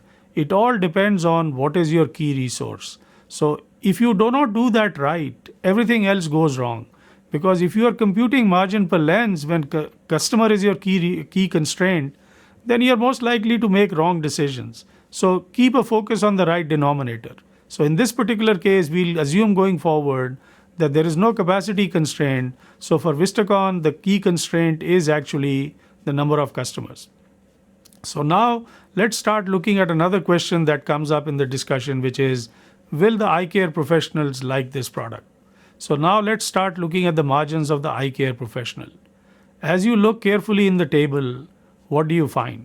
What you find is for the new product, the eye care professional is going to make $131.40 per customer.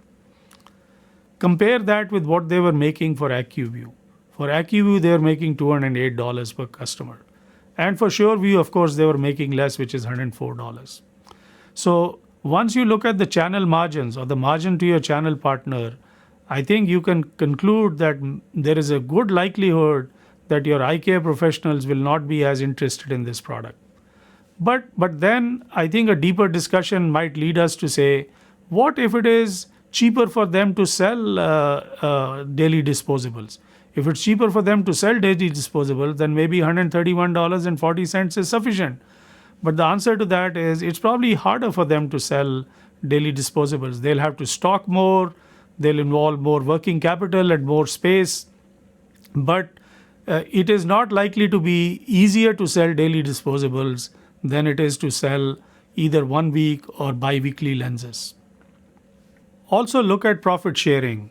When we look at the table for the earlier two products, SureView and AccuView, it's very interesting to see that the annual contribution for ECP and Vistacon was exactly the same, which means whatever was the total size of the pie, they were splitting it equally. But now we look at daily disposables, their plan is to actually split the pie unevenly. What does that mean? It means most likely it's not just about lower margins to the channel, it's also about fairness or lack of fairness. Why? Because now you are not going to split the pie evenly. Let's say if you were to split the pie evenly, which is change the price in such a way that the two products now, all three products are shared 50-50 between you and the channel partner. How do you get to that? Well, you have to lower the price to the ECP at 54 cents instead of 65 cents. Once you do that, you get 211, 211, 211.70, 211.70. Now all channel margins are equal between Vistacon and ECP. But then what you see is this product is really not that great. Why? Because it makes just a little bit more than what they were making on the weekly product. What do we conclude from this? What we conclude from this is a good, thoughtful margin analysis can peel the onion and help us identify A, is the new product really better than our existing products? B, if we look at the margins more thoughtfully and include our channel partners also, then we can understand their incentives or lack thereof. And then finally, we can also look at what the retail price to the customer is going to be. And of course, in the daily disposable case, it's going to be higher than it was for SureView and AccuView. So we have to worry about consumer response also. So simple margin analysis of the type we did lays open many interesting insights that one has to keep in mind as one launches new products or prices them appropriately. So what is margin analysis? It's simply a table of costs and prices for every member of the value chain. The person who's taking the idea to market, channel partners, end users, for every relevant product within the product line and often across competitors. What it does, it reveals everyone's incentives in a purchase transaction. And a careful examination allows us the discovery of potential problems such as cannibalization and channel conflict. And it also provides useful input for subsequent analysis. Now let's move to the next concept, which is break-even analysis. And again, this is extremely useful in making pricing decisions. It's also extremely useful in making other business decisions. And here we are going to talk about three different types of break-even analysis. The first one we're going to talk about is, let's hypothesize that the AccuView team, or the daily disposable teams in this case, is planning to spend $2 million advertising budget. How do they justify such a budget to their senior management? Second, we already discussed this partly. What if they were thinking of lowering the wholesale price from 65 cents to 54 cents in order to satisfy the eye care professionals? How much more would they have to sell to break even?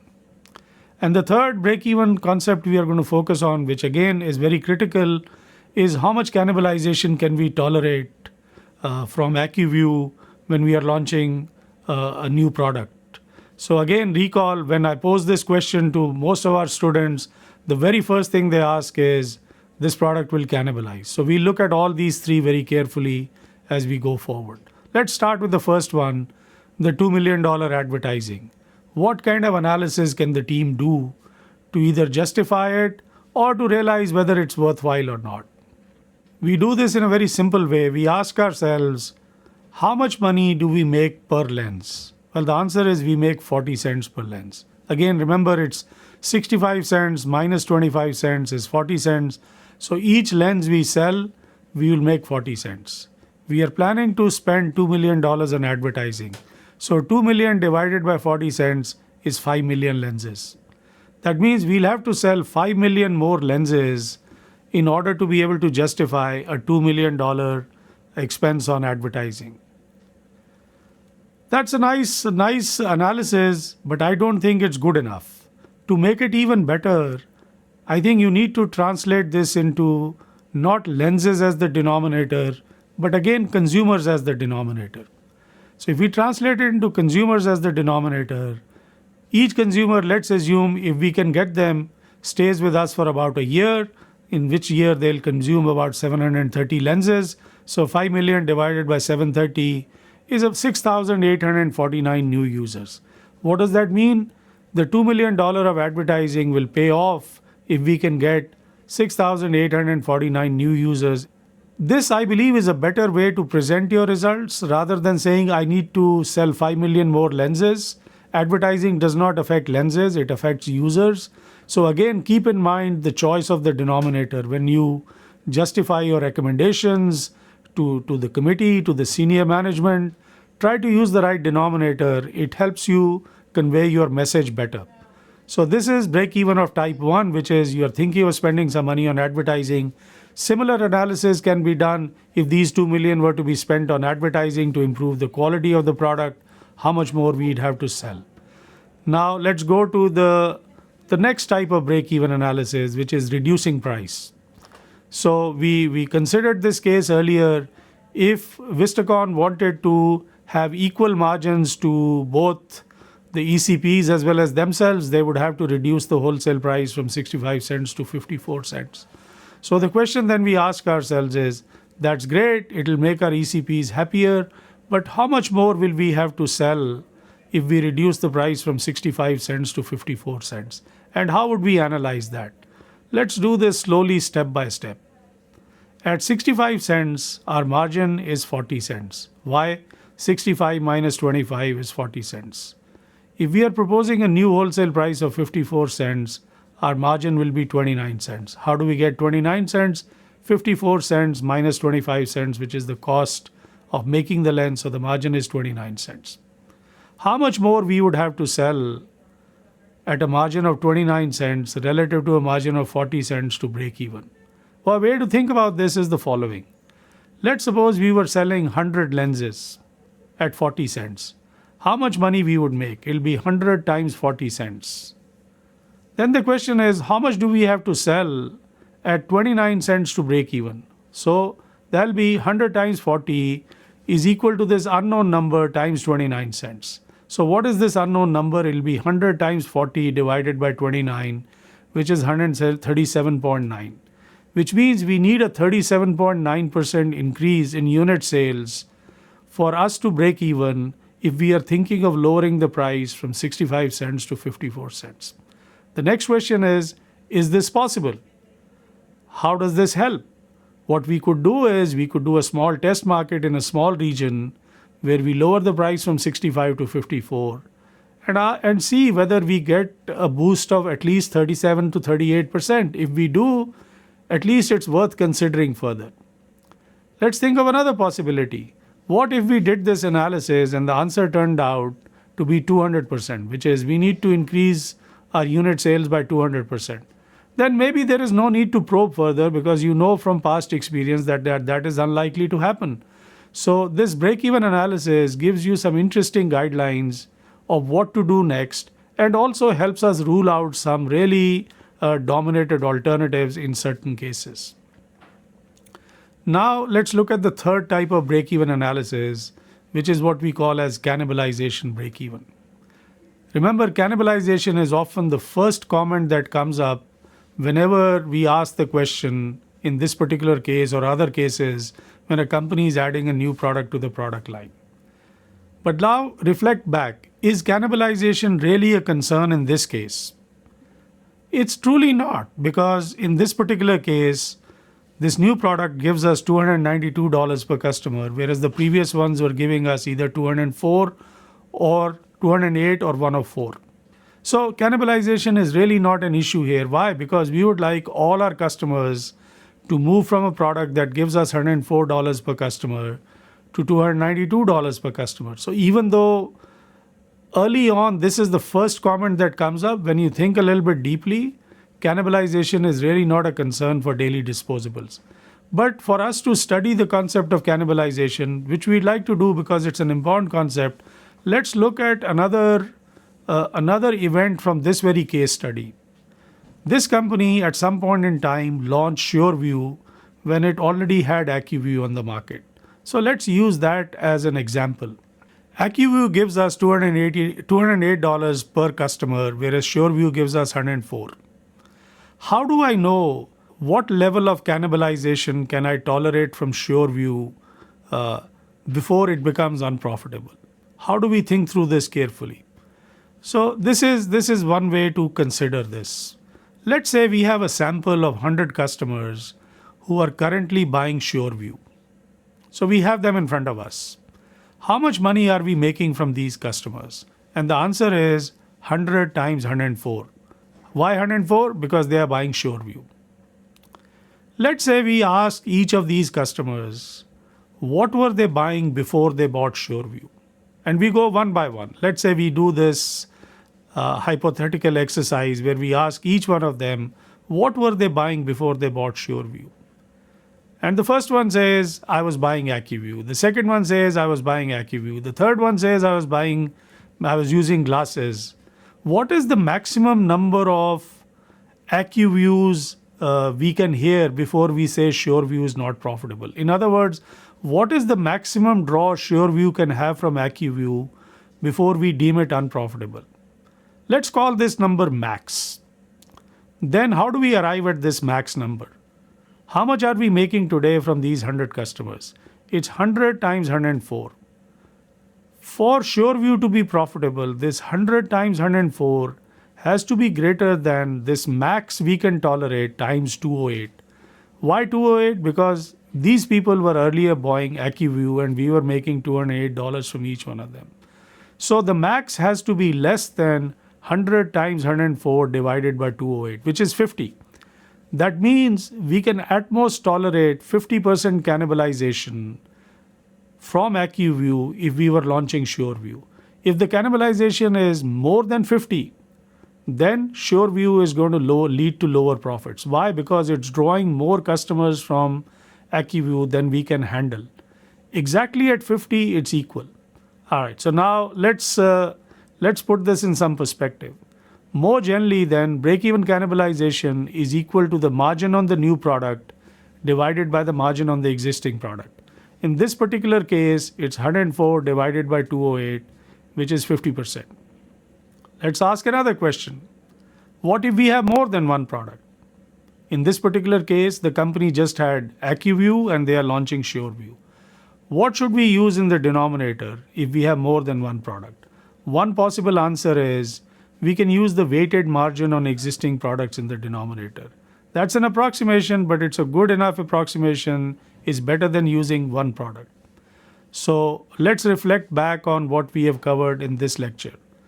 We covered margin or contribution analysis, and in this particular case, the one thing I do not want you to forget is remember the importance of the denominator. We have finance people, accounting people who spend a lot of time and a lot of effort in precisely determining what the numerator is. Is it $208? Is it $209? Is it 42 cents? Is it 43 cents? But if you have the denominator wrong, everything else is wrong. Why does the retailer use dollars per square foot of shelf space? And why does the consulting company use dollars per consultant hour? They use it because that is their critical resource. For the retailer, the critical resource is shelf space, and for the consultant, it's consultant hours. So make sure you have the denominator right. Just look at this example. Had we used lens as the denominator, we would have concluded that daily disposable is less profitable.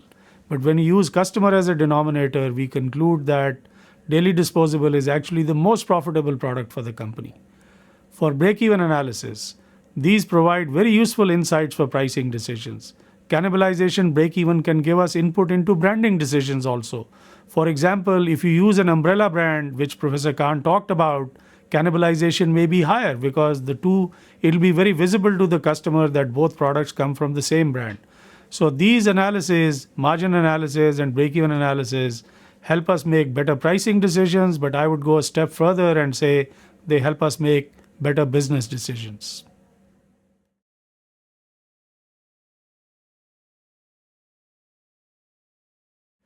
In this module, we'll focus on a very important concept called the economic value to the customer.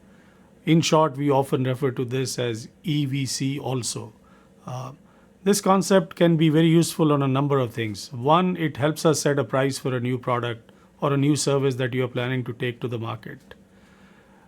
It is also useful to identify whether or not this new idea, new product, or new service you have is economically worthwhile. It can be used also very effectively to decide who or which type of customers you want to target. You may recall Professor Khan spoke about segmentation and targeting, and we can use economic value to the customer to help make these decisions in a sound manner. It also helps us identify who your true competition is and what is their relative economic power. It also is just as useful about helping you rethink about how to price what you already have on the market. So let's start with a small case study. This is a very popular case study. It was written by me and it's used extensively at Wharton. And it uses my own personal example. So we used to have a swimming pool in our house, and every winter I used to worry about what to do with the pool. The pool was about 20,000 gallons, and it was in my backyard.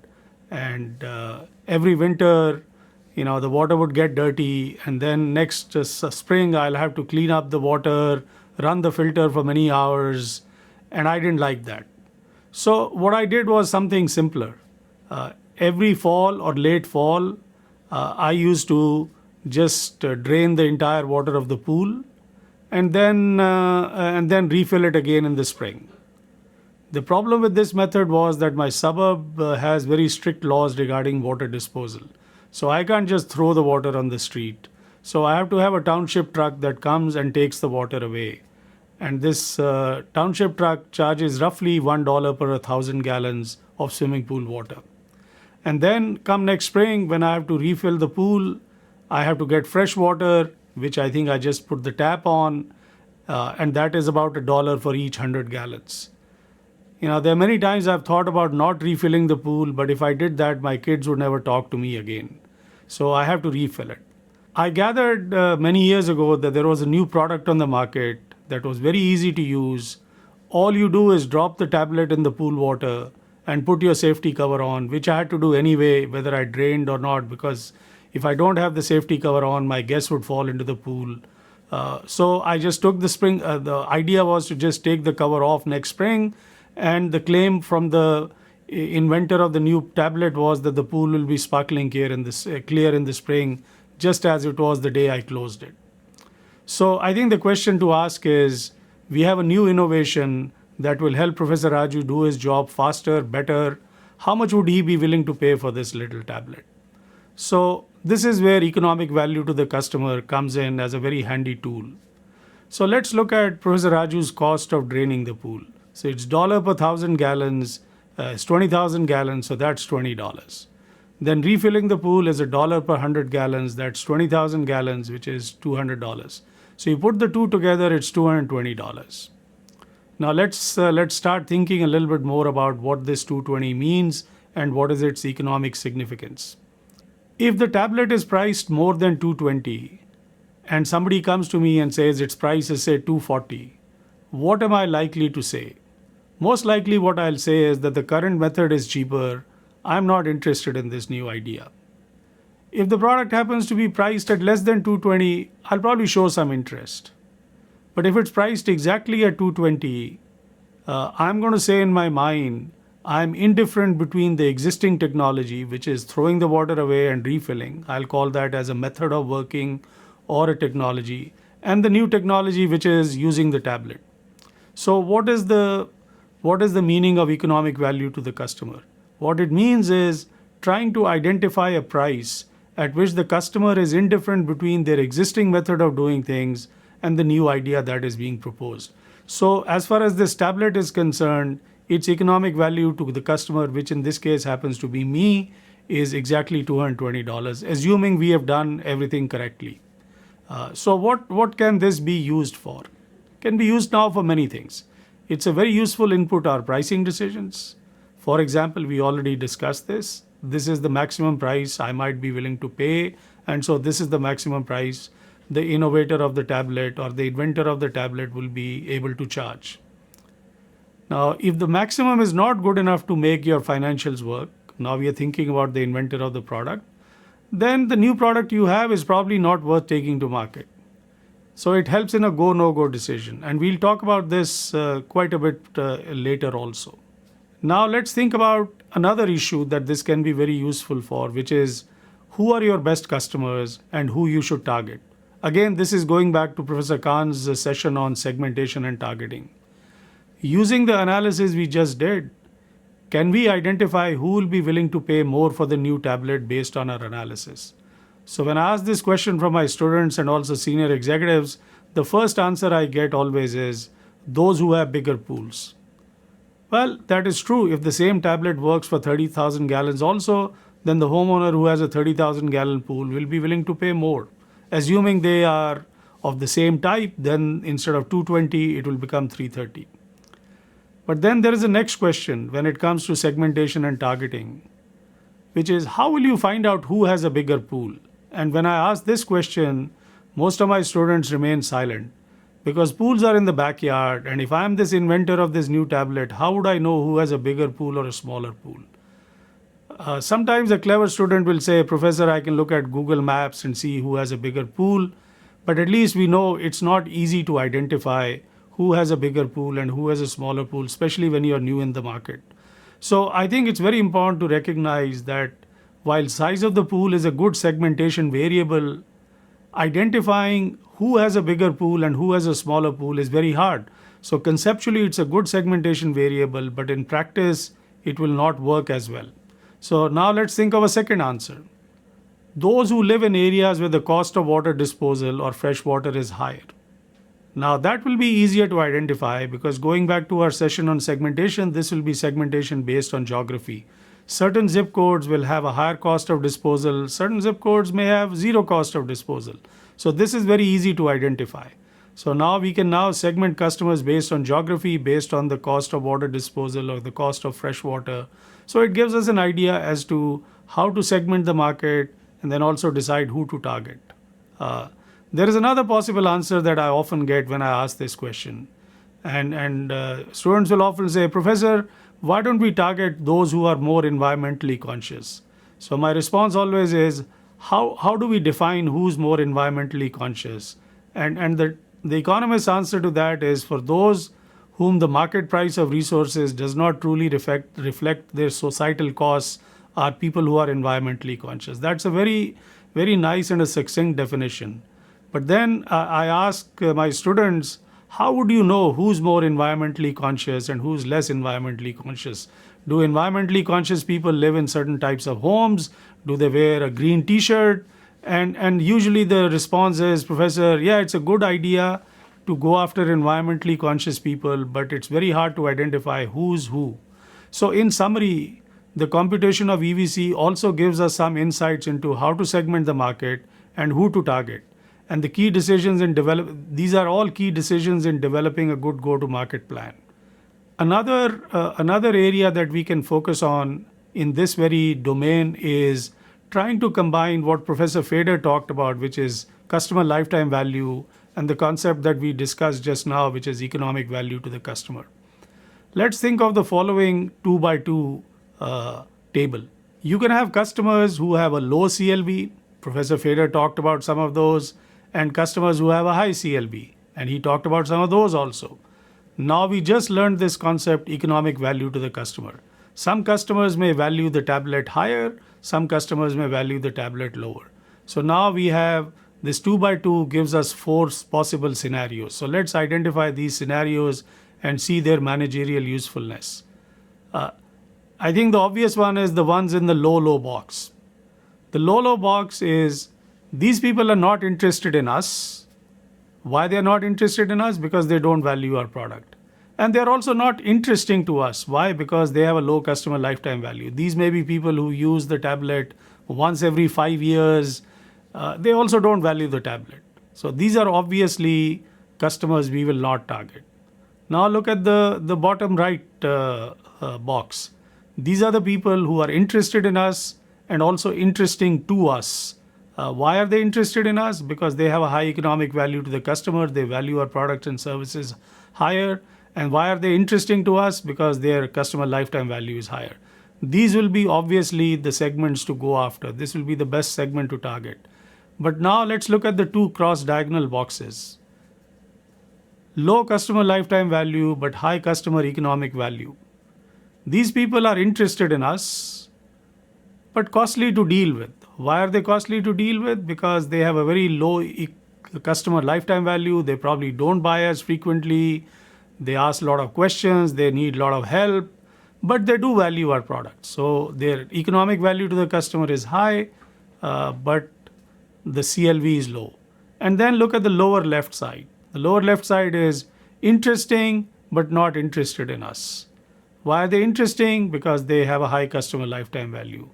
And why are they not interested in us? Because they don't value our product. Maybe they have smaller pools, or they rather do their work themselves.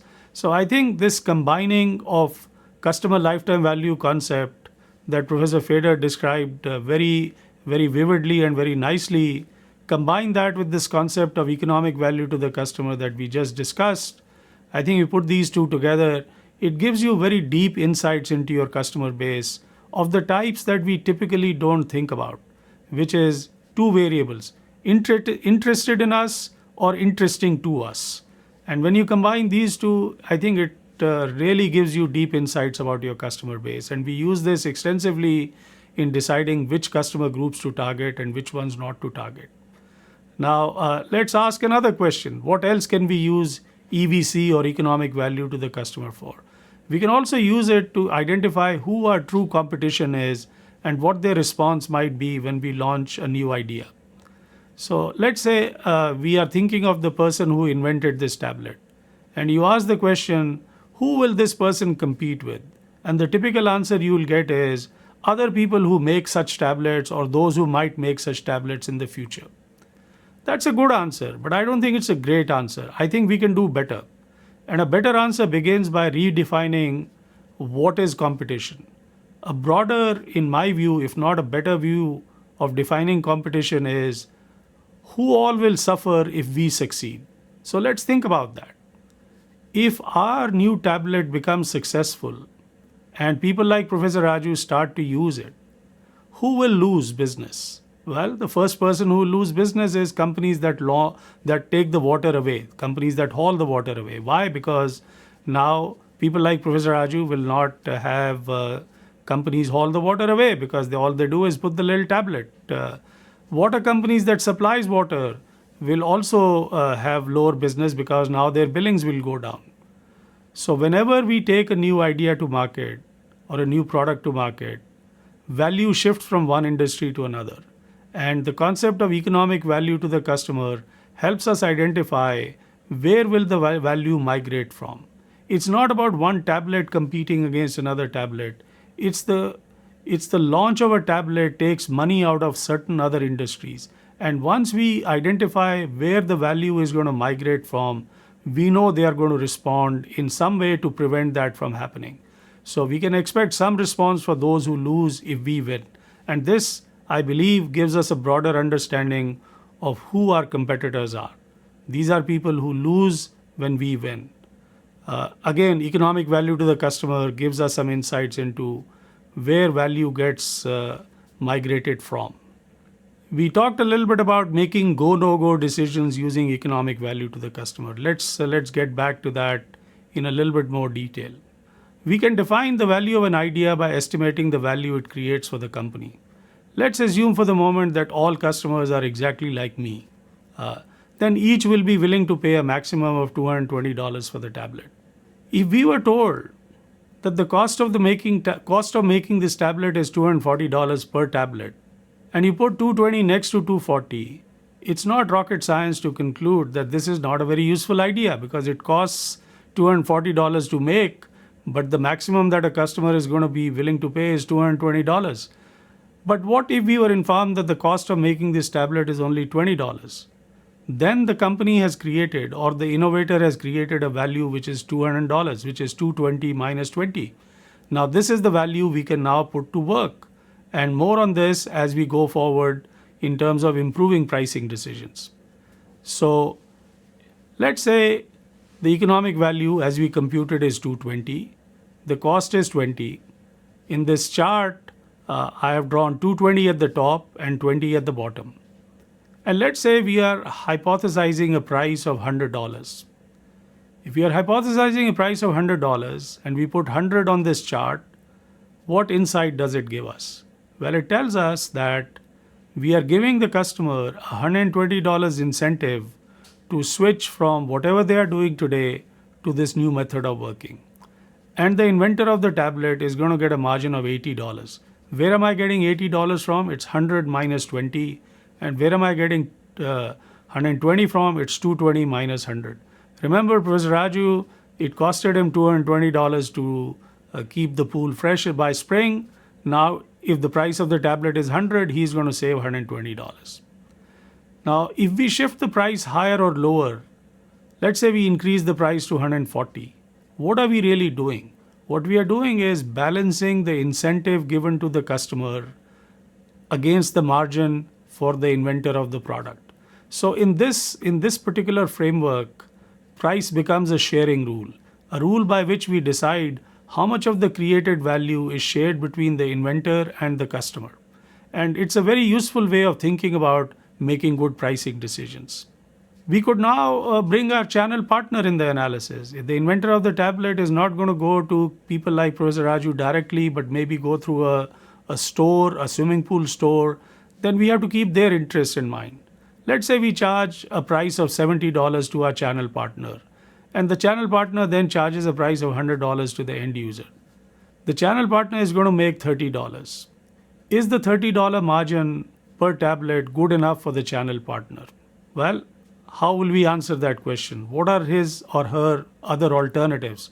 What can he sell that will give him $30, maybe more than that? If there are many things that he can sell that will give him more than $30, then $30 is not enough. But it helps us identify each person's incentives. And then the next question we ask ourselves is, have we created enough value, or has the innovation created enough value to keep all three parties happy? Our channel partner, our end user, would they be interested in switching to us? And also ourselves, is it enough of a margin to us?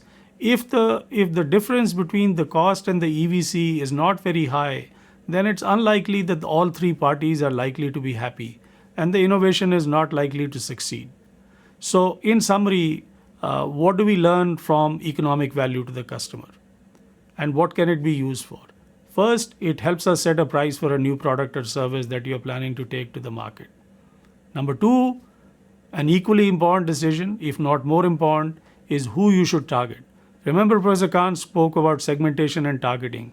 We can use EVC to actually bring that to life and help us make these decisions in a sound manner. It also helps us identify who your true competition is and their economic power. And then correspondingly, whether the new idea you have is economically worthwhile. Do you have enough for our channel partners? That's another area that this concept can help us answer a few questions. And the analysis here is useful whether you are thinking of taking a new idea to market. And in my view, it's equally useful when you already have a product or a service on the market and you want to rethink about how to price what you already have there on the market.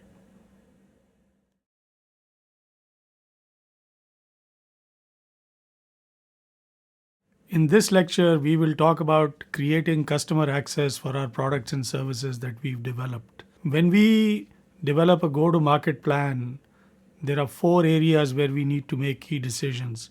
What will our product and service look like? What features and benefits it will have? How will we price it?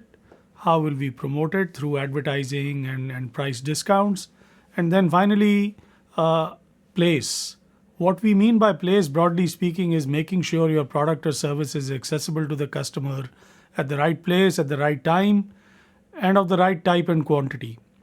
In old school marketing, this was referred to as distribution channels or just channels. Why is this important?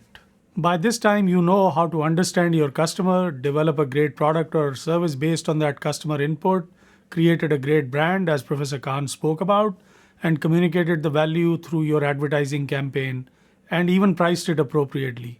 But what if your customers are not able to find it? All that you have done may not matter. Many times, a customer's decision on what product to buy is also based on their experience in the store at the point of purchase, whether it's a bricks and mortar store or an online store. It's also important to recognize that most businesses often spend significantly more money on creating appropriate customer access for their product or service than they spend on advertising or promotions. In many cases, it's been studied extensively that you are spending 3 to 4 times as much on creating customer access. So it's expensive. Some companies are spending 40 to 50% of their revenues on creating customer access. And what's interesting is that most companies don't even know the cost of it because it does not show up on your income statement. Think of a company like Unilever. Your revenues are recognized based on how much you sell to your distributors, and the distributors then sell the product to the end user. What you recognize is the price at which you sell to your channel partner or your distributor. The difference is what they charge the end user. So if you think of a standard department store, they make 50% margin. It means you are getting half of what the customer is paying for your product. Just think about that, how expensive that is. And it is not even showing up in your income statement because it's really you not recognizing that channel margin because that's on the income statement of the channel partner. How we create customer access, or what we call traditionally creating a distribution channel, can also be a great source of competitive advantage and a disruptor in the marketplace. Many businesses have been disrupted, many industries have been disrupted merely because somebody else came up with a better distribution channel to access the customer. If we look at this concept of disruption, and especially if you look at retail and you look around us, there are so many changes that are happening. In 2017, for which we have some data, nearly 9,000 bricks and mortar stores closed in the US.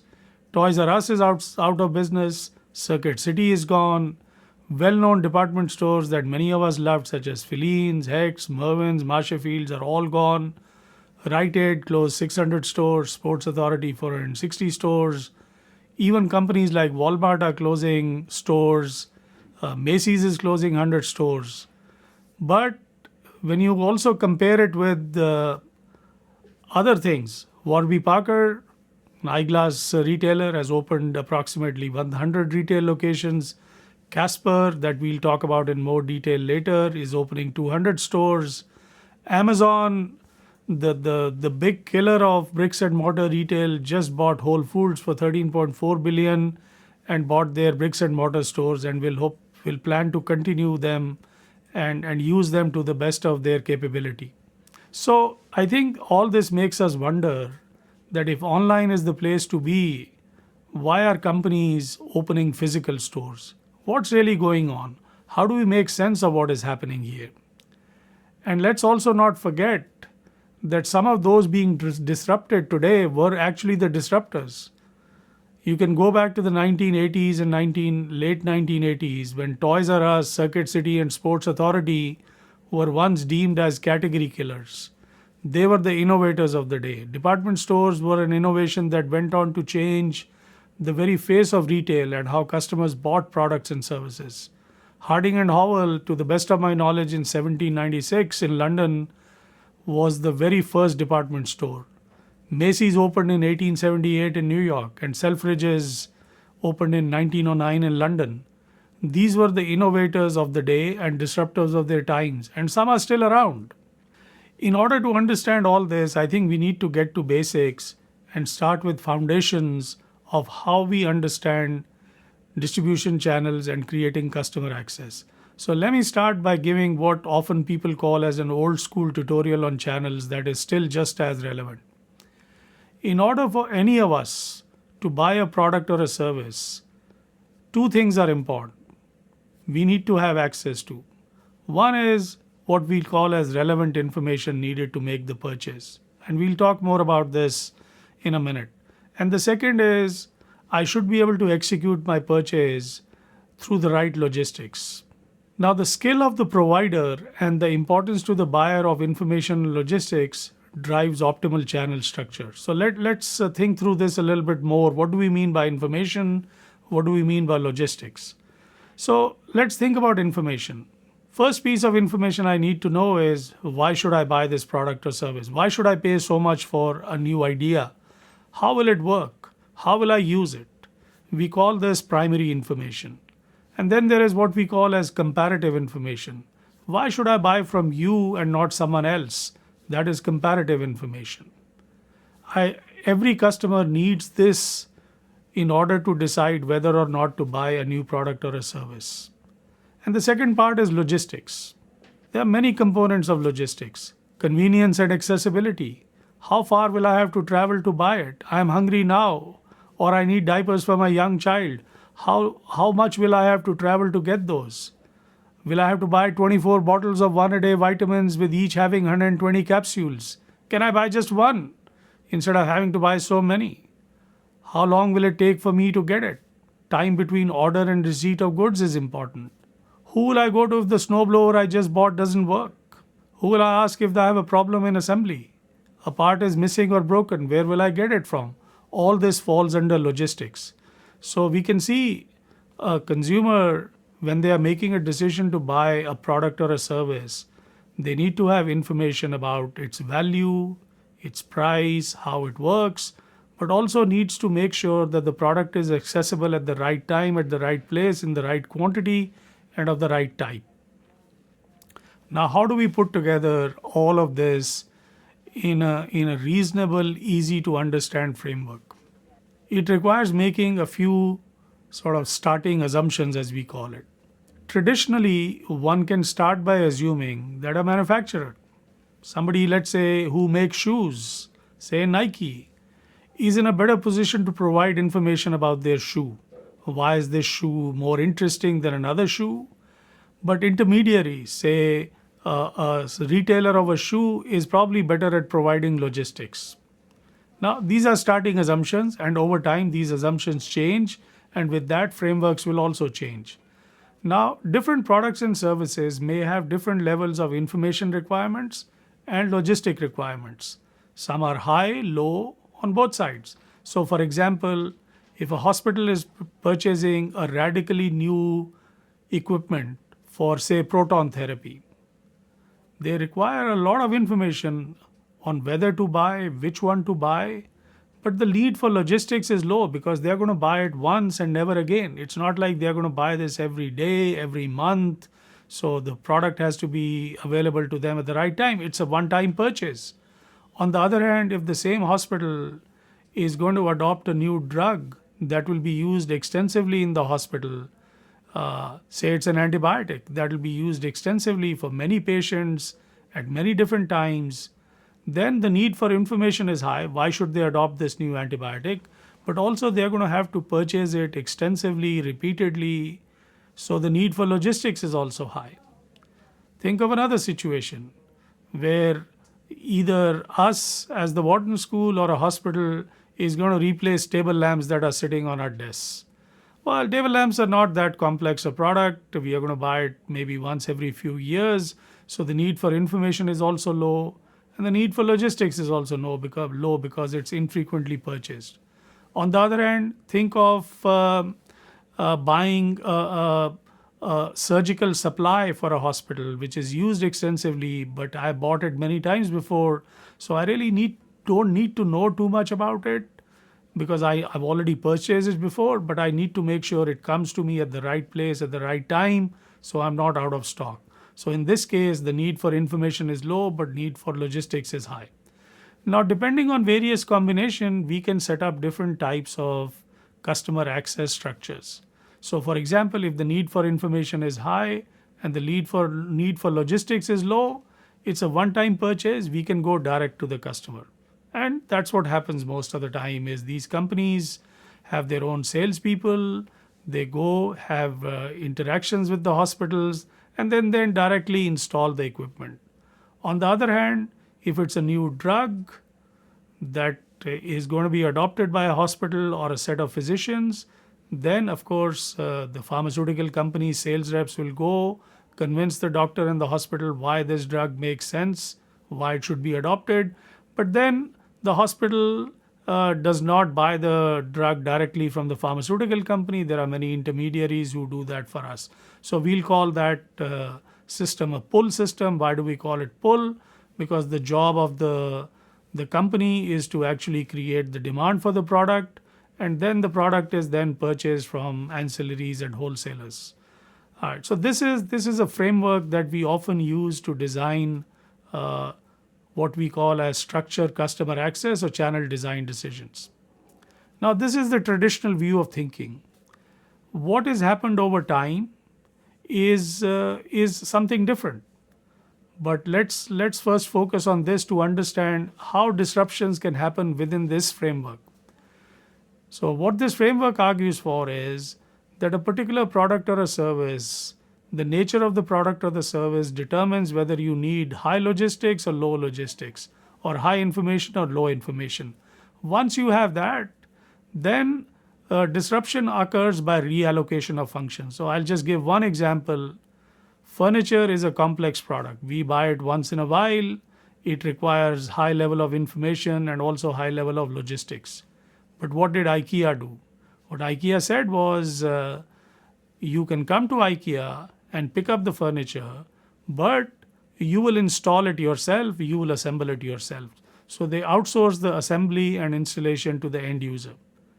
That does not mean that installation and assembly was no longer needed. People often think of disintermediation as saying something is not needed.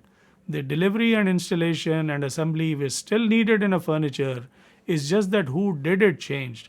Earlier, a furniture company did everything themselves. Now IKEA outsourced it to us. And in the process, we paid less for the furniture. Why? Because we are doing part of the activity ourselves. So in some ways, logistics was spun off to us, partly. Not everything, but partly to us. And so IKEA was able to sell the furniture at a lower price to us. You can look at the other side. Apple stores now have consultative selling in-house or online instead of relying on value-added resellers. So what Apple did was actually bring in some of the activities that the value-added resellers did in their own house, and in the process change the business model. So I think what this framework says is disruptions can happen through reallocation of activities or functions, but activities or functions do not go away. And then the channel margin should be a function of what activities is being done. If a channel partner does more, then you have to pay them more. If you are doing more, then you can pay them less. Now, in today's world, when we step back a little bit, there are other disruptions that are possible. And one of the key disruptors here is technology.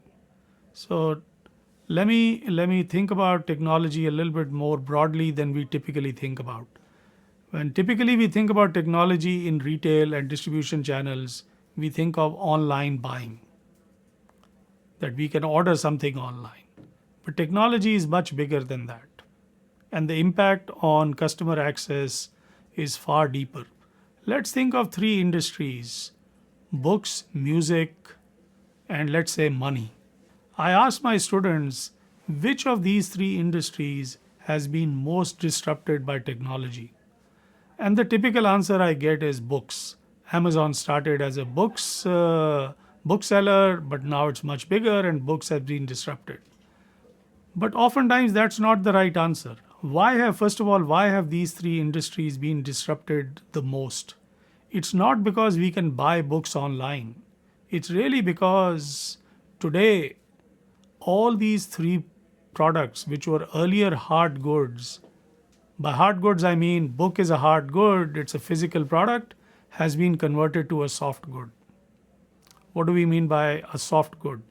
Book is now a soft product. You can download it on your computer, on your iPad, or on your Kindle.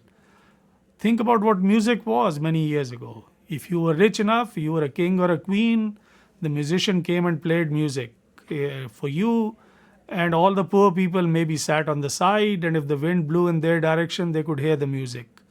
But then music gets codified into a tape, then it gets codified into a record. Some of you may still remember seeing a record. They are coming back because they apparently have still better quality. Then it went from a record to a CD. And now what is music? Music is basically bits and bytes. And now it's become a soft good. Money at one point in time was gold. Then we got paper. Then from paper we went to plastic. And now what is money? Most people say it's just a number. It's sitting in your account and sometimes you know it and sometimes you don't. So, what technology has done in all these three industries is convert a hard good to a soft good. When a product changes from being a hard good to a soft good, that's when disruption happens.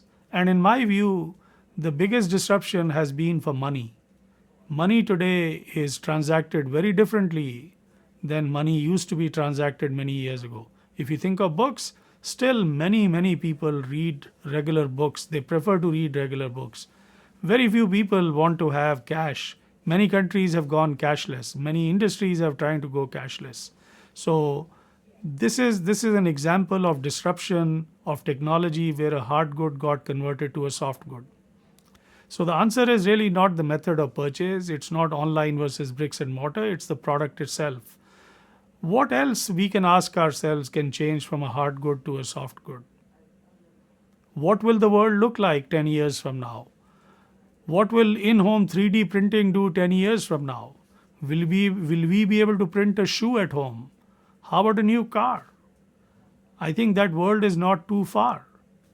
People are arguing that within the next 20 years, many products that are what we consider as hard goods today will become soft goods that people will be able to just print at home with additive manufacturing. I can only visualize what customer access will look like when that happens.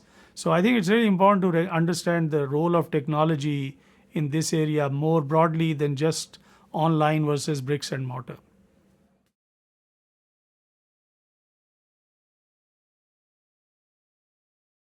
In the previous lecture, we talked about how technology disrupted money, books, and music, mainly by changing a hard good into a soft good, and in that way, changing the logistics. Now let's talk a little bit about how disruption happens in information delivery. If we think about our day-to-day purchases, every product or service that we buy is a bundle of attributes or benefits. Some of these benefits researchers have called as digital attributes or digital benefits, and others have been classified as non-digital attributes. So what do we mean by digital and non-digital attributes? Think about Professor Raju buying a new iPhone. There are so many digital attributes: the price of the product, the warranty, the screen size. I can go to the website and see what the size of the screen is, how long is the warranty, what's the price of the product. We'll call all these digital attributes. Then there are non-digital attributes: the feel and touch of the screen, the real brightness of the colors, the speed with which one can open or close apps. So the non-digital attributes you can see are a little bit different than digital attributes. Digital attributes are easy to convey using online channel or even catalogs in old days. For non-digital attributes, the customer prefers to touch and feel the product. Now, some products are predominantly consisting of digital attributes.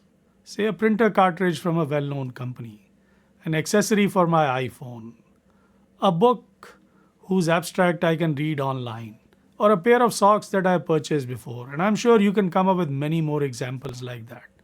And there are other products that are mostly non-digital.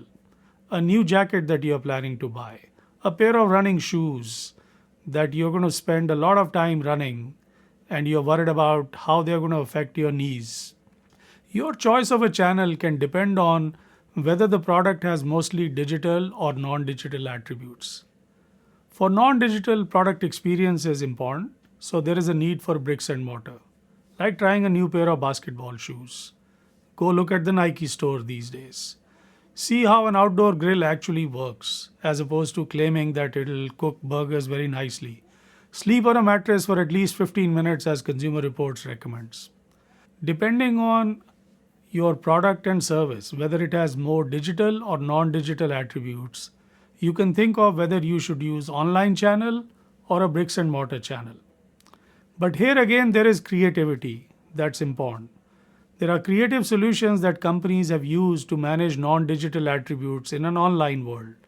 So let's look at an example of Warby Parker, a company started by Wharton students a few years ago. This industry is very large, over $60 billion, and the margins in this industry were extremely high. There are different types of providers: people who provide only glasses, people who provide fashion goods, people who have insurance or have retail stores. All these fell under one group called Luxottica. They owned everything. Therefore, they were able to command high premiums, high price cost margins. So Warby Parker comes out and says, we'll offer eyewear online. Now, what's the problem with eyewear online? Most of us who buy a pair of glasses want to try it out. Now, these people can't afford to open retail stores at the time they started. So how did they beat the non-digital attribute issue? They said, why don't you try these at home? So what did they do? They said, you can try 5 pairs at home. Depending on whether you like or not, you can keep one, send the others back. So what they are trying to do is using their online world, but yet offer the customer an ability to try the product through in-home experience. So they started with that, but now more recently they've opened their own stores. In fact, I referred to this earlier. They've opened over 100 stores. But this is one way of making sure that a company predominantly in online world takes care of the non-digital attributes of the product. Mattress industry is another example. It's a very large market dominated by 2 major companies. The very little growth in the industry. People don't replace their mattresses that often. It's driven primarily by new home formation. The adoption online was very limited because it's an unpleasant shopping experience. But more importantly, you don't want to buy a mattress online because you can't experience whether it's going to be hard or soft or medium. You need to actually go sleep on it. That's what Consumer Reports suggests, is at least spend 15 minutes sleeping on the mattress. In fact, we are in the process of buying a new mattress. I read Consumer Reports. It strongly recommended me to go to the store and sleep on the mattress for 15 minutes on each side. One side, other side, on the back. Now that's an example of a product with very high non-digital attributes. So what did Casper.com do? Well, it's a online retail store, but they let you try at home for close to 100 days. What that does is it removes the anxiety. It creates a product which has non-digital attributes. You don't deny it. You don't fight it. You say to the customer, okay, you try it. If you don't like it, we'll actually go pick it up. You don't have to send it back. It started in 2013 and it's now valued at $750 million. As we look at other opportunities in retail, it's important to understand the effect of repeat purchase on digital and non-digital attributes. Repeat purchase reduces the weight a customer puts on non-digital attributes. Once you purchase the product, next time in many cases, the touch and feel becomes less critical because you already know. So think about socks. When I'm buying a pair of socks the first time from a new company, I want to get a sense of how soft they are, whether they'll stay up or they fall down. But once I purchase them, then I know how they feel. So I can always repeat buy the socks from online retailer. So there are opportunities online in products that are primarily purchased again and again. Think about flowers. Can there be a product that is more touch and feel than flowers, but yet we buy flowers online? Why? Because we know that once we bought it from flowers.com or one of these stores, we know what kind of products they deliver, and then we are comfortable sending them again. We know what kind of flowers they send. Even though ideally I would like to go and touch and feel these flowers, it's really not worthwhile because I'm sending them again and again.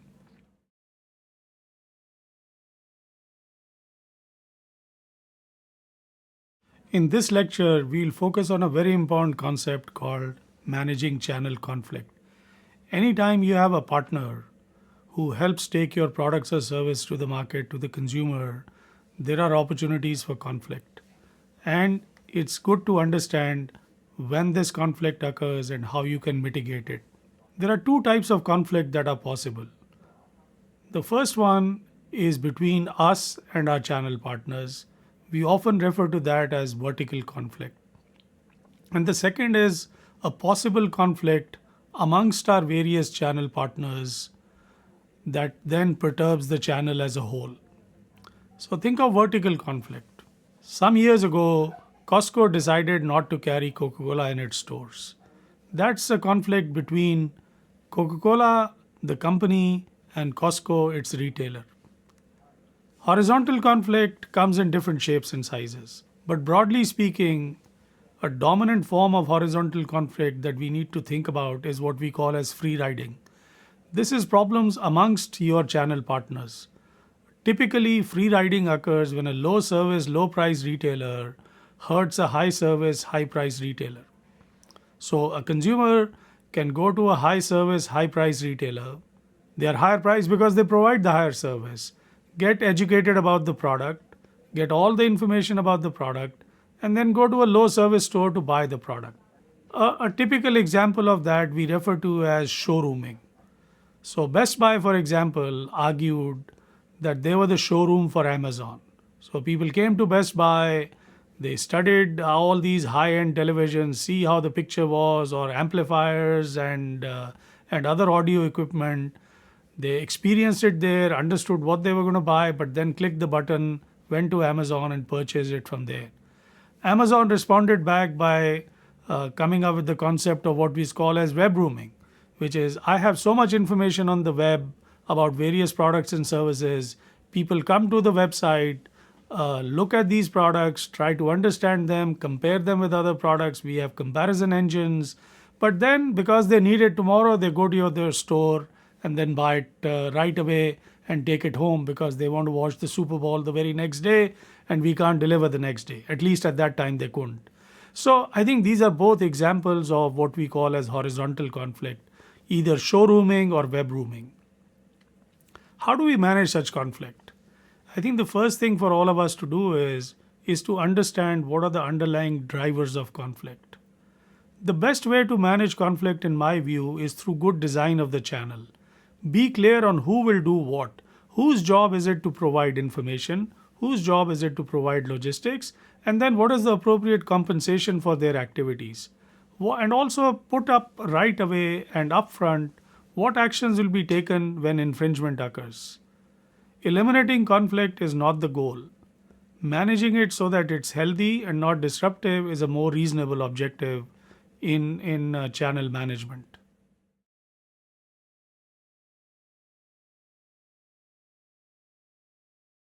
In this lecture, we'll talk about online retailing and e-commerce, an area that has been growing rapidly over the years. Let's start by looking at some data. If we look at global e-commerce sales, they've been growing since 2014. These data show started at 5.9% of total retail sales globally, and in 2018 it's 8.8%. By many estimates, actually, this is an underestimate of the activity. By some other estimates, it's as high as 10% of all global sales are now e-commerce sales. By the way, this does not include transactions overall. For example, banking transactions or airline ticket transactions. This is what we'll call as regular retail sales. If we look across countries, you see some interesting differences. Let's focus on China, where 16.6% of total retail sales are online. Compare that with the US, which is 8.9% in 2018. So China has, in terms of percentage of sales that have gone online, is much higher than the US. In fact, I was in China just a few days ago. It is very hard to actually make payments by cash. All payments have moved online, and much of the store sales have also moved online. What is interesting also is that UK is as high as China, or in fact even higher than China when it comes to retail sales. So understanding these differences across countries is interesting and important. Our focus today is going to be predominantly on what's going on in the US. If we look at how frequently people shop online, you see some interesting differences. Now please note that these data look at, given that people shop online, how frequently they shop. So when you look at men, 30% of men shopping is at least once a week online, and shop once a week per month is 32%, at least once a year, 38%. On the women's side, it is a little bit less when it comes to frequency of shopping online. If you add these numbers in any row together, you'll get 100%. Now, these data are not saying who shops more often. It's saying given that they shop online, how frequently do they shop once a week versus once per month or once a year. If you look at differences across ages, it's not surprising that younger people are more frequent shoppers. But that is not to say that older people do not shop online. Even those who are 65 plus at least make one purchase every year. 58% of them make one purchase every year online. So what this all indicates is that online shopping is now become commonplace. It's not just for a few people, but more people are buying products online. We look at a little bit more in terms of how they buy online. And this gives some interesting ideas on what's going on behind the scenes. If you look at traffic, percentage of traffic on the PC is e-commerce traffic is about 54%. But if you look at percentage of sales, it's close to 77%. What does that mean? It means more percentage conversions happen on the PC. On smartphone, it's 33.7% e-commerce traffic, but only 10.7% retail sales. What that means is people are browsing on the smartphone, but when it comes to buying, they probably shift to the PC. Same way for tablet, it's about the same. So tablet is somewhere in between the PC and the smartphone as we would expect it. So again, PC is the dominant conversion channel when it comes to actually buying the product. But yes, smartphone is more for browsing, but these numbers are likely to change as smartphones become better, as we become more used to buying on the smartphone. But this is where it stands today. Now let's ask a broader question, which is, why is this trend happening? Why are we shifting more towards e-commerce? And there are many reasons for that. It's convenience, it's ease. It could be, some people say it's lower prices. But let's go a little deeper and try to understand why we are all shifting towards online purchases. Any one of us, when we are buying a new product, our first task is to get more information about the product. So in marketing terms, we think of each product as a bundle of attributes, benefits, or features. So think of a notebook computer. A notebook computer has features such as screen size, its memory, whether it has a touch screen or not, and whether what's the feel of the keyboard? Is it soft? Is it hard? Those are the kinds of features or benefits we are looking at a notebook computer. We can classify these attributes into two types. Let's say screen size and memory, we'll call them digital attributes. Why would we call them digital attributes? Because these are just numbers. We can actually just get as much of a sense of this by looking at online website or looking at actually going to a store. But there are non-digital attributes such as feel of the keyboard or the feel of the mouse pad. We'll call these non-digital attributes.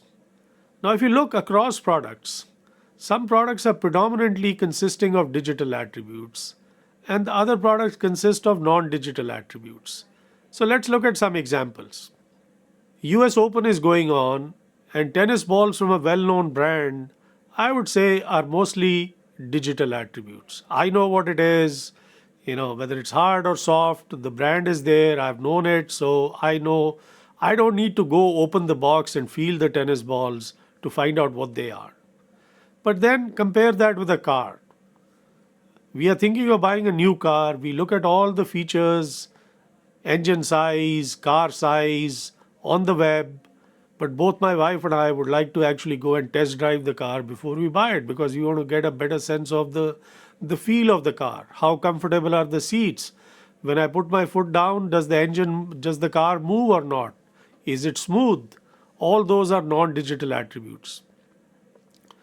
Products that are predominantly digital attributes can be purchased via the internet more easily. So these products can more easily shift to online sales. Products that have more non-digital attributes, I would say less so, because the consumer has to touch and feel the product to get a sense of the product. So I'd like to test drive a car before buying. I'd like to try a pair of shoes before I buy, even though I know what the size of the shoe is. So those are kinds of the products, examples where I would like to actually touch the product, feel the product before I buy. Now let's superimpose on this another important aspect, and that's the aspect of repeat purchase. If I bought a product before, some of the non-digital attributes get converted to digital attributes. So let's look at another example.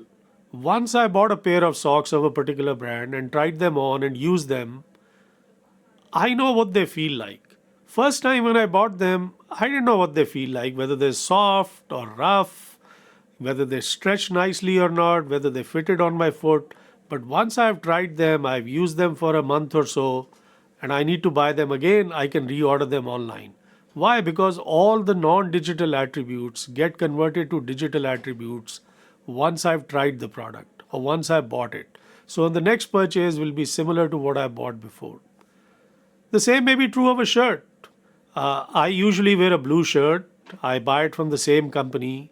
First time when I tried this, I had to go to the store to see the fit of the shirt. But from this point onwards, I just order it online. Why? Because I know exactly what it feels like and how that particular size fits me. So the first purchase is made in a bricks and mortar store, and then repurchase goes online. And if you really think about this whole process of digital and non-digital attributes and how non-digital attributes over time gets converted to digital attributes is a major driver of increase in e-commerce sales over time. Because many of the products we buy again and again, first time we can buy at a bricks and mortar store. When we buy the same product again, the non-digital attributes become digital attributes, and we are very comfortable buying them online. This particular phenomenon is giving a dramatic boost to online sales over time, no matter which country we live in, whether we are male or female, no matter how old we are. Let's now talk a little bit about competition between online and offline retail. This is an interesting topic, and anyone who's starting an online store or an offline store needs to keep this in mind. Consumers can shop offline to get a feel for the product, look at all the digital and non-digital attributes, and then often go buy online at a cheaper price. This phenomenon is referred to as showrooming, and I've studied this quite deeply in my research. One way to minimize showrooming is to price match. The other way is to offer a unique selection in your offline bricks and mortar store. Best Buy at one time was very concerned about showrooming, but tackled it by improving its own online store. Look at the reverse pattern, and this is what Amazon often complains about. Consumers can search online and buy offline. This is referred to as web rooming. How does a company like Amazon take care of web rooming? Well, they can improve the speed of delivery, they can improve the cost of delivery, or reduce the cost of delivery, or bundle delivery, or have better return policies, or a larger assortment that can help against web rooming, because people will be worried whether they go to the offline store, whether the product will be in stock or not. So I think both offline and online stores have to worry about not just competition between online stores, but between online and offline also, through the process of showrooming and web rooming. And there are ways to tackle both. I think what we are leading towards these days is what we call as omni-channel retail.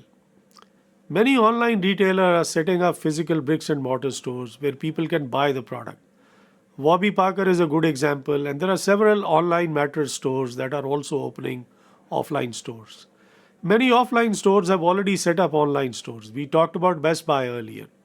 Walmart and Macy's are other good examples. Having both online and bricks and mortar presence creates what we call as multiple channels. Some consumers may have preference for one channel, other may have preference for another channel. No matter which channel you have a preference for, we have both channels. This is called multi-channel retailing. The difference between multi-channel and omni-channel retailing is how well a particular brand aligns the two channels. So brands such as Starbucks have created what we call as integrated multi-channel experiences, resulting in omni-channel retailing. A customer can order offline and buy online, or customer can order online and buy offline, and the two channels are well integrated. As we go forward, omni-channel retailing is no longer an option, but is becoming a necessity for success both for online commerce as well as bricks and mortar commerce.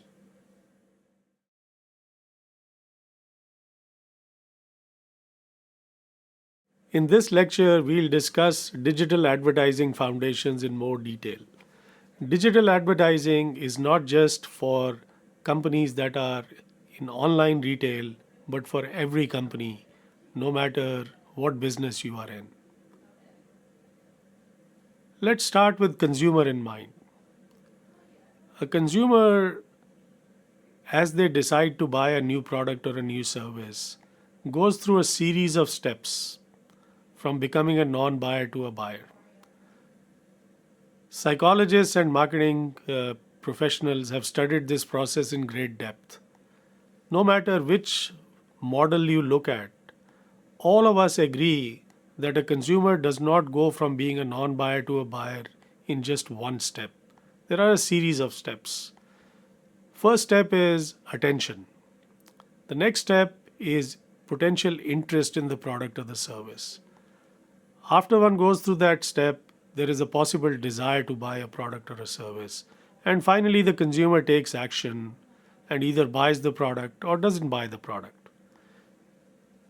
In any one of these stages, you may lose the consumer. So I think it's very important that we carry the consumer through all these stages of the decision-making process: attention, interest, desire, action.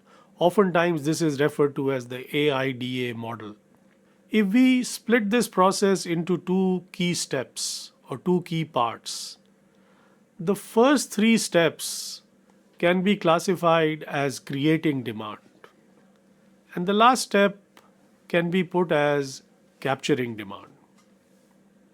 If we think of classic marketing, the demand is created by TV advertising, through billboards, through newspaper ads, and then the demand is captured or harvested through the use of coupons, end-of-aisle displays, shelf talkers in the store, or an in-store salesperson trying to convince a person, a potential buyer, to buy a car or buy a new appliance.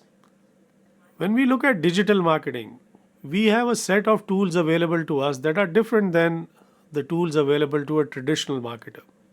And it has to influence a number of decisions. It has to influence the decision on whether to buy, which brand to buy, when to buy, and where to buy. So whether to buy is whether I should buy this car or not. Which brand to buy is whether I should buy a Mercedes or a Toyota. When to buy is should I buy it today, this week, or should I just postpone it till a month later? And then where to buy could be, should I go to my local Mercedes dealer, or should I put a note out on the web to all Mercedes dealers in the area to see which one has the lowest price? All these are parts of the consumer decision-making process. The tools available to the digital marketer are different, so let's try to look at what those tools are first, and then see which part of the demand process they fit in, whether they fit in more in create demand or capture demand. So search ads. An example of a search ad could be a person is thinking of buying a shoe, and puts in the search words in either the Google or any other search engine of choice and say, I want to buy a pair of shoes, and some results show up. Search engine optimization is the process by which a company improves its website so that their rank order in Google's mind is higher. You can put up display ads, you can put up social media ads, you can engage in retargeting campaigns, and we'll talk about each of these as we go on. And many of you may already be aware of some of these. Email marketing. A company can put up a video of a person trying a new shoe and feeling good about it. You can have blogs and social media posts. You can have mobile apps. And then you can also improve your conversion rate by trying different types of messages. Now let's look at each of these tools that are at the disposal of the digital marketer and see whether they fall under creating demand or capturing demand. Search ads is predominantly to capture demand. Person is already thinking of buying a shoe. We are encouraging or optimizing the person to buy our shoe. Search engine optimization is very similar. We want our our search result to show up higher. Display ad is very similar. If you look at social media ads, it probably, in my view, does a little bit of both. But again, more towards capturing demand. Retargeting campaigns, again, is designed to capture demand. Email marketing can probably do both, create demand as well as capture demand. Videos, blogs, and social media posts are more towards creating demand, but probably not as strong as TV ads. Apps can do both, and conversion rate optimization is clearly to capture demand. Now, if you look at each one of these tools available for the digital marketer, it's not hard to see that much of digital marketing is geared towards capturing demand. Now, as we think about this, uh, there are some advantages of that. If we focus on capturing demand, we are focusing on results, which is what most companies are concerned about, is sales. We also have better measures because we are focusing on some end goal, and if done properly, can be very cost effective. If not done properly, of course, no method is good. But it also has many disadvantages. It does not expand the market. People have argued through careful research that it is often poorer at brand building. It may not impact loyalty. And it also is what we'll call as a waiting game. It's the customer has to figure out whether they want to buy a shoe or not, and then we influence their behavior by bringing them to our side. But we are not urging the customer it's time to buy a shoe. It's mostly when they have decided to buy a shoe, they come towards our side. So I think one of the challenges in digital advertising is how does one go about designing holistic campaigns from start to finish that don't just focus on capturing demand, but also focus a little bit on creating demand. If we put it that way, then if we look at a sample customer journey in the buying process, a customer probably, let's say there is a banner ad, the person clicks on the ad, visits the website, maybe fill a lead form, and then we'll follow up with a sales call. This is more for a business to business product or a service. But same thing could be done for a consumer product. A holistic campaign must include some top of the funnel messaging. It should also focus on conversion rate optimization through better A/B testing. So what do we mean by A/B testing? We try one messaging versus another. We can have one message which is more emotional, another message that is more rational. A rational message could focus on price comparisons. An emotional message could focus on how good the person looks in a shoe or how well does the shoe match with their other clothes. You could also, instead of doing A/B testing, which is testing one variable at a time, there are instances where you can do multivariate testing. And then you can also do campaign segmentation. A holistic campaign also includes retargeting. Messages to those who have expressed interest by clicking on the ad can be sent, and there are very many methods to do that. There are many technologies available for us to do retargeting. And then emails to those who submitted forms could also be used. Typical digital advertising is designed towards capturing demand. There is nothing wrong in that. Capturing demand is very important. But one of the things we are trying to do through improved digital advertising is to create a better balance between creating demand and capturing demand. This is something that can be done in traditional marketing a little bit better, and the aim is to do the same in digital marketing also.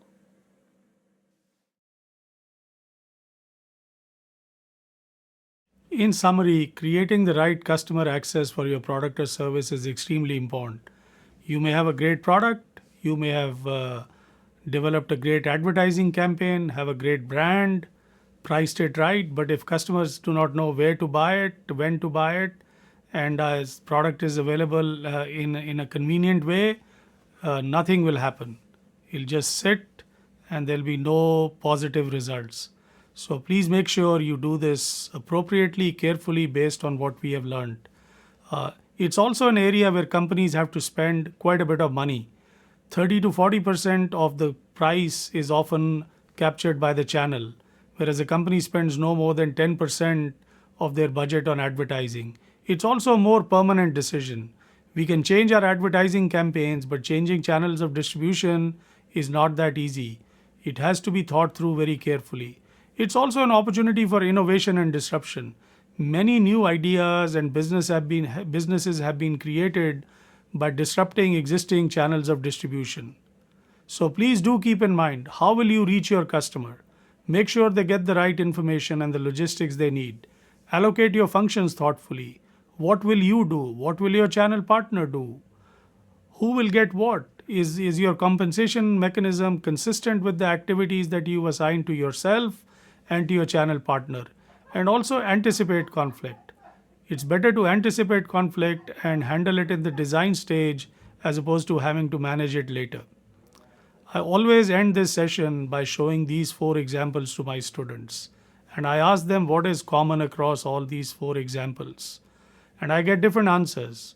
But the right answer here is all these 4 businesses were started by Wharton students. And they were innovators and disruptors, and some continue to disrupt the industry that they are in. It was a great way to make money for all these Wharton students. And I think innovations and disruptions in this area are a great way to make money for many entrepreneurs like yourself and business people.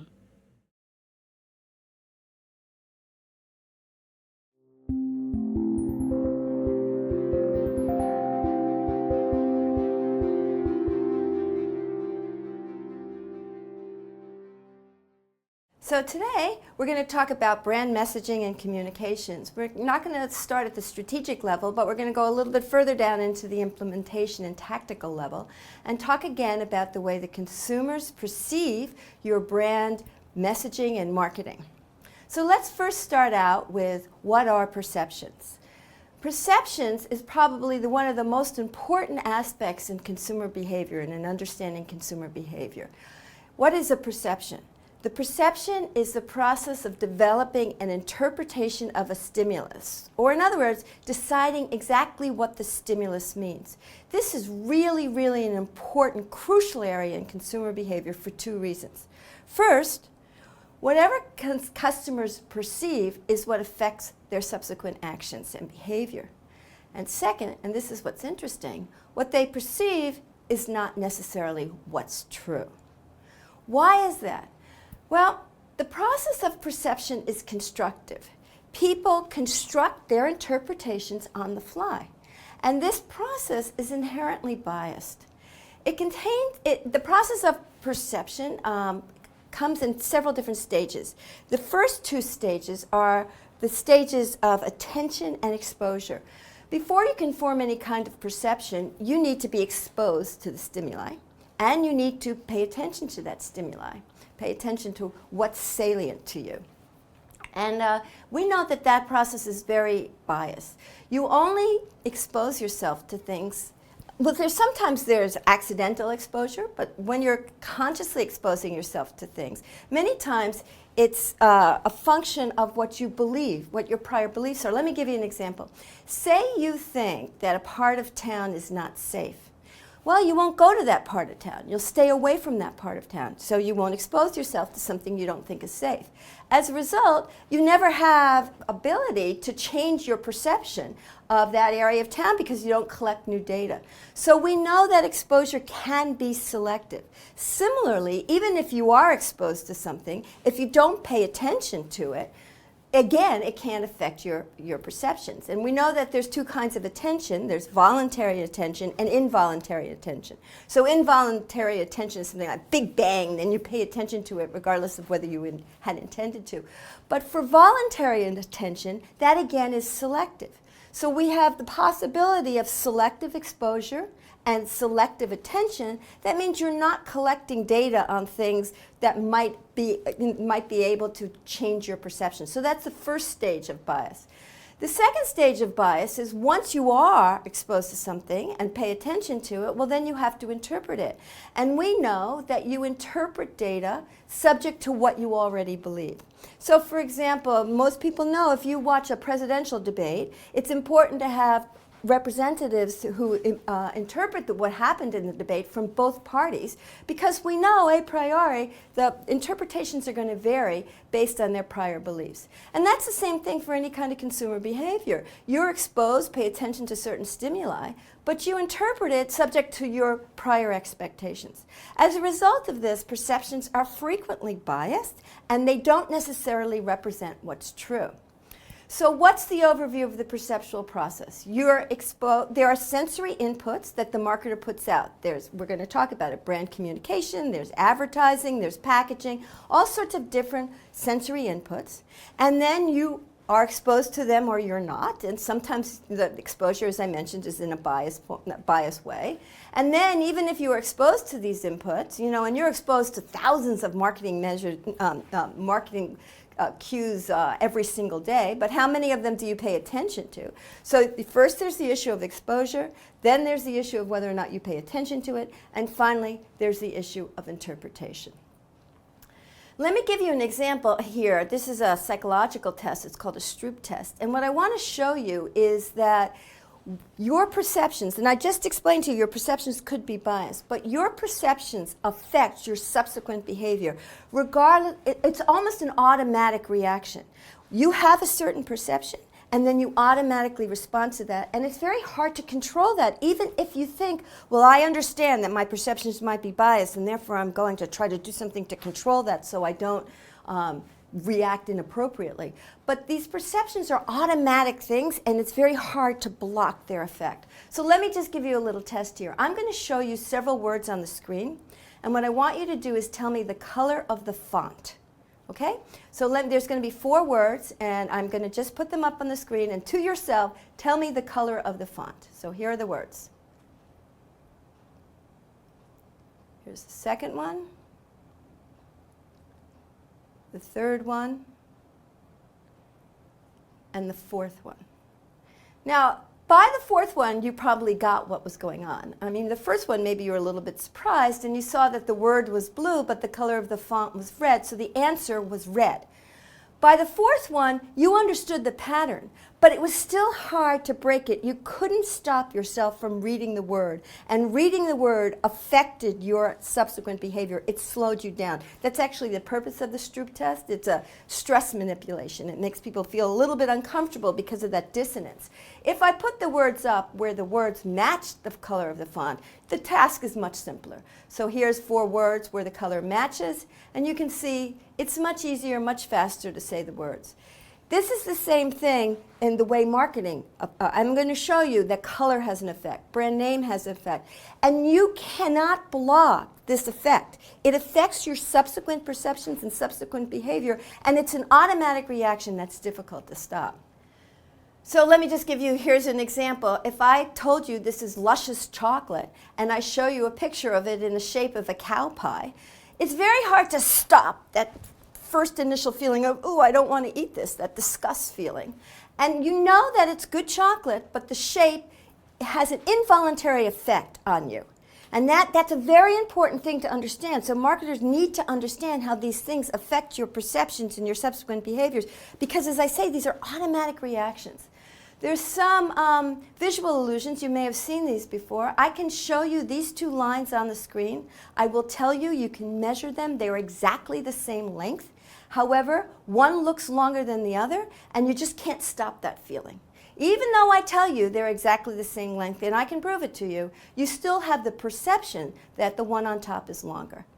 Here's another example. Here's an example of how your prior expectations influence your perception of the stimulus. So if I ask you, what is this that I've put on the screen?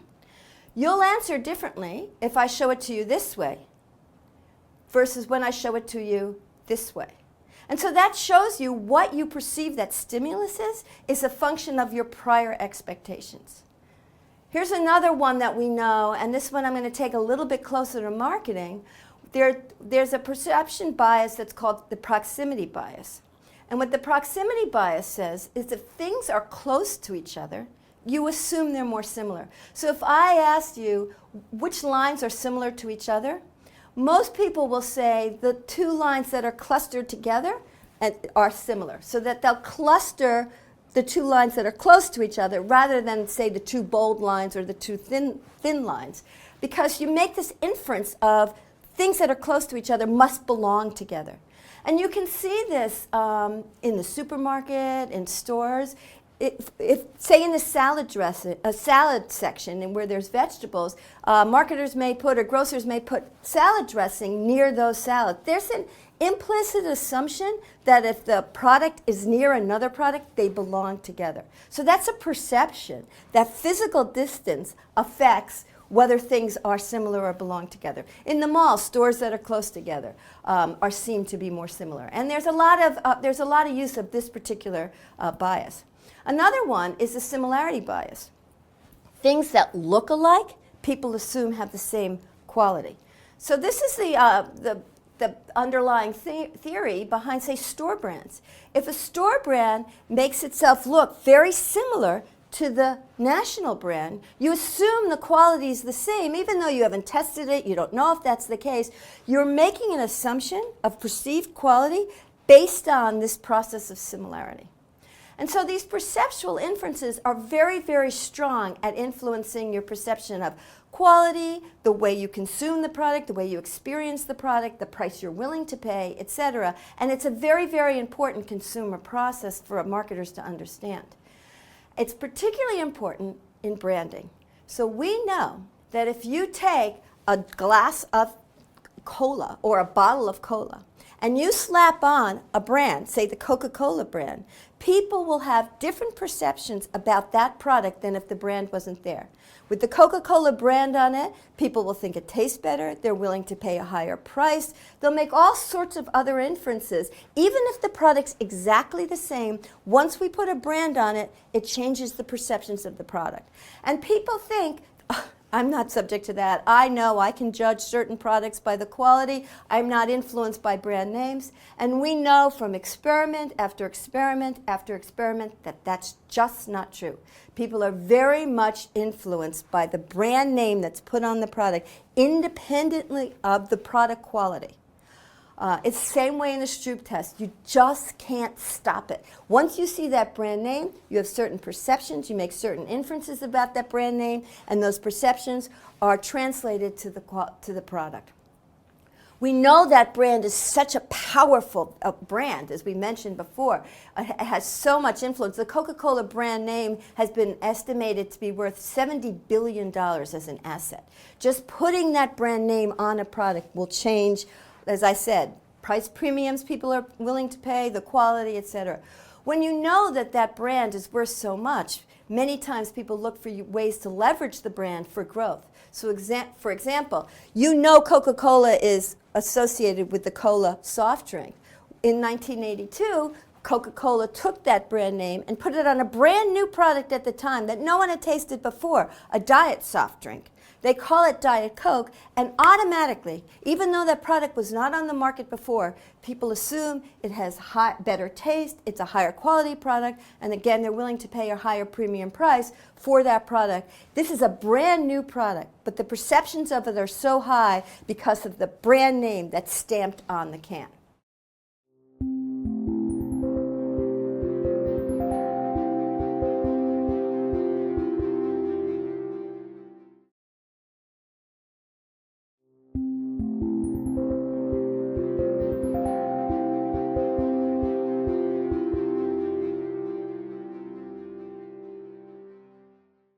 So now that we see how important a brand is at creating perceptions of quality, let's get into some of the inner workings of a brand and talk about the different elements of the brand. And let's start with, how do you choose a brand name? But first, let me define what the different elements are. So there's a variety of brand elements that can be chosen. You can use some, not use others. And they will totally identify or enhance the brand awareness.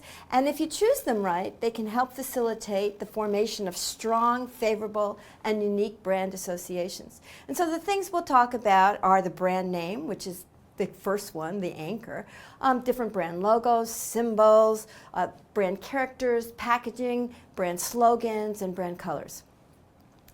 When you're looking at all of these brand elements, you got to ask a couple of questions. First of all, you have to make sure all the brand elements work together to create a unique identity for the product and service. So you make sure that everything you've chosen is of one thought, one belief, and work together in unison. And the second thing to think about is if people see the brand elements or whatever you do create for that brand identity independent of the product, what would people think of just that brand label? And so think about those kinds of things in general as we discuss some of the more tactical issues of choosing these different brand elements. And when we consider each of the different ones, and I'll go over all of them in various detail, not some of them are more obvious or more you can figure them out for yourself more easily than others. But when you think about all of them, you should think about these criteria for choosing a good one. The first thing, when you think about choosing different brand elements, you really want them to be memorable. You want people to be able to recognize it very easily, and you want them to remember what they've seen. The other thing you want to have happen when you choose these elements is that they're meaningful. And they can be meaningful in two different ways. One, in a descriptive way, which is how do they describe the attributes of the product or the benefit of the product or the customer segment. And the other thing that we're looking at is, remember, this brand label is forming a perception. So you also want these brand elements to work together to persuade the customer of something, usually of something positive. The other thing you're thinking about is how they look. And you want them to be fun, interesting, aesthetic. You want it to be rich visual imagery. And you also, if you have visual and verbal imagery, you have to think about how those two things work together. Again, you want a congruent, unified vision here. Another thing to think about, and this is very important, is can you protect your identity? There's two ways to protect it. One is legally. And so many times if you have a good brand name, you trademark it, and then it's against the law for people to copy your brand name. But there's other things that are more subtle, and remember I told you about that perception of similarity. People may not be copying exactly what you do, but they may do something that looks similar, and they can kind of steal your identity by just looking similar. And so you not only want to have legal protection, but you want to try to identify a brand image and brand elements that work together that are hard to copy, so that you have some sustainable competitive advantage in addition to the legal protection that you may have. When you're thinking about this brand, remember, it's very expensive to create a strong brand name, and it's an extremely valuable asset. And so the other thing you want to think about is how adaptable is this brand name to stay modern. Times change, consumers' taste change, competition changes. And so you don't want a brand name that's it's so static that it can't adapt with changing times, and it's not flexible, and it's not updatable. And along this line, you also want a brand name, if you can, or a brand image with all these elements that work together, that you can use them to go on different products if you introduce new products. So I mentioned Coke started out on a regular full-calorie cola drink, and they stretched that brand name to go to a diet cola drink. So you want to think of brand images that can go not just on your initial product, but could perhaps go on other products in the future as the company grows. And similarly, you want a product that can go across cultures and that's a brand name, that can go across cultures. So you don't want something that won't be understood or be interpreted differently or inappropriately in other cultures. So more and more, as brands are becoming global, even if you start out very locally, when you choose your brand elements, you should choose brand elements that can go global should your business get big enough. And each element in thinking about this brand image are going to play a different role in creating those overall perceptions. They all have different strengths and weaknesses, but you really want to think about how you can use them strategically to achieve some kind of balance and overall impact. And again, as I mentioned before, they have to work together to form a unique, consistent image. So let's look at some of the different brand elements and just think about, on the face of it, what some of the advantages and disadvantages are. If we start out, the name is obviously crucial. It's the anchor, and it's very, very important that you can choose a good brand name. Sometimes there's legacy brand names, and you have a great deal of awareness with a particular brand name, and maybe it wasn't the best one to choose, but you have to use some of the other ones to build it up. For example, the brand name Affleck or Geico. Both of those were brand names that were acronyms. They actually weren't such great brand names because they don't have the advantage of a good brand name of being quick, easy to process, easy to remember. And in both of those cases, the marketers used other elements to help with the brand name. So Affleck came up with the duck image, and Geico came up with the gecko image, so that you could kind of remember those brand names better. But if you can choose it in the beginning, it's better to choose one that's easy to process and recall. Because the disadvantage of a brand name is once you bring up that or develop that brand awareness and people really understand what it is, it's pretty difficult and expensive to change. It's not impossible, but a lot of the whole brand imagery is really anchored on the name. So the name, and I'm going to spend some time thinking about that going forward, is extremely important to think about. Once you have a brand name, then you can start thinking about logos and symbols like the Nike swoosh or McDonald's arches. These are attention-getting. They can be emotional. They can reinforce any of your brand identity. But again, symbols and logos can get out of date. They can be ambiguous. They can be interpreted differently across cultures. So you, again, just have to think about how those work. Not all brands have a character, but a character, if you do have one, can be very quick, very attention-getting. Think about what happens if you see Mickey Mouse on something. I mean, that's a world-famous character, recognized everywhere, and people understand it's fun, it's kids, it's exciting. And so characters can work very well, but they can get outdated, or they can be culturally bound. And certainly not all brands have a character. A slogan and a jingle, if it's done well, gives you a few more words and can give you music to add to the brand element, so it can be used to convey meaning. Nike's Just Do It is an extremely strong slogan that adds to the Nike brand name. But again, sometimes it's difficult to translate. Sometimes if you do jingles, musical tastes are different and not everybody likes it. Some people think some of these jingles are annoying. So there's advantages and disadvantages. Packaging also is extremely advantageous, and I'm going to show you some examples of brands that were built on their package design. And we go back to this notion of perceptions. There's a lot of research that shows, and I'm going to talk about that people form perceptions of the quality of the product not by the product itself, but by the package it's in. So this has a very, very strong effect on creating perceptions. The difficulty with packaging is many times you don't control how it ultimately reaches the consumer. So the manufacturer builds a product in a package, but then it's the channel or the retailer that delivers that package to the consumer. So for example, if you want the package oriented in a certain way, like front on, it may not appear that way on the shelf. Or if it's supposed to be refrigerated, it may not be at the right temperature, etc. So the problem with packaging is that there's these channel issues. But all of these elements have advantages and disadvantages. As you choose them strategically, they can work very well to create a very strong brand image.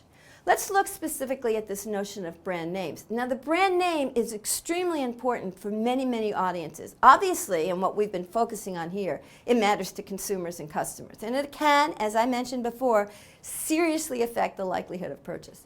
It also affects people who work for you, for employees. So that you really want to do branding externally to your market, but internally to your employee base too. People can be very proud of the company they work for.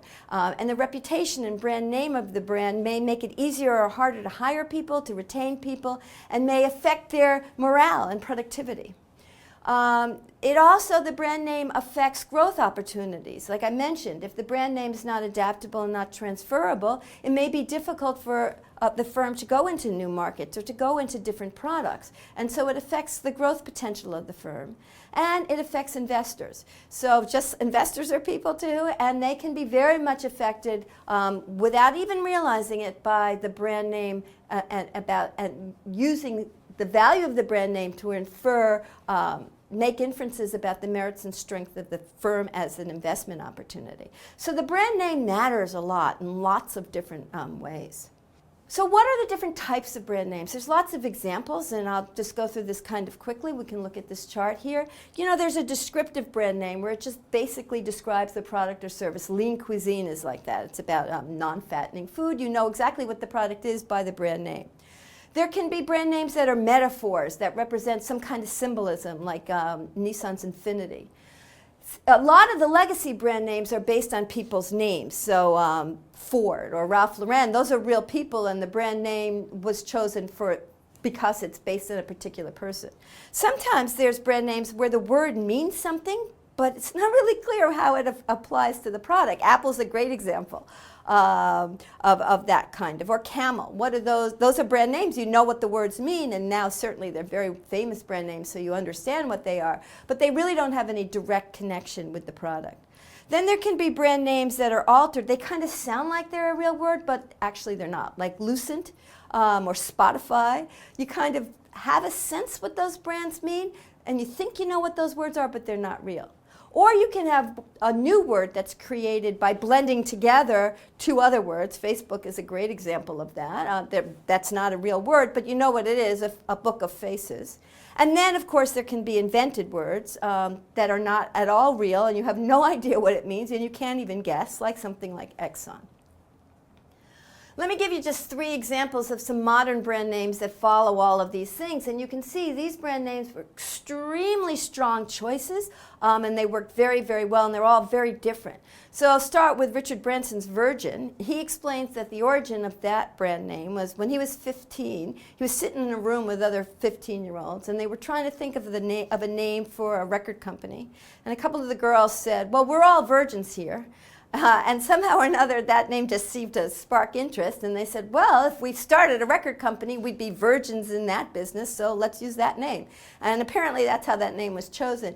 He mentioned that at the time it was considered a pretty risky brand name, and it was hard to register for a while. But now it's become an extraordinarily strong brand name, and it's a funness to it that actually works really well with a lot of his products and markets. Priceline's a different type of brand name. That's a brand name that's quite descriptive. If you know what that business is, you know it's absolutely about establishing a line of prices. It's quite clear what it means and has been very useful in that way, in a different way than Virgin. And finally, Google, which has now become a verb, people Google things, it's interesting that brand name was chosen by mistake. They meant it to be the word Google, which is not spelled the way the brand is spelled, and that's a very, very large number. It's 1 with 100 zeros after. So this was a mistake. They meant to spell it right, and they didn't. Google's a very, very interesting brand name from a marketing point of view, because one of the things that we argue is extremely important in brand names is consistency. And Google has because it is so well known and people identify it in just little pieces of the brand name. They identify the colors, they identify the typeface, that Google plays around, as I've shown you on this screen, where they'll show you its trademark differently every time you see it. Whenever you go to the browser, you'll see a different version of the brand name.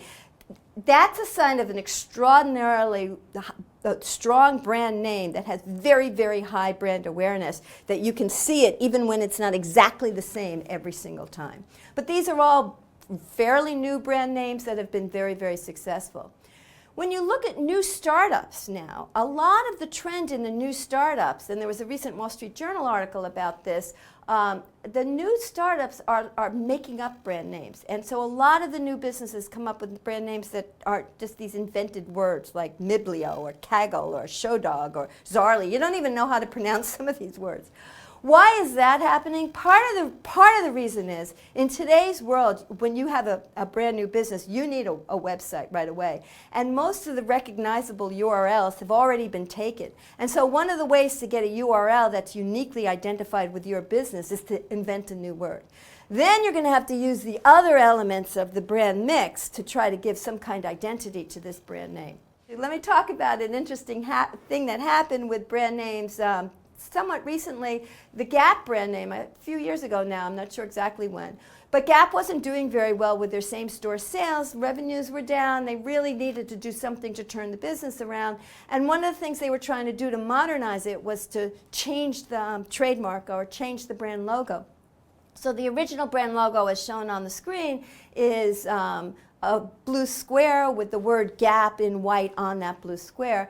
And you can see the new logo that they put out is very different. The blue square has shrunk, the typeface has changed, it's now on a white background. And they put that brand name out into their social media marketing, and instantly got very, very negative reaction to that brand name. The consumers hated it. Within that brand name was out there just tentatively as a test for 1 week. The reaction was so negative that the company pulled it back, and that was the end of that. So it ended up actually being a pretty, it was, you know, they got a lot of publicity at the time, but it was a pretty inexpensive way. A lot of times if you try to change your brand image, it's extremely expensive to change it, especially for a retailer. There's signage, there's bags, you know, the packaging, and all sorts of things that would be very, very expensive. So actually, that this got such a negative reaction that they found out so quickly was a benefit for the company.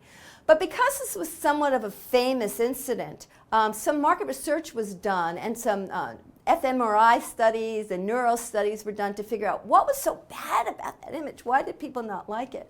And there's a couple things that they identified that when I show you, you can see makes sense. One of them is if you have visual and verbal things in conflict with each other, people read the visual first. And so where that blue box is behind the P, it actually kind of blocks out the P, and you can see a hole in the P, and the P is not as strong because you're attracted first to the vision. So that weakened the whole idea of the brand there, because the P was kind of weakened because of the visual block on it.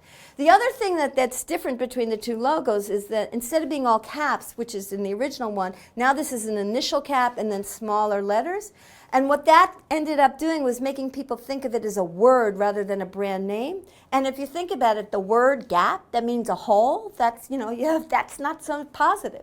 So when we're looking at these things in hindsight, you can kind of see why that wasn't a good choice. And people just didn't have a very strong emotional reaction to it also. There were negative emotions to it that were kind of more on a visceral level. And what I'm explaining here is, you know, more thoughtful.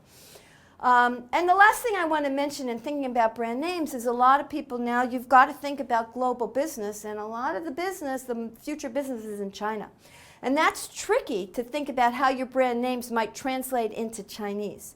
And there's a number of issues there, a number of different ways to do it. One way is to keep your brand name in the English or the French letters or the English letters or the non-Chinese letters. Some of the luxury brands do that. So Chanel or LV, you know, Louis Vuitton will do those kinds of things. They keep them in their native language. But other brands try to change their brand name into Chinese. And this is tricky because you can do it, Coca-Cola, for example. What does Coca-Cola mean? How do you translate that? And if you just go and look for the Chinese characters that kind of sound like Coca-Cola, well, the characters themselves may mean something. So when Coca-Cola first did that and tried to pick Chinese characters that sounded like Coca-Cola, it had a very bad brand meaning, and they had to take that one off the market. The one they currently have means tasty fun, so it kind of sounds like Coca-Cola, and it means something that at least makes sense with a drink. Reebok did the same kind of thing. The Chinese characters that they chose kind of sound like Reebok, and it means quick steps, which again makes sense.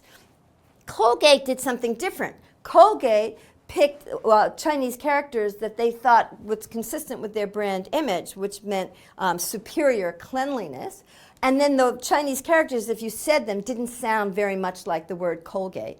And Cadillac did it the opposite way. They took Chinese characters that sounded like Cadillac, but they didn't mean anything in Chinese. So when you're translating to a very, very different language, and an important language like China because of the size of the market, there are some big issues, and there are a lot of agencies now that are developing to help you choose a name that will make sense in China.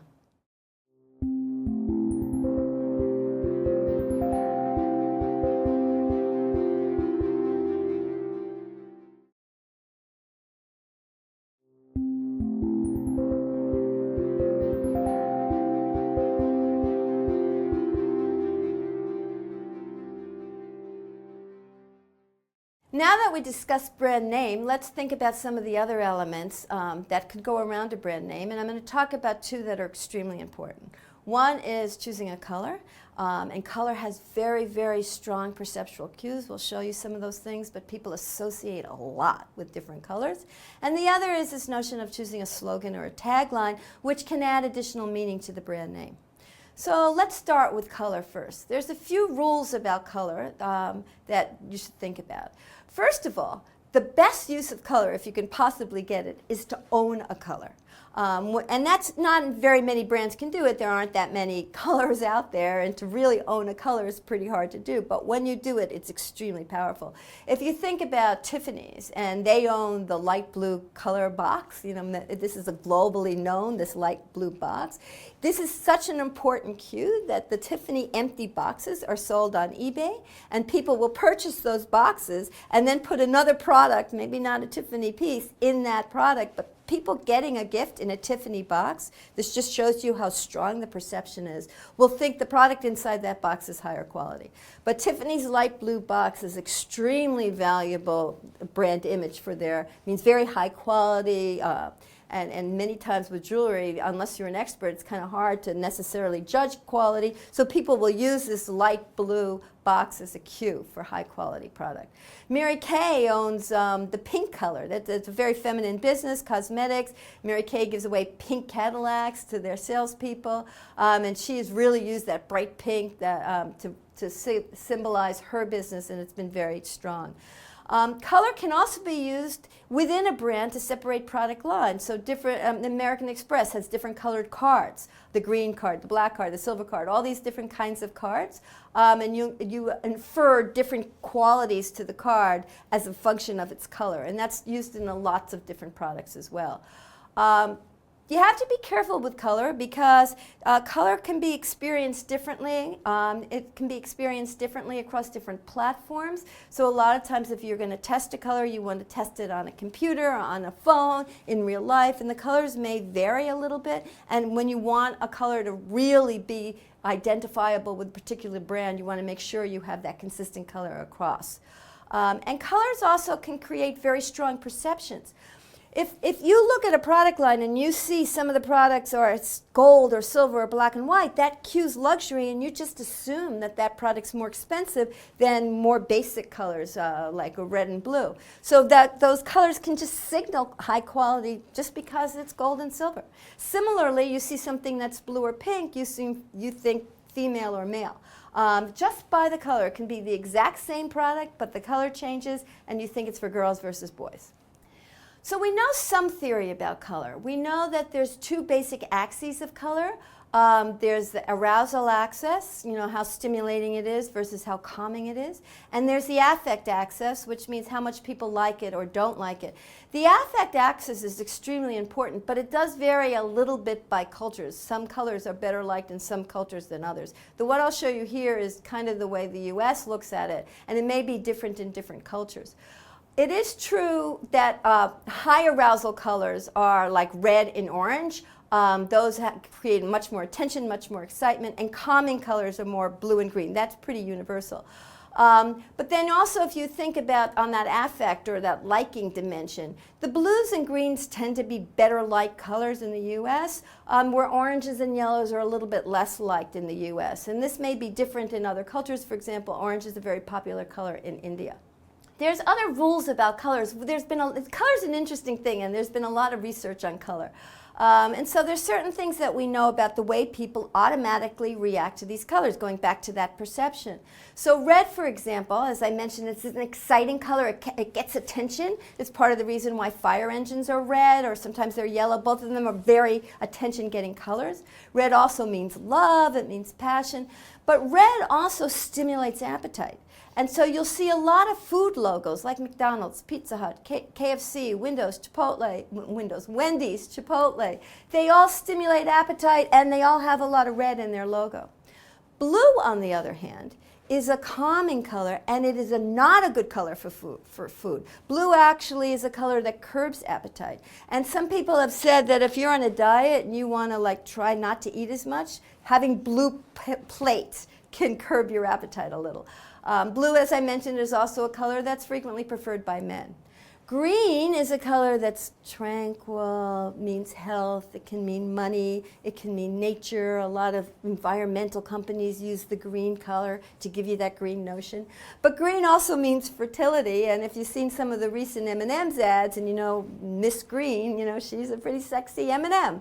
And that's also that green color. Brown is reliable, a little bit boring, practical, earth. White is an interesting color because white can mean purity, it can mean innocence. People play around with white space. It can be high design if there's a lot of white space. The spacious issue. There's a lot of things that are done with white. White's a very interesting color. Black, on the other hand, sometimes is seen as evil. It can symbolize in some cultures death or mourning.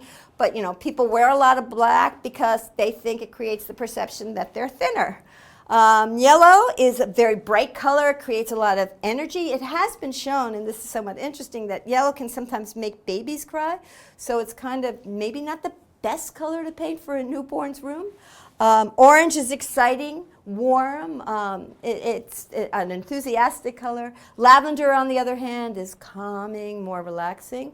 Purple is associated with royalty, with wealth, with wisdom. And pink, as I mentioned, is more of a girl's color. It's warm. It's a calming color. It's very feminine.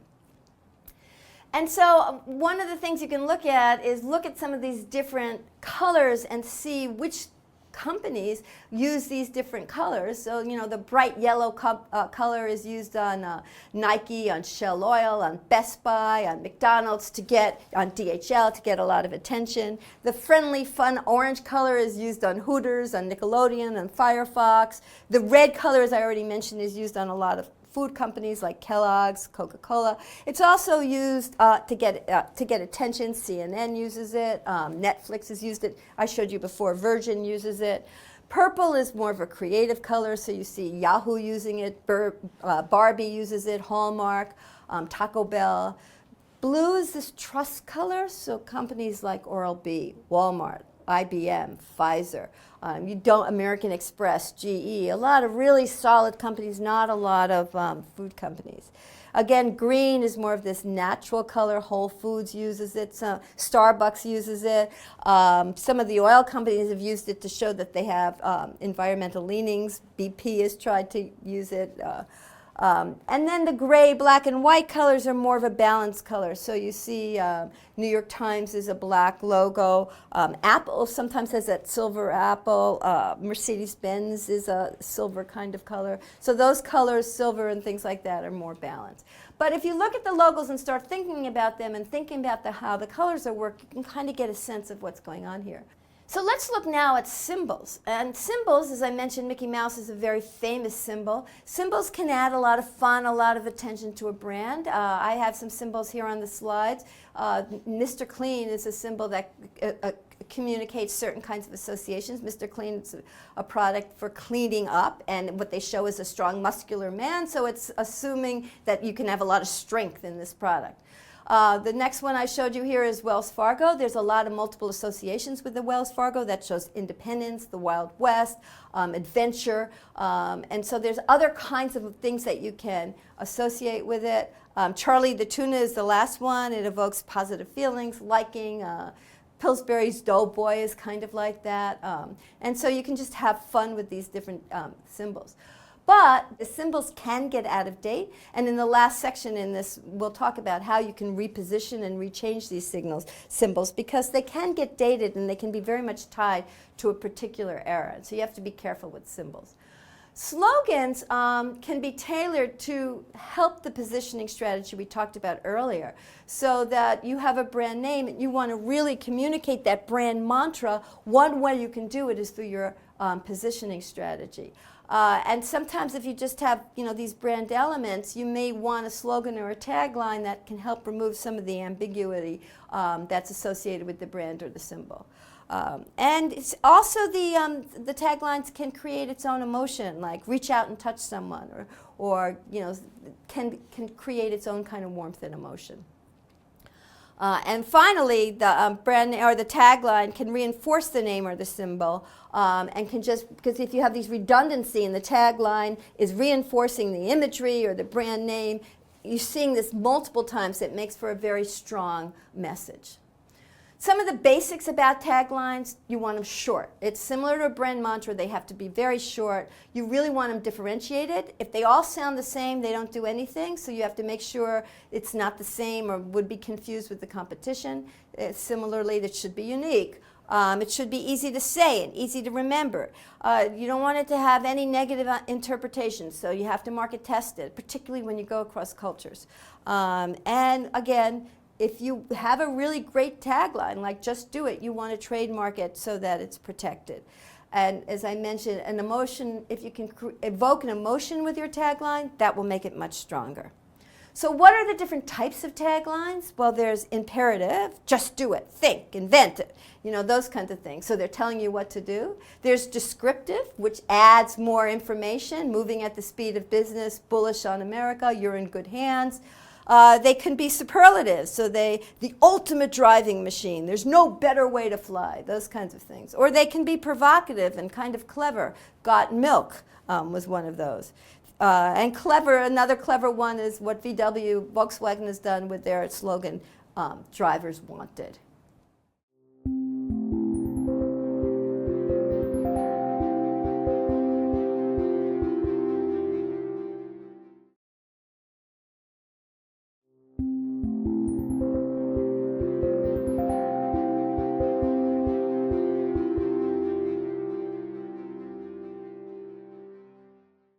Okay, so let's talk about packaging. Packaging, as I said, has very strong effects on perceptions, and it's a very interesting category. So let's kind of look at packaging.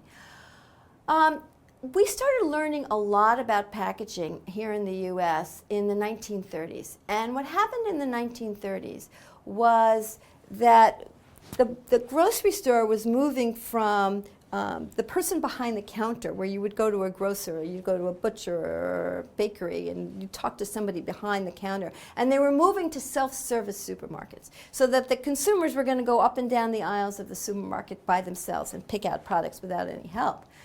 When this started happening, it was very clear that the packaging the product was in was going to matter a lot. And so the question was, how will people use packaging cues to choose what they're going to choose in a supermarket?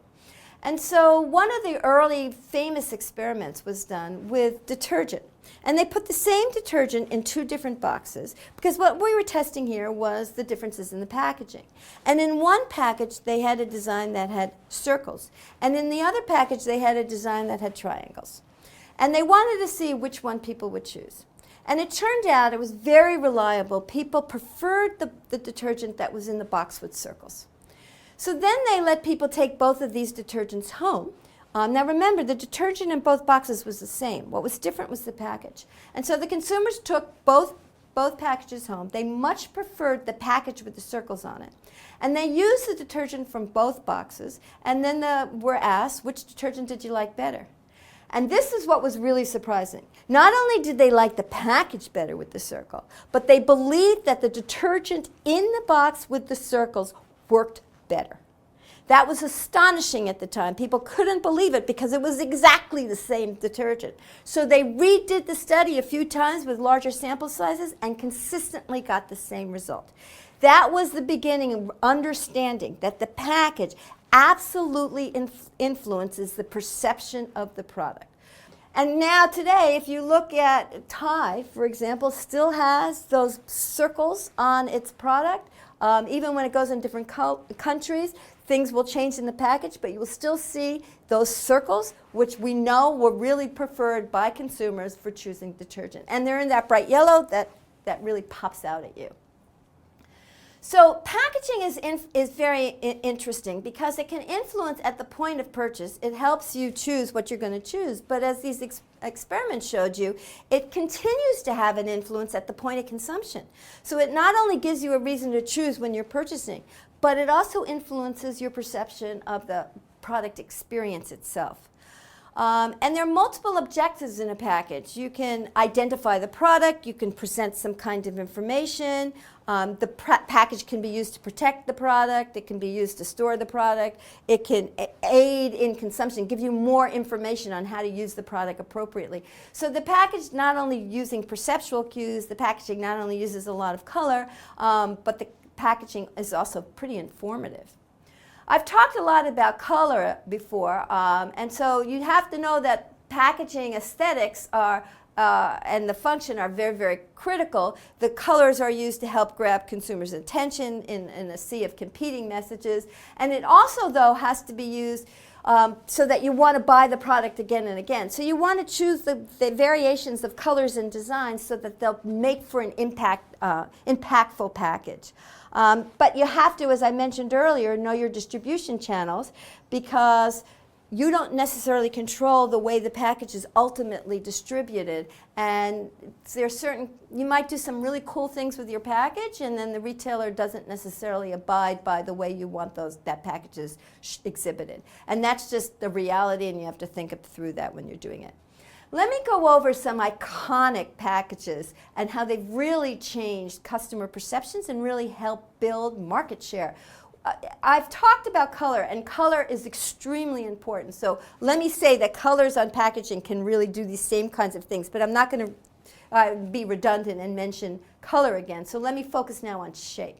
So one of the new products that came out, Calvin Klein came out a number of years ago, tens of years, decades ago I think actually. It was one of the first products that came out with a fragrance that was designed for both men and women. It was unusual in that case. And a lot of the ads showed, were very designy ads, and they showed models that the gender was kind of ambiguous. And so it was a very interesting campaign, and they really wanted the product to be seen as edgy.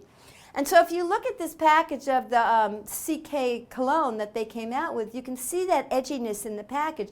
The shape of the cologne was in the shape of a flask, which is an interesting thing for a cologne. You know, it's not usually the shape of a product you think for a cologne. And you can also see that they used asymmetry in their logo, which again really gave this notion of edginess. And a lot of times when people choose fragrance, this is one thing we know for sure, they're not really experts at choosing different scents. And so the packaging and the brand name is very influential in what people choose as the fragrance they like. Another famous shape of a bottle was Absolute.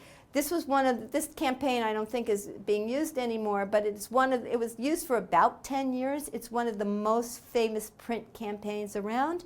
And the whole print campaign was predicated on the shape of the bottle. So vodka, a lot of times people have difficulty telling different vodkas apart. That's not to say they're not different, but some people have a difficulty times, especially after the 10th drink. And so the bottle really is important, the brand name in the bottle, at establishing brand loyalty. The Absolute bottle was interesting because most of spirit bottles have a longer neck. Because bartenders or people use a product, they hold the neck to pour. So actually, this wasn't as easy a bottle to use, but it's because it was so distinct that the shape of the bottle was so important. And they really focused on the shape of the bottle in the ads. The ads went through different stages. Some of the ads just showed the bottle. Some of the ads showed other things in that shape. Like I remember a famous one where they had an LA ad, and they had the swimming pool in the shape of an Absolute bottle. And they did a lot of, they used celebrities, they used artists, they did a lot of creative things, but it was always around the shape of the bottle. Another iconic shaped bottle is Coca-Cola. So Coca-Cola, as I mentioned, is a very strong brand name. But part of that brand imagery comes not only in their logo, in their red color, in their famous polar bear ads and other types of ads they have, but also in the shape of their 6.5-ounce bottle. That was their first product, and a very distinctive shape that people could tell it was a Coca-Cola from all the other soft drinks out there. When the bottle went from glass to plastic, originally when Coca-Cola came out with their plastic bottle, they lost their unique shape. And that was a decided disadvantage. And so they managed to figure out how to recreate their iconic glass shape in plastic. And I remember I was a marketing professor when they did this, and they sent out to marketing professors, you know, an empty bottle or empty plastic bottle of Coca-Cola in their iconic shape, because they were so happy that they had managed to reproduce this in this new medium, because they understood how important that was. And another very famous bottle, of course, is the Heinz ketchup bottle. I've been told this is in the Smithsonian. I'm not sure that's true, but it could be, because it's a museum piece. People recognize the quality of the ketchup because of the shape of the bottle. And this, again, kind of like the Absolute bottle, is pretty interesting, because that shape in that glass bottle makes it difficult to get the ketchup out of. So it's not even a product that helps the product, use the product. It actually gets in the way of using the product, and yet still it really, really defined the quality of that ketchup by the shape of the bottle. So shape is extremely important at creating brand imagery and brand identity. And shape also can be, in and of itself, an excuse for a new product. One of the most successful new products in the soft drink industry was the refrigerator pack. They did some market research and they found out that if the cans of soda were in the back of the refrigerator, people did not consume it as much. So if they wanted people to consume the product, they needed some mechanism to bring the cans to the front of the refrigerator so people could drink it.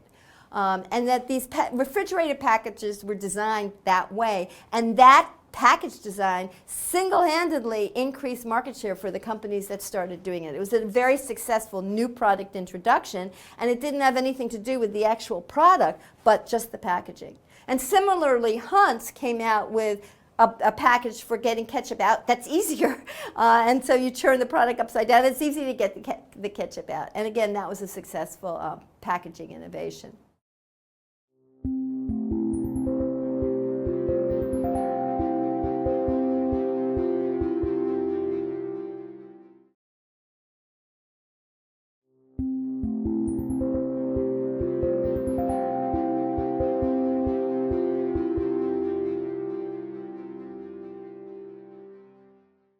So we talked about a bunch of brand images, and we talked about creating brand perceptions and how these brand elements work together. But another part of this brand identity is to persuade consumers. So let's focus now on this process of persuasion, or changing people's attitudes. And the dominant model that's used in this way of thinking, or the dominant theory, is called the elaboration likelihood model. And so we'll talk a little bit about that. And then let me focus in on the use of celebrity spokespeople, because they're used frequently to help persuade consumers to have positive beliefs towards a brand. So let's start off with persuasion. What is persuasion? It's an active attempt to change belief and attitude. So marketers are trying to persuade you to feel favorably towards their brands and their products. The caveat here is that it's difficult. And why is it difficult? It's difficult for the reasons that I've mentioned all along. People expose themselves, pay attention to, and interpret data consistent with what they already believe.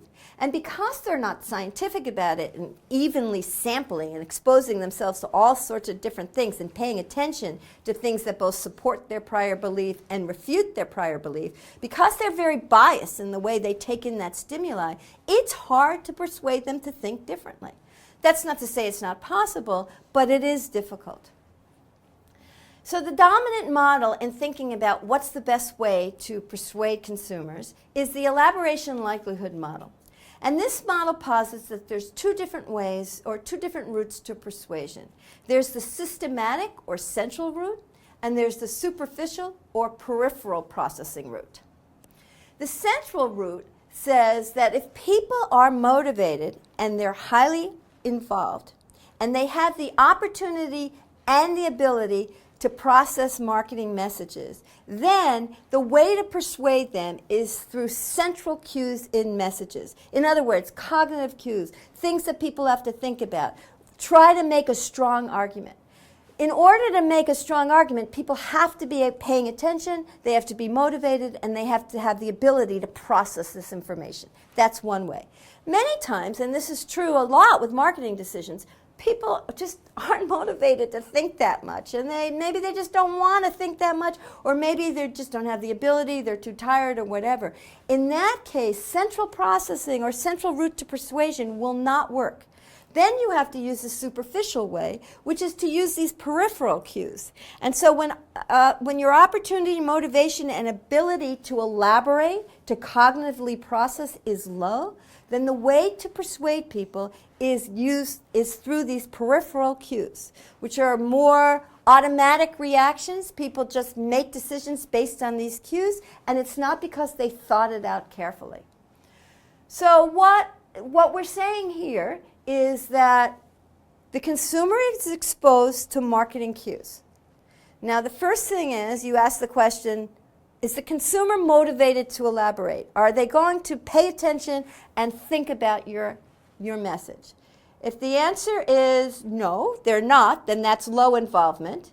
And then don't give a message they have to think about. Use peripheral cues. On the other hand, if there's high involvement and they are motivated to elaborate, then the next question you have to ask is, do they have the ability to elaborate? Is the message something that they can figure out if they think about? And if the answer to that is yes, then you're going to use central route. If the answer is no, you have to go back to the peripheral route. Okay, so to get to central routing, the central route where it's systematic argument, people have to be motivated and they have to have the ability. If either one of them isn't true, you got to go to peripheral cues. So what are peripheral cues? Peripheral cues are cues that people use in it's called heuristic way. That means a shortcut way. They don't really think through it. They just kind of say, well, if this is true, then that must be true. So for example, classical conditioning. Classical conditioning says that you persuade people just by putting things together all the time. So the famous example is Pavlov's dogs. The dog was conditioned to salivate whenever they heard a bell ring. And the way it was done is the bell rang before they gave dog food, and then every time the dog got dog food, they salivated. After a while, because of classical conditioning, just the ringing of the bell caused the dog to salivate. So in the same way in marketing, if things are always together, you always have Coke with hamburgers or Coke with McDonald's, after a while you don't even think about it and you just say, well, I'm having a Big Mac, let me have a Coke. That's a kind of notion of classical conditioning. It's not well thought out, it's just, I'm persuaded to have a Coke because I always have had one. Reciprocity says that you gave me something, I owe you. Now, that may make sense and may not, but you're doing it just because I owe you. So a lot of times direct marketers will do things like put a little gift in a charity appeal. They'll give you stamps, or sometimes they give you $1. And the idea is, I gave you something, now you give it back to me. It's not a cognitive argument, it's a peripheral cue. Consistency is another peripheral cue. Why do you like the toothpaste you use? A lot of times the reason that you like the toothpaste you use is because that's the one you always use. That's the one your mother gave you. It's not like you did the systematic product comparison and you decided this is your favorite toothpaste. You use it just because you always liked it. That's consistency as a peripheral cue. Social proof says, well, I like this because everybody else likes it. So New York Times lately has had the most emailed articles. People read them. Why did you read them? Well, everybody else emailed them. They must be good. Or my husband chooses restaurants by the one that has the longest line. If everybody's waiting online for this restaurant, that must be good. That's a social proof peripheral cue. Liking says, if you like me, then you like my ideas. This is very important, and we'll see later for celebrity spokespeople. If you like the celebrity spokesperson, then you're going to like what they like. Not necessarily a rational process, but it makes sense in some ways. Authority says, just because I say so, you should do it. That's another peripheral cue. So because somebody in authority says you should do something, you should do it. It's not because you thought it out, it's because it meets your preferences, just because someone told you to do it. And the last peripheral cue that I'll just mention today is this peripheral cue of scarcity. Because there aren't very many of them, it must be good. So some marketers use this idea of scarcity to create product quality. A modern one that's recently been using that is Lululemon. And Lululemon purposely does not have, they go to stockouts easily. If you don't get there quickly, it'll run out, the design you might want. And people infer from that it's high value, high quality product. So all of these are peripheral cues. Not well thought out central processing arguments, but cues that people use to persuade themselves of one thing or another. So now let's think about celebrity endorsements in terms of these two roles of persuasion. So in one way, that you can use a celebrity in a central processing way. And in that way, the idea is going to be the celebrity is an expert. And the reason that the celebrity endorsement matters is because that person is an expert, and therefore there's information in that endorsement. Celebrity as a peripheral cue is going to be because the celebrity is attractive or because I like the celebrity, then I want to use the products that they use. So celebrities can be used in both ways, either in a central or in a peripheral way. When you're thinking about different celebrities to use to help endorse your products, there's certain things you want to think about. First of all, who's the target segment? And does that target segment like that celebrity? So that's going to be an important thing. Then you want to think about what's the brand message, and does the message of the brand mantra, fit the brand message of the celebrity? Then another thing you want to think about is how attractive is the celebrity? Is this a popular, a positive celebrity? Because you don't want to take a celebrity that nobody likes, obviously. Other considerations are how costly is it? Celebrities can be very expensive. Is it worth it? Some of them are cheaper. Maybe that's a better value for your money. And nowadays, very, very important is the social network. So some of the celebrities that are chosen for endorsement is because they have a very, very strong social network and they have a lot of followers. And so the clout scores and those kinds of different scores are indicating the social connectiveness of these different celebrities. And all of those go into the decision of which celebrity to choose. There's another thing that's out there to rate these different celebrities. It's called a Q rating. And the Q rating says how appealing is the celebrity among those who do not know him. It's the ratio of popularity and familiarity. And it's conducted by a particular company called Marketing Evaluations. And you can get Q ratings for different celebrities to help you judge which is a good celebrity and which is a celebrity that maybe isn't as strong and maybe you don't want to pay as much money for or something like that. So what's the, I think you're probably starting to get the idea of how these celebrities work. Formally, we think of it as a notion of transfer of meaning, and that's the model that's used to indicate the effectiveness of celebrities. So the idea is that celebrities have very charged, powerful meanings, and what you want to do is transfer the meaning of that celebrity to your product. So advertising firms, marketing firms, branding firms try to choose a celebrity that best represents the appropriate symbolic properties of the product so that that meaning from that celebrity will then transfer to the meaning of the product. And celebrities are quite powerful. There have been some fMRI studies that show that when you show an image of just a normal person, certain areas of the brain light up, but if you show an image of a celebrity, different areas of the brain light up. So there's an automatic or visceral reaction to celebrities. They just get more attention. And they can be very, very effective at creating a brand image and at differentiating a brand. If a celebrity is associated with one brand and not another, that can be a very effective differentiation. And going back to this elaboration likelihood model, when you think of the celebrity as working in a central processing way, we talk about that as having a credible source. And so in that way, the celebrity is an effective spokesperson because of your expertise and their trustworthiness. So one of the very effective, at the time, spokespeople for Nike was Tiger Woods. Now, obviously, there's been some controversy around Tiger Woods in more recent time. But when Tiger Woods was the first spokesperson for Nike Golf, he worked in two ways. He was very credible as an endorser for golf products because he was such a successful golfer, and obviously you think there's some expertise in his golfing ability, and he knows what he's talking about with regard to product. That's a central processing kind of use of Tiger Woods, and that's source credibility. He's a credible source. The other way of thinking about Tiger Woods is he's also an attractive source. People liked him at the time. They were very familiar with him.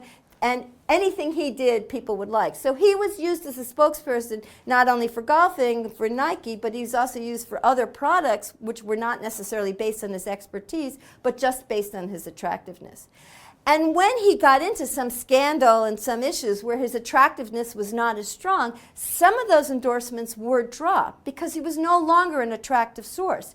The ones that tended to stay with Tiger were based more on his credibility as a source. And you can see when you think about these different methods of persuasion why some companies might keep him and some companies might not want to keep him. And the ways the celebrities and models are used in these advertisements or endorsements is they can say, there's an explicit mode. They can say, I endorse this product. I believe in this product. There's an implicit mode that says, well, I use this product. There's an imperative mode that says, well, you should use this product. And then there just can be these co-present, the celebrities around this product. So a lot of product placement, a lot of fashion companies give their celebrities their clothes to wear, so the celebrity's just wearing those clothes, and that is a kind of endorsement as well.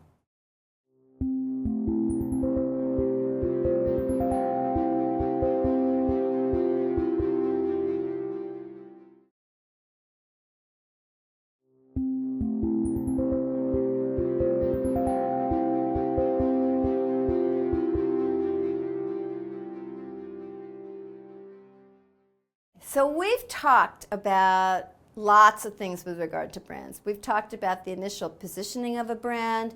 We've talked about how to create brand elements that go together to create a brand image. And one of the things I've been emphasizing throughout the whole sessions is that a brand has to be updated. A brand has to stay modern. A brand has to adapt. And so a very important part of branding is to think about how to reposition a brand. You have an initial start, but maybe the times have changed, maybe the customer base has changed, and you have to think about how can you keep this brand fresh? How do you reposition a brand? So we're going to talk about that now. And it's this notion that the brand equity must be actively managed over time. If you wait until a brand is out of date, it's much harder than to reposition the brand. So ideally, the best way to keep a brand fresh is to constantly think about it. Might tweak it here and there. Think about it all the time so that it stays fresh. That would be the best way. Brand meanings must be reinforced, but sometimes they need to be adjusted just a little bit, and new sources, new ways of identifying the equity should be identified. Why does this happen? Well, I can think of at least 5 reasons, and there's probably more reasons than that, but let's go over some of these. One reason for a brand repositioning is that the initial positioning that you came up with wasn't right. It was poorly conceived. And you might know this because you thought this was really cool and customers were going to be interested, but actually you didn't see the interest you anticipated. Or the sales are just not what you thought, and one of the reasons is the brand is poorly conceived. That being the case, you got to reposition the brand. Another reason is maybe you have a perfect positioning for a particular target audience, but that audience is hard to reach, isn't profitable. It was a really good idea for a really good customer segment, but it wasn't a good business opportunity. And so therefore you may need to reposition the brand. Another reason may be because it just gets out of date. As I mentioned over and over, one of the things about being a marketing professor is that things change. You got to constantly change. You got to keep up with things. And so your old marketing approach might become obsolete. Then you have to change it. The other thing could be it might just lose its edge. It made sense at one point. Maybe it's just kind of old, and now people want to do something new. And it isn't really that it was wrong or that people's tastes changed so much. It's just that it seems old and tired. And so you need to do something to make it fresh. And another idea, it's along those same lines, is tired. So one is more that it becomes old-fashioned, and the other is it just becomes old hat. But those are similar ideas. It just gets old. There wasn't nothing wrong with it, but you really want it to be new. And by the way, one of the really big things that happens is people go out and make purchases, sometimes because they have needs, and sometimes they make a new purchase just because they want something different, something new. And if the brand seems same old, that's not enough of a reason to go out and make a new purchase. So these are some of the reasons that are needed for a brand change. There are others. When you think about repositioning a brand, the biggest thing you have to think about is consistency, consistency, consistency. So except for that one example where I told you about Google, where they go out of their way to do things that are a little bit different each time, most brands, when they do this reposition, they have to have a position that's consistent with the old position, or at least close enough to the old positioning so consumers believe it. If it's really radically different, people won't make the connection necessarily. There's some examples where that can work, but most of the time the best way to reposition a brand is to do something that's consistent with the brand DNA.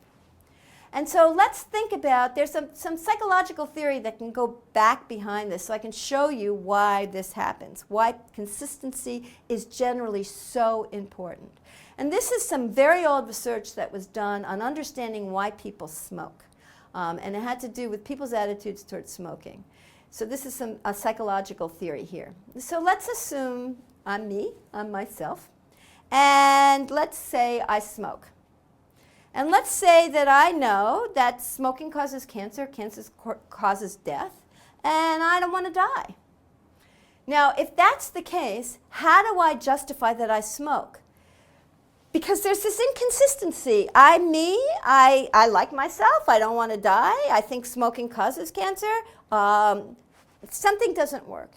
And so what psychologists found out was that people rationalize, or they do something to one of the links of this chain so that it is consistent. And that's the way they can justify their behavior, because people like to be consistent with themselves. So what are the ways different people kind of rationalize to allow themselves to smoke?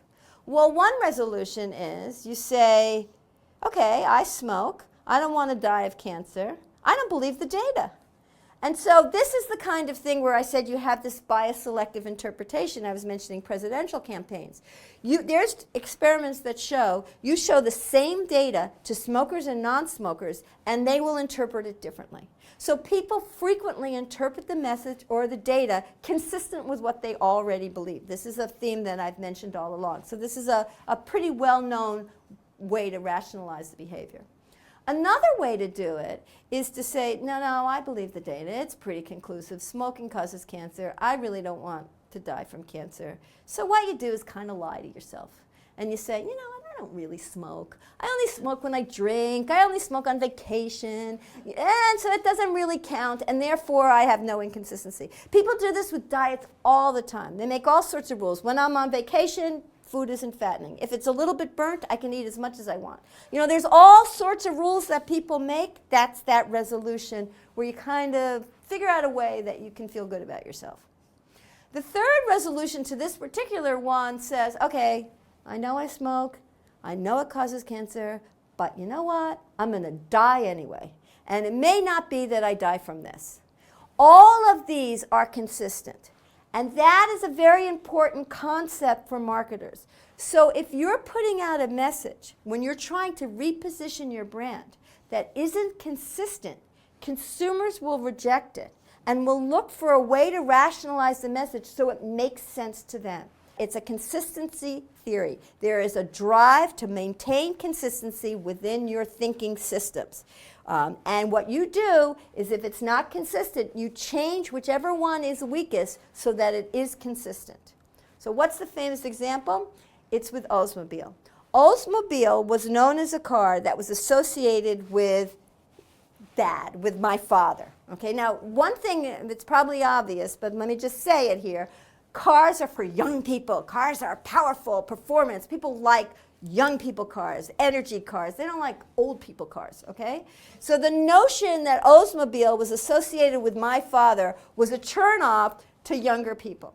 Oldsmobile understood that. That was obvious. And so what they tried to do was they came out with a new ad, new excitement, new car to say, no, we're not a fuddy-duddy car. We're an exciting car. This is a car for young people. What happened here? There's cognitive dissonance here. The problem is the association with Dad and Oldsmobile was extremely strong. The association that my dad is not exciting was extremely strong. So the weak link here was that Oldsmobile cannot be an exciting car. And that was a very strong inconsistency they couldn't fight. It was so strongly associated with my father, and fathers are so not exciting that people just did not believe the new ad. It was obviously hurt even more by the ad. The slogan at the time was, "This is not your father's Oldsmobile." And anybody knows, as soon as I say this is not my father's Oldsmobile, what you're doing is reinforcing that it's exactly my father's Oldsmobile. So this is known as not a good campaign. Most marketers will say, you just didn't get this right. And there was another problem here. Think about the brand name. It is literally called an old mobile. all of this is not good, and it was such a hard thing to change and to reposition that they actually took the car off the market, which was kind of astonishing because Oldsmobile had very, very high brand awareness, but they just could not get themselves out of this cognitive inconsistency. So this is a very important thing. A better way to do it is to not wait until it's so hard to change that it's impossible and you have to take the product off the market. A better way to do it is to gradually change these associations in small ways so that people can still maintain that brand familiarity and believe the repositioning. So you can do it, and I mentioned this earlier, you can do it by kind of updating the symbols, or maybe you can start to change the brand name, and I can show you how you can change the brand name slowly to reflect the evolving identity. Or you can use different slogans. So all of these elements that we talked about before can be subtly tweaked in order to reposition the brand as you need to keep it modern. And you can also do it if you're going to use the brand to stretch the brand, to go into new products. And so you might want to broaden the brand meaning so that it's more flexible and adaptable to go to new products. There are two ways to do this. One of the ways is called the just noticeable difference. And what this says is that you make these little tweaks very subtle from point to point to point, so they're barely noticed. You know, you do this, say, every year. If you look over 20 years, the difference from the first one to the last one is very, very high. And so there's a lot of packaging examples which we can show you where just with tiny little tweaks each time, you still believe it's the same product, but if you look from one version to a version 65 years later, you'll see a radical difference and the brand stays modern. Many consumer packaged goods do this kind of just noticeable difference positioning. Another way to do it is what's called the butterfly effect. And what this says is that I'm going to move from one to another in a big jump. You are going to notice that it's different. It's not a just noticeable difference. It's a bigger difference. And the reason I'm going to do this is to keep it modern and new. Because for some categories like cosmetics, like clothing, and it is the notion of clothing, the idea of keeping it modern and keeping it fresh is part of the reason to buy. And in that case, I don't need the change from one to another to just be subtle. I can make it so that it is kind of a little bit exciting and more modern, but it doesn't necessarily need to, it's more modern, but it still stays within believability. And that's called the butterfly effect. So it's not so extreme that I don't think it's the same thing, but it is noticeable. And so these are two different ones, and we can show you a number of different examples on those two different ones. Okay, and then I can show you some examples of evolving trademarks. Here's the Jolly Green Giant that was kind of out of date. And they made a new Jolly Green Giant that was fitter, more athletic, taller, stood up straighter, and looked more like a modern, I guess, giant. Then there was Please Don't Squeeze the Charmin. And they updated that packaging, updated that spokesperson to look more modern. These are subtle changes. There was another change, Charlie the Tuna, I mentioned him earlier, very fun animated character, kind of got a little out of date, and they made him more modern and changed the colors a little bit, changed the perspective of him, and just kind of made him a hipper guy. More recently, there was a transformation on the hamburger chain Wendy's. And again, I know a little bit more about the market research that went into this. There was a lot of changes here. One of the changes here is they got out their slogan. Their slogan that used to be part of the sign was old-fashioned hamburgers. Wendy's menu is got to be broader now. They do more than just hamburgers. So one of the things they pulled out was that slogan. They changed their typeface. They went from an old-fashioned typeface to a more modern typeface. They did find when they did the market research that the character, this Wendy character, which was Dave Thomas is the founder of Wendy's, it was his daughter at the time, people identified with that Wendy character and they liked that Wendy character, so they kept the character, but they made her, she used to be in a little circle and she used to be contained in the circle. Now she's kind of bouncing out of the circle. And so all of that made the logo seem more modern. more expansive, lots of things are possible that you can get in a Wendy's now. And with these subtle changes, it's still very much identified as a Wendy's. You can keep the brand modern, but connected enough so that people still know it's Wendy's and it's not a surprise. The other kinds of ways that people have named is actually to change the brand name. So Boston Chicken was the original name of the chain of restaurants that provides dinner food. Obviously, Boston Chicken suggests that they're just selling chicken, and they sell way more than chicken. So they changed their name to Boston Market, and in that case, what they're doing is trying to broaden the flexibility of the brand. Weather Channel found out that they were going to make a lot of their revenues not off TV anymore, but off apps and different kinds of ways of saying weather. So they changed their name from the Weather Channel to Weather Companies. And Starbucks very famously changed their name from Starbucks Coffee to just their image. They just have the image of the mermaid now. They not only got rid of coffee, but they kind of got rid of Starbucks. But people still know it is Starbucks by that image. So what's the best way to do it? A brand that's really done a very good job of keeping themselves modern is BMW. BMW could have been in the same situation as Oldsmobile because it was a product that your father drove. BMW was a lot of associations. It was a certain type of car. It was a German car. It was an expensive car. And it was a car driven by the baby boomers. At one time, all of this was good. In fact, BMWs were called Beamers. They were thought of as driven by the baby boomers. But these things get old. It could have been that the car design was seen as not practical. Being a lot of money was seen as wasteful. The baby boomers got old and they're stuffy, and German could be seen as stodgy. So although these associations started out as positive, if they're not carefully cultivated, they could turn negative. How did BMW cultivate it? They did it through a lot of sponsorships. They not only were very careful with their advertising, they mean performance, which is something that can stay modern, but they also changed their design of the cars. They had BMW sunglasses. They sponsored high-performance bikes. They sponsored golf tournaments. They associated their brand name with young and powerful and good imagery, and so their associations never did turn negative, and they stayed a very positive association. Budweiser beer has done that also. This could be your father's beer. Your father drank Bud just as much as you do, but Bud stayed very young with their sponsorship, with their advertising, with their clever advertising, with all of those kinds of things, their slogans, etc. And that's a way to do it by constantly positioning your product subtly, sometimes just noticeable difference, sometimes a little bit bigger difference, like a butterfly effect, but always within the brand DNA so that people believe the changes. So, major points here.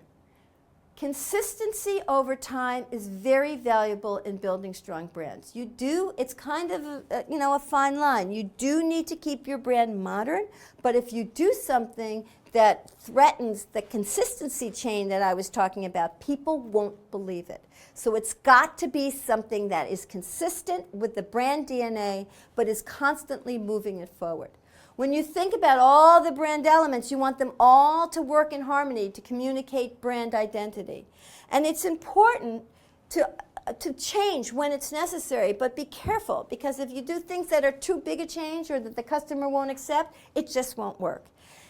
If you really want to do a good job in keeping your brand modern, you really have to understand the brand mantra, the brand DNA, the brand positioning, your target segment. These are the things we talked about in the beginning. You have to understand what the points of parity are, what the reference frame is. You have to really understand what the point of differentiation is, what is strong about your brand, what is positive about your brand, and what is unique. And you have to be consistent with that kind of brand image as you make these adjustments.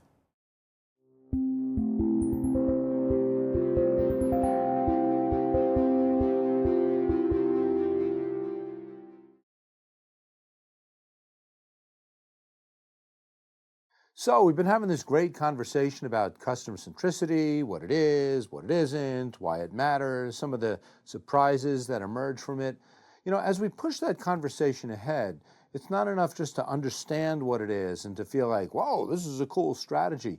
But as we start moving towards implementation, we want to think real carefully about the challenges, the barriers, the things that will actually prevent companies from really making progress on it. Because it's one thing to talk about customer centricity, it's a whole other thing to do it. So one of the things that I've been working on, and this is real cutting edge right now, it's not like I have a new book or anything on it, but something that I've just been thinking about is a list of some of these different challenges that I've seen from actual companies that have actually been trying to take some of the content, like what we're covering here, and moving forward with it. So it's things like organizational design. How do we organize ourselves around our valued customers? And how do we sort out the not so valuable from the valuable and find balance within the organization? Things like talent management. So how do we go about finding people who can really do that kind of convergent thinking in order to figure out how to surround those valuable customers with the right kinds of products and services to enhance their value and so on. Things like branding. So we've certainly been spending a lot of time, not just in my part of the course, but some things that Barbara Kahn's been talking about on branding. Well, how do we come up with brands that resonate in all the ways that Barbara talks about it, but at the same time does justice to customer centricity?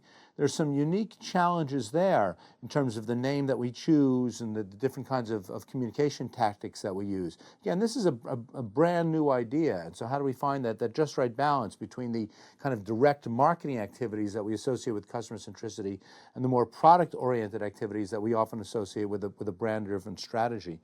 How about globalization?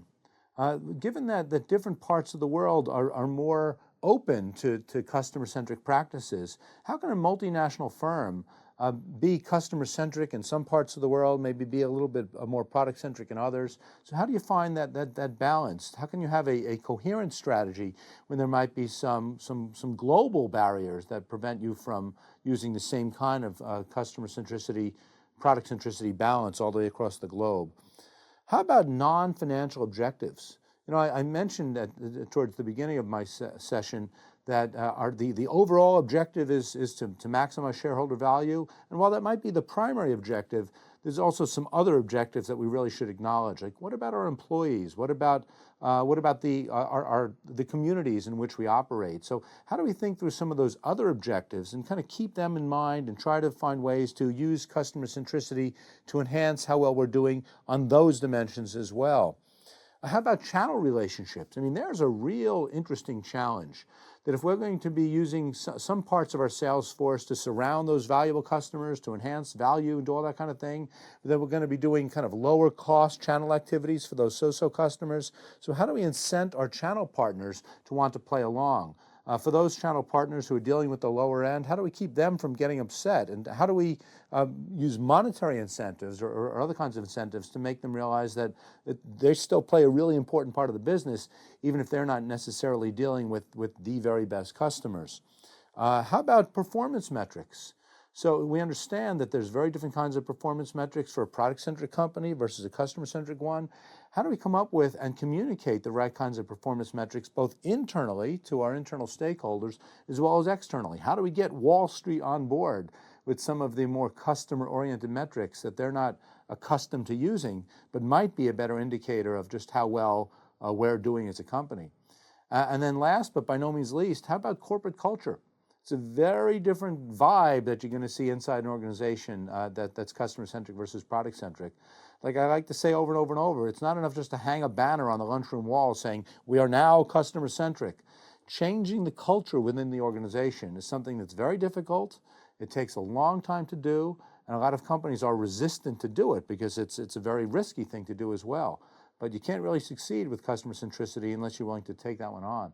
So that's just a list of some of the barriers and challenges that companies face. And I'm not really giving you the answers right now. If anything, I might be making you even more concerned about whether customer centricity might be right for you. But I think it's important to have that kind of full disclosure. And I think it's going to be important for us to flesh out this list and understand which companies are doing well or are going to struggle with some of these issues, and to come up with some best practices to try to use whatever resources we have within the companies, or to learn from other companies, or to learn from seemingly unrelated industries in order to overcome these barriers.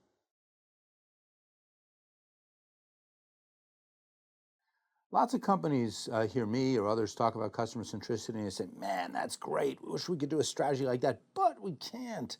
We either don't have the data, we might not have the analytical capabilities, we might not have the technology to allow us to serve up different kinds of products or services to our customers. Or maybe there's regulatory restrictions that prevent us from doing it, even if we think we're able to. And so rather than just having those companies just walk away and say, well, it's not for us, I've had some very interesting experiences with companies from a variety of different industries, one of which was a pharmaceutical company, and another one was Google. Okay, two companies that might have the capabilities to treat customers differently, but they're really hesitant to do so. So in these cases and in others, one of the big wins of customer centricity has been for these companies not so much to be customer-centric with their own customers, but to teach their customers how to be customer-centric with their customers. So I've had lots of good conversations with these organizations and others. Basically, they're listening very attentively, and I'm going through all these lessons about what customer centricity is and all the strategies and tactics and everything else that we've been covering in the course, and they're carefully taking notes, not because they're going to do this stuff themselves, but here's their thinking. If we can teach our customers how to be more customer-centric, then they will see us as a trusted advisor. Then they will become better customers of us. They will be more locked in. In the case of Google, if they can teach their advertiser clients how to be more customer-centric, then those advertiser clients will be better consumers of. They will buy more Google Analytics products, for instance. So in many cases, the idea of customer centricity isn't necessarily something that you do with your own customers, or it's not something that you do only with your customers, but in a B2B setting, you're also going to teach your customers how to do these kinds of things with their customers. Pay it forward.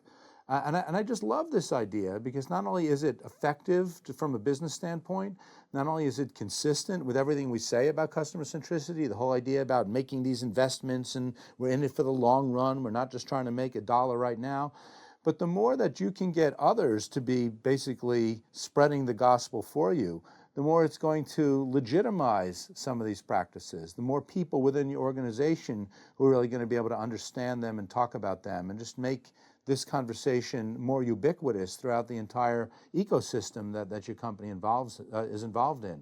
So this is an idea that really I didn't have in mind at all when I was writing my book on customer centricity. It's one of the things that I've been learning as I go ahead.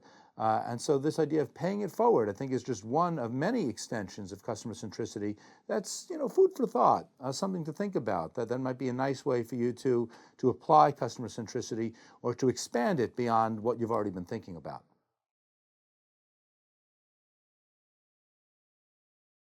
I love seeing case studies of customer centricity in action. And of course, I've shared a bunch with you already, many of which were studies, real world, but I had nothing to do with them. So whether it's the Harris Casino chain, whether it's Tesco, and so on, nice to look at some of those studies, but sometimes they're a few years old. Sometimes, things change a little bit as the conversation gets passed down from one person to another. So I'd like to talk about a couple of the case studies that I've had the chance to really see and in some cases to nudge along. One of the great cases that I love to talk about is Electronic Arts. So many of you are probably familiar with Electronic Arts, the big gaming company. And if you think about that kind of company or that industry in general, it tends to be very much a product-centric business. Very much it's all about blockbusters. It's all about what's going to be the next big game. Can we come up with that great idea? Can we get a lot of people to buy it and talk about it? I mean, all of the things that I was talking about with product centricity. And for some games and for some companies, sometimes that works just fine. We come up with a great idea, we sell the hell out of it, we keep the volume up, we get the cost down, everything that we covered. But at the same time, we recognize that there's an opportunity to be customer-centric instead. So why don't we look at our customers? Let's look at the game players and try to figure out who are the most valuable players we have out there, what kind of games do they like, and can we use that insight to help us develop new games? So in other words, we're really making it customer-driven instead of purely product-driven. And I love talking about and working with Electronic Arts in this regard. Because yes, they're terrific on the creative side of coming up with games, but they're equally terrific when it comes to a lot of the customer-oriented metrics and insights that I've been talking about, or at least hinting at in our time together. So, for instance, I mentioned lots of times customer lifetime value, and for a lot of companies, I'm saying, you got to do it, and for a lot of companies, it tends to be a barrier. Well, Electronic Arts is calculating customer lifetime value all the time, and in fact, they're updating those CLV estimates on a regular basis so they can understand who those best customers are, so they can understand what kinds of acquisition strategies are going to bring in the best kinds of customers, so they can understand what kinds of games or features within games are going to be most appealing to the most valuable customers. So I don't want to say it's completely transformed the organization. I don't want to say that they've given up on any product-centric practices at all. That wouldn't be true. But they're achieving just a much nicer balance of doing a lot of the customer-centric things to either inform or clarify or supplement a lot of the product-oriented things that they're doing. And so it's just really nice to look at a big company, and not necessarily one that was born in the online space like an Amazon, but one that really was born around product-centric practices, and seeing them go through the pivot to find the better balance. And I'm eager to see what the next few years will have in store for them.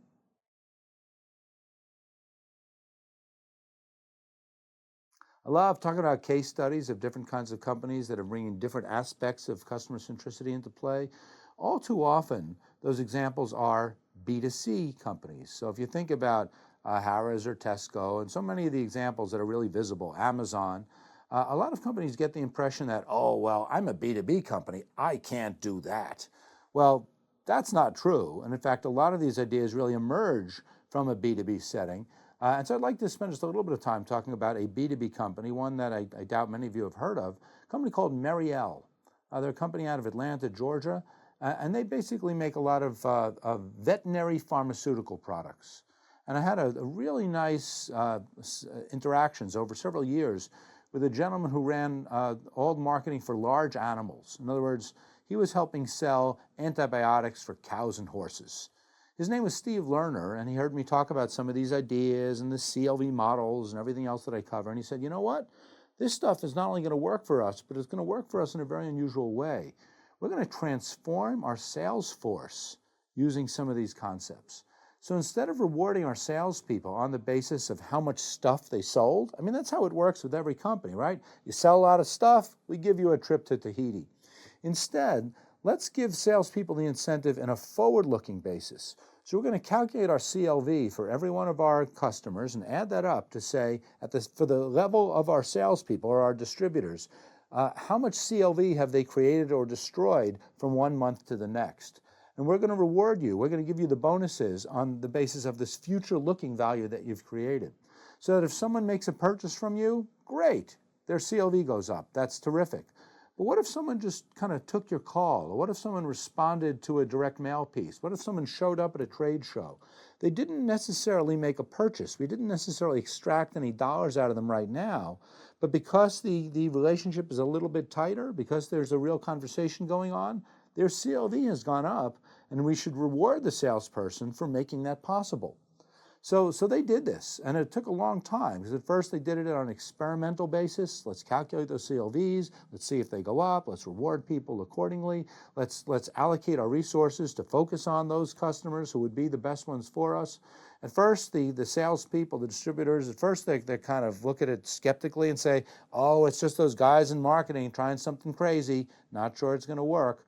But they ran this as an experiment over a period of several years to really show the sales folks that, you know what, we really are helping you identify customers who have future-looking value in them. And look, that value has unlocked itself, so you really should trust us. And so they completely revamped their sales force using this forward-looking CLV metric instead of the backward-looking profitability metric. And it worked beautifully. It was a way for them to raise revenue by a significant percent, despite the fact that they're in a very competitive market with a lot of these branded products going off patent and so on. But for them to raise revenue by something over 10%, with basically no costs associated with it whatsoever, and on a forward-looking basis, recognizing that they've created and they've kind of recognized and locked in all of this future value that will continue to manifest over time. So I just love that idea of, first of all, just a nice B2B example, but also that idea of taking CLV and taking customer centricity and using it in a tactical way in a part of the organization that I wouldn't necessarily be thinking about all the time, And it just shows that if you take some of these ideas and instead of just trying to replicate some of the examples that we've covered, if you think really creatively about them, where else can we do this? How else can we do this? And run those kinds of experiments and start small and build from there and get buy-in throughout the organization, amazing things can happen. And I think Marielle is a really good example in that regard. At the beginning of our time together, I mentioned that I'm the co-director of a research center, the Wharton Customer Analytics Initiative, but I never really took the time to describe what it is that we do or how it fits in with my overall desire to get companies to understand and become more customer-centric. So let me tell you a little bit about both of those things. So what do we do? Well, actually, we're a matchmaker. We don't actually do the research. We'll find companies that are sitting on top of lots of interesting customer-level data. So whether it's data about individual consumers buying things, or whether it's physicians writing prescriptions, or whether it's insurance brokers writing policies, we're very agnostic about what we mean by customer. And in all these cases, the customers, whoever they may be, we have lots of data on what they're doing over time and lots of desires to extract insights from that data to help the company become more customer-centric. So here's the way it works. We'll sit down with a company and we'll talk about all the different data assets that they have and all the business problems that either arise from or motivate some of those data assets. And then we'll hold a webinar. And we'll basically announce those data assets. We don't give the data away, but we'll describe the data to academics all over the world. So all schools, all disciplines, all geographies, we basically say, hey researchers, here's this data set or this set of data sets. What would you do with it if you could get access to it? You tell us, what theories would you test? What models would you develop? What algorithms would you come up with? You tell us what's interesting, both from an academic and a commercial standpoint. Write us a proposal. We'll get 40 or 50 proposals. We'll sort them into buckets based on what techniques people are proposing or what substantive questions they're attempting to answer. Then we can go to the company and say, hey, company, here's 40 great ideas. Some of them might be more interesting and relevant than others, and that's fine. You pick as many of them as you want. You pick, say, a dozen of them. We'll go back to those researchers, give them the data, and say, go to it. And at the end of the process, a few months later, we'll have this private symposium where the company gets together with all of these academics to talk about the data and the insights and the commercial value. And it's really terrific because all too often we'll have practitioners and academics kind of talking over each other's heads, thinking that the other one doesn't understand their problem.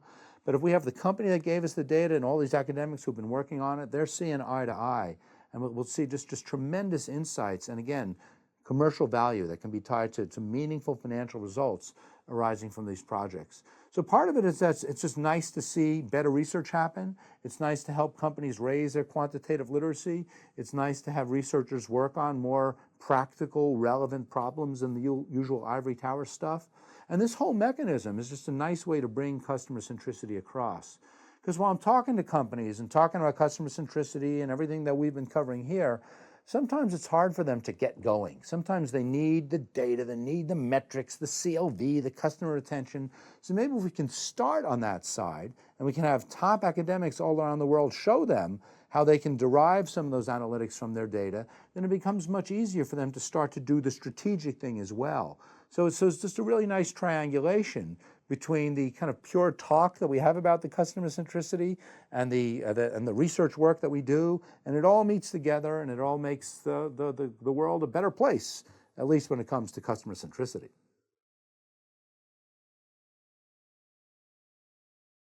As an academic, it's really important to practice what I preach when it comes to customer centricity, customer lifetime value, all the different kinds of metrics and analytics that I've been talking about. So I'd like to take just a minute to talk about a couple of brand new startups. Full disclosure, I'm involved with both of them, but that really do a good job of helping companies embrace some of the ideas that we've been talking about together. One of them is a company called 26 Capital. They're a private equity fund, and basically the founders of that fund, who are both Wharton alums, they've heard me going on and on about notions like lifetime value, about customer equity, about the whole idea that if we can calculate the lifetime value for each one of our customers and add that up, that's basically the value of the firm. And so rather than just doing that on a purely conceptual level, they decided to put their money where my mouth is, which is to say, let's do this for some real companies. Let's calculate the lifetime values. Let's calculate the customer equity. Let's calculate the value of the firm as judged from the bottom up, from those customer assets. And if we can find firms that are undervalued, that the value of those customer assets is just way, way higher than what the market thinks they're worth, let's go out and buy them. And let's go out and find ways to extract that value and increase the market value of that company. So in that sense, it's a pure private equity play, partnering with some very large, traditional private equity firms to do some of the co-investments. But it's a really interesting, radical idea that instead of valuing companies purely from the top down, instead of just looking at the overall revenue and coming up with some multiplier, let's do it from the bottom up. Let's take some of these ideas that we've been talking about here and really bet on them. And it's early, it's just a startup, but it's been going very well so far. And if nothing else, it's been getting companies just to think about ways that valuation works, to think about their customers, to think about just customer centricity in a way that they might not have otherwise. So that's one firm. The other one that I want to talk about is a company called CLVmetrics.com. And this is one that focuses specifically and exclusively on calculating customer lifetime value. I've spent the last 15, 20 years of educating people about CLV, of giving them spreadsheets and giving them R code and giving them papers and giving them case studies saying, see, here is CLV, go to it. And then sometimes companies will try it and they say, man, we're so close, but we can't quite implement it. We can't quite get the data into the right form, or our data looks a little bit different, or we don't know what to do with the numbers once we have them. So CLV Metrics is all about solving this last mile problem. Basically, it's a web-based platform that will bolt right on to a company's transaction log system. It'll suck out the data. It'll run all of these CLV models lightning fast, really super fast, and take the key results, these projected lifetime value estimates, and inject them right back into the company's own CRM system. So it's just an easy way to, I always use the analogy, it's like waving the magic wand to see what each customer is worth. It's an easy way to give companies that magic wand. We're not telling them what to do with those numbers. We're not telling them which email to send to which customer at which time. Companies are pretty good at doing that already. They just need better inputs, better ingredients in order to make those decisions in a more informed way. My objective with CLV Metrics is to make the calculation of CLV easy and, in fact, fun. That let's run it for these customers, let's run it for those customers, let's run it for this time period, let's run it for that geography. If we can just run it over and over and over and get ourselves really comfortable with the CLV numbers and what the patterns look like, and then we start running experiments, let's send different emails to these people versus those, we can start to see the real value that CLV brings, and that's going to make it just so much easier to move in the customer-centric direction. So I'm just thrilled to be working with a bunch of smart people who are taking some of the research ideas and making them really practical. And I'm hoping to have more companies like this, whether they're companies that I'm involved with or not, that are taking some of the purely conceptual elements of what we've been talking about with customer centricity and finding ways to make it very, very easy for companies to take full advantage of them.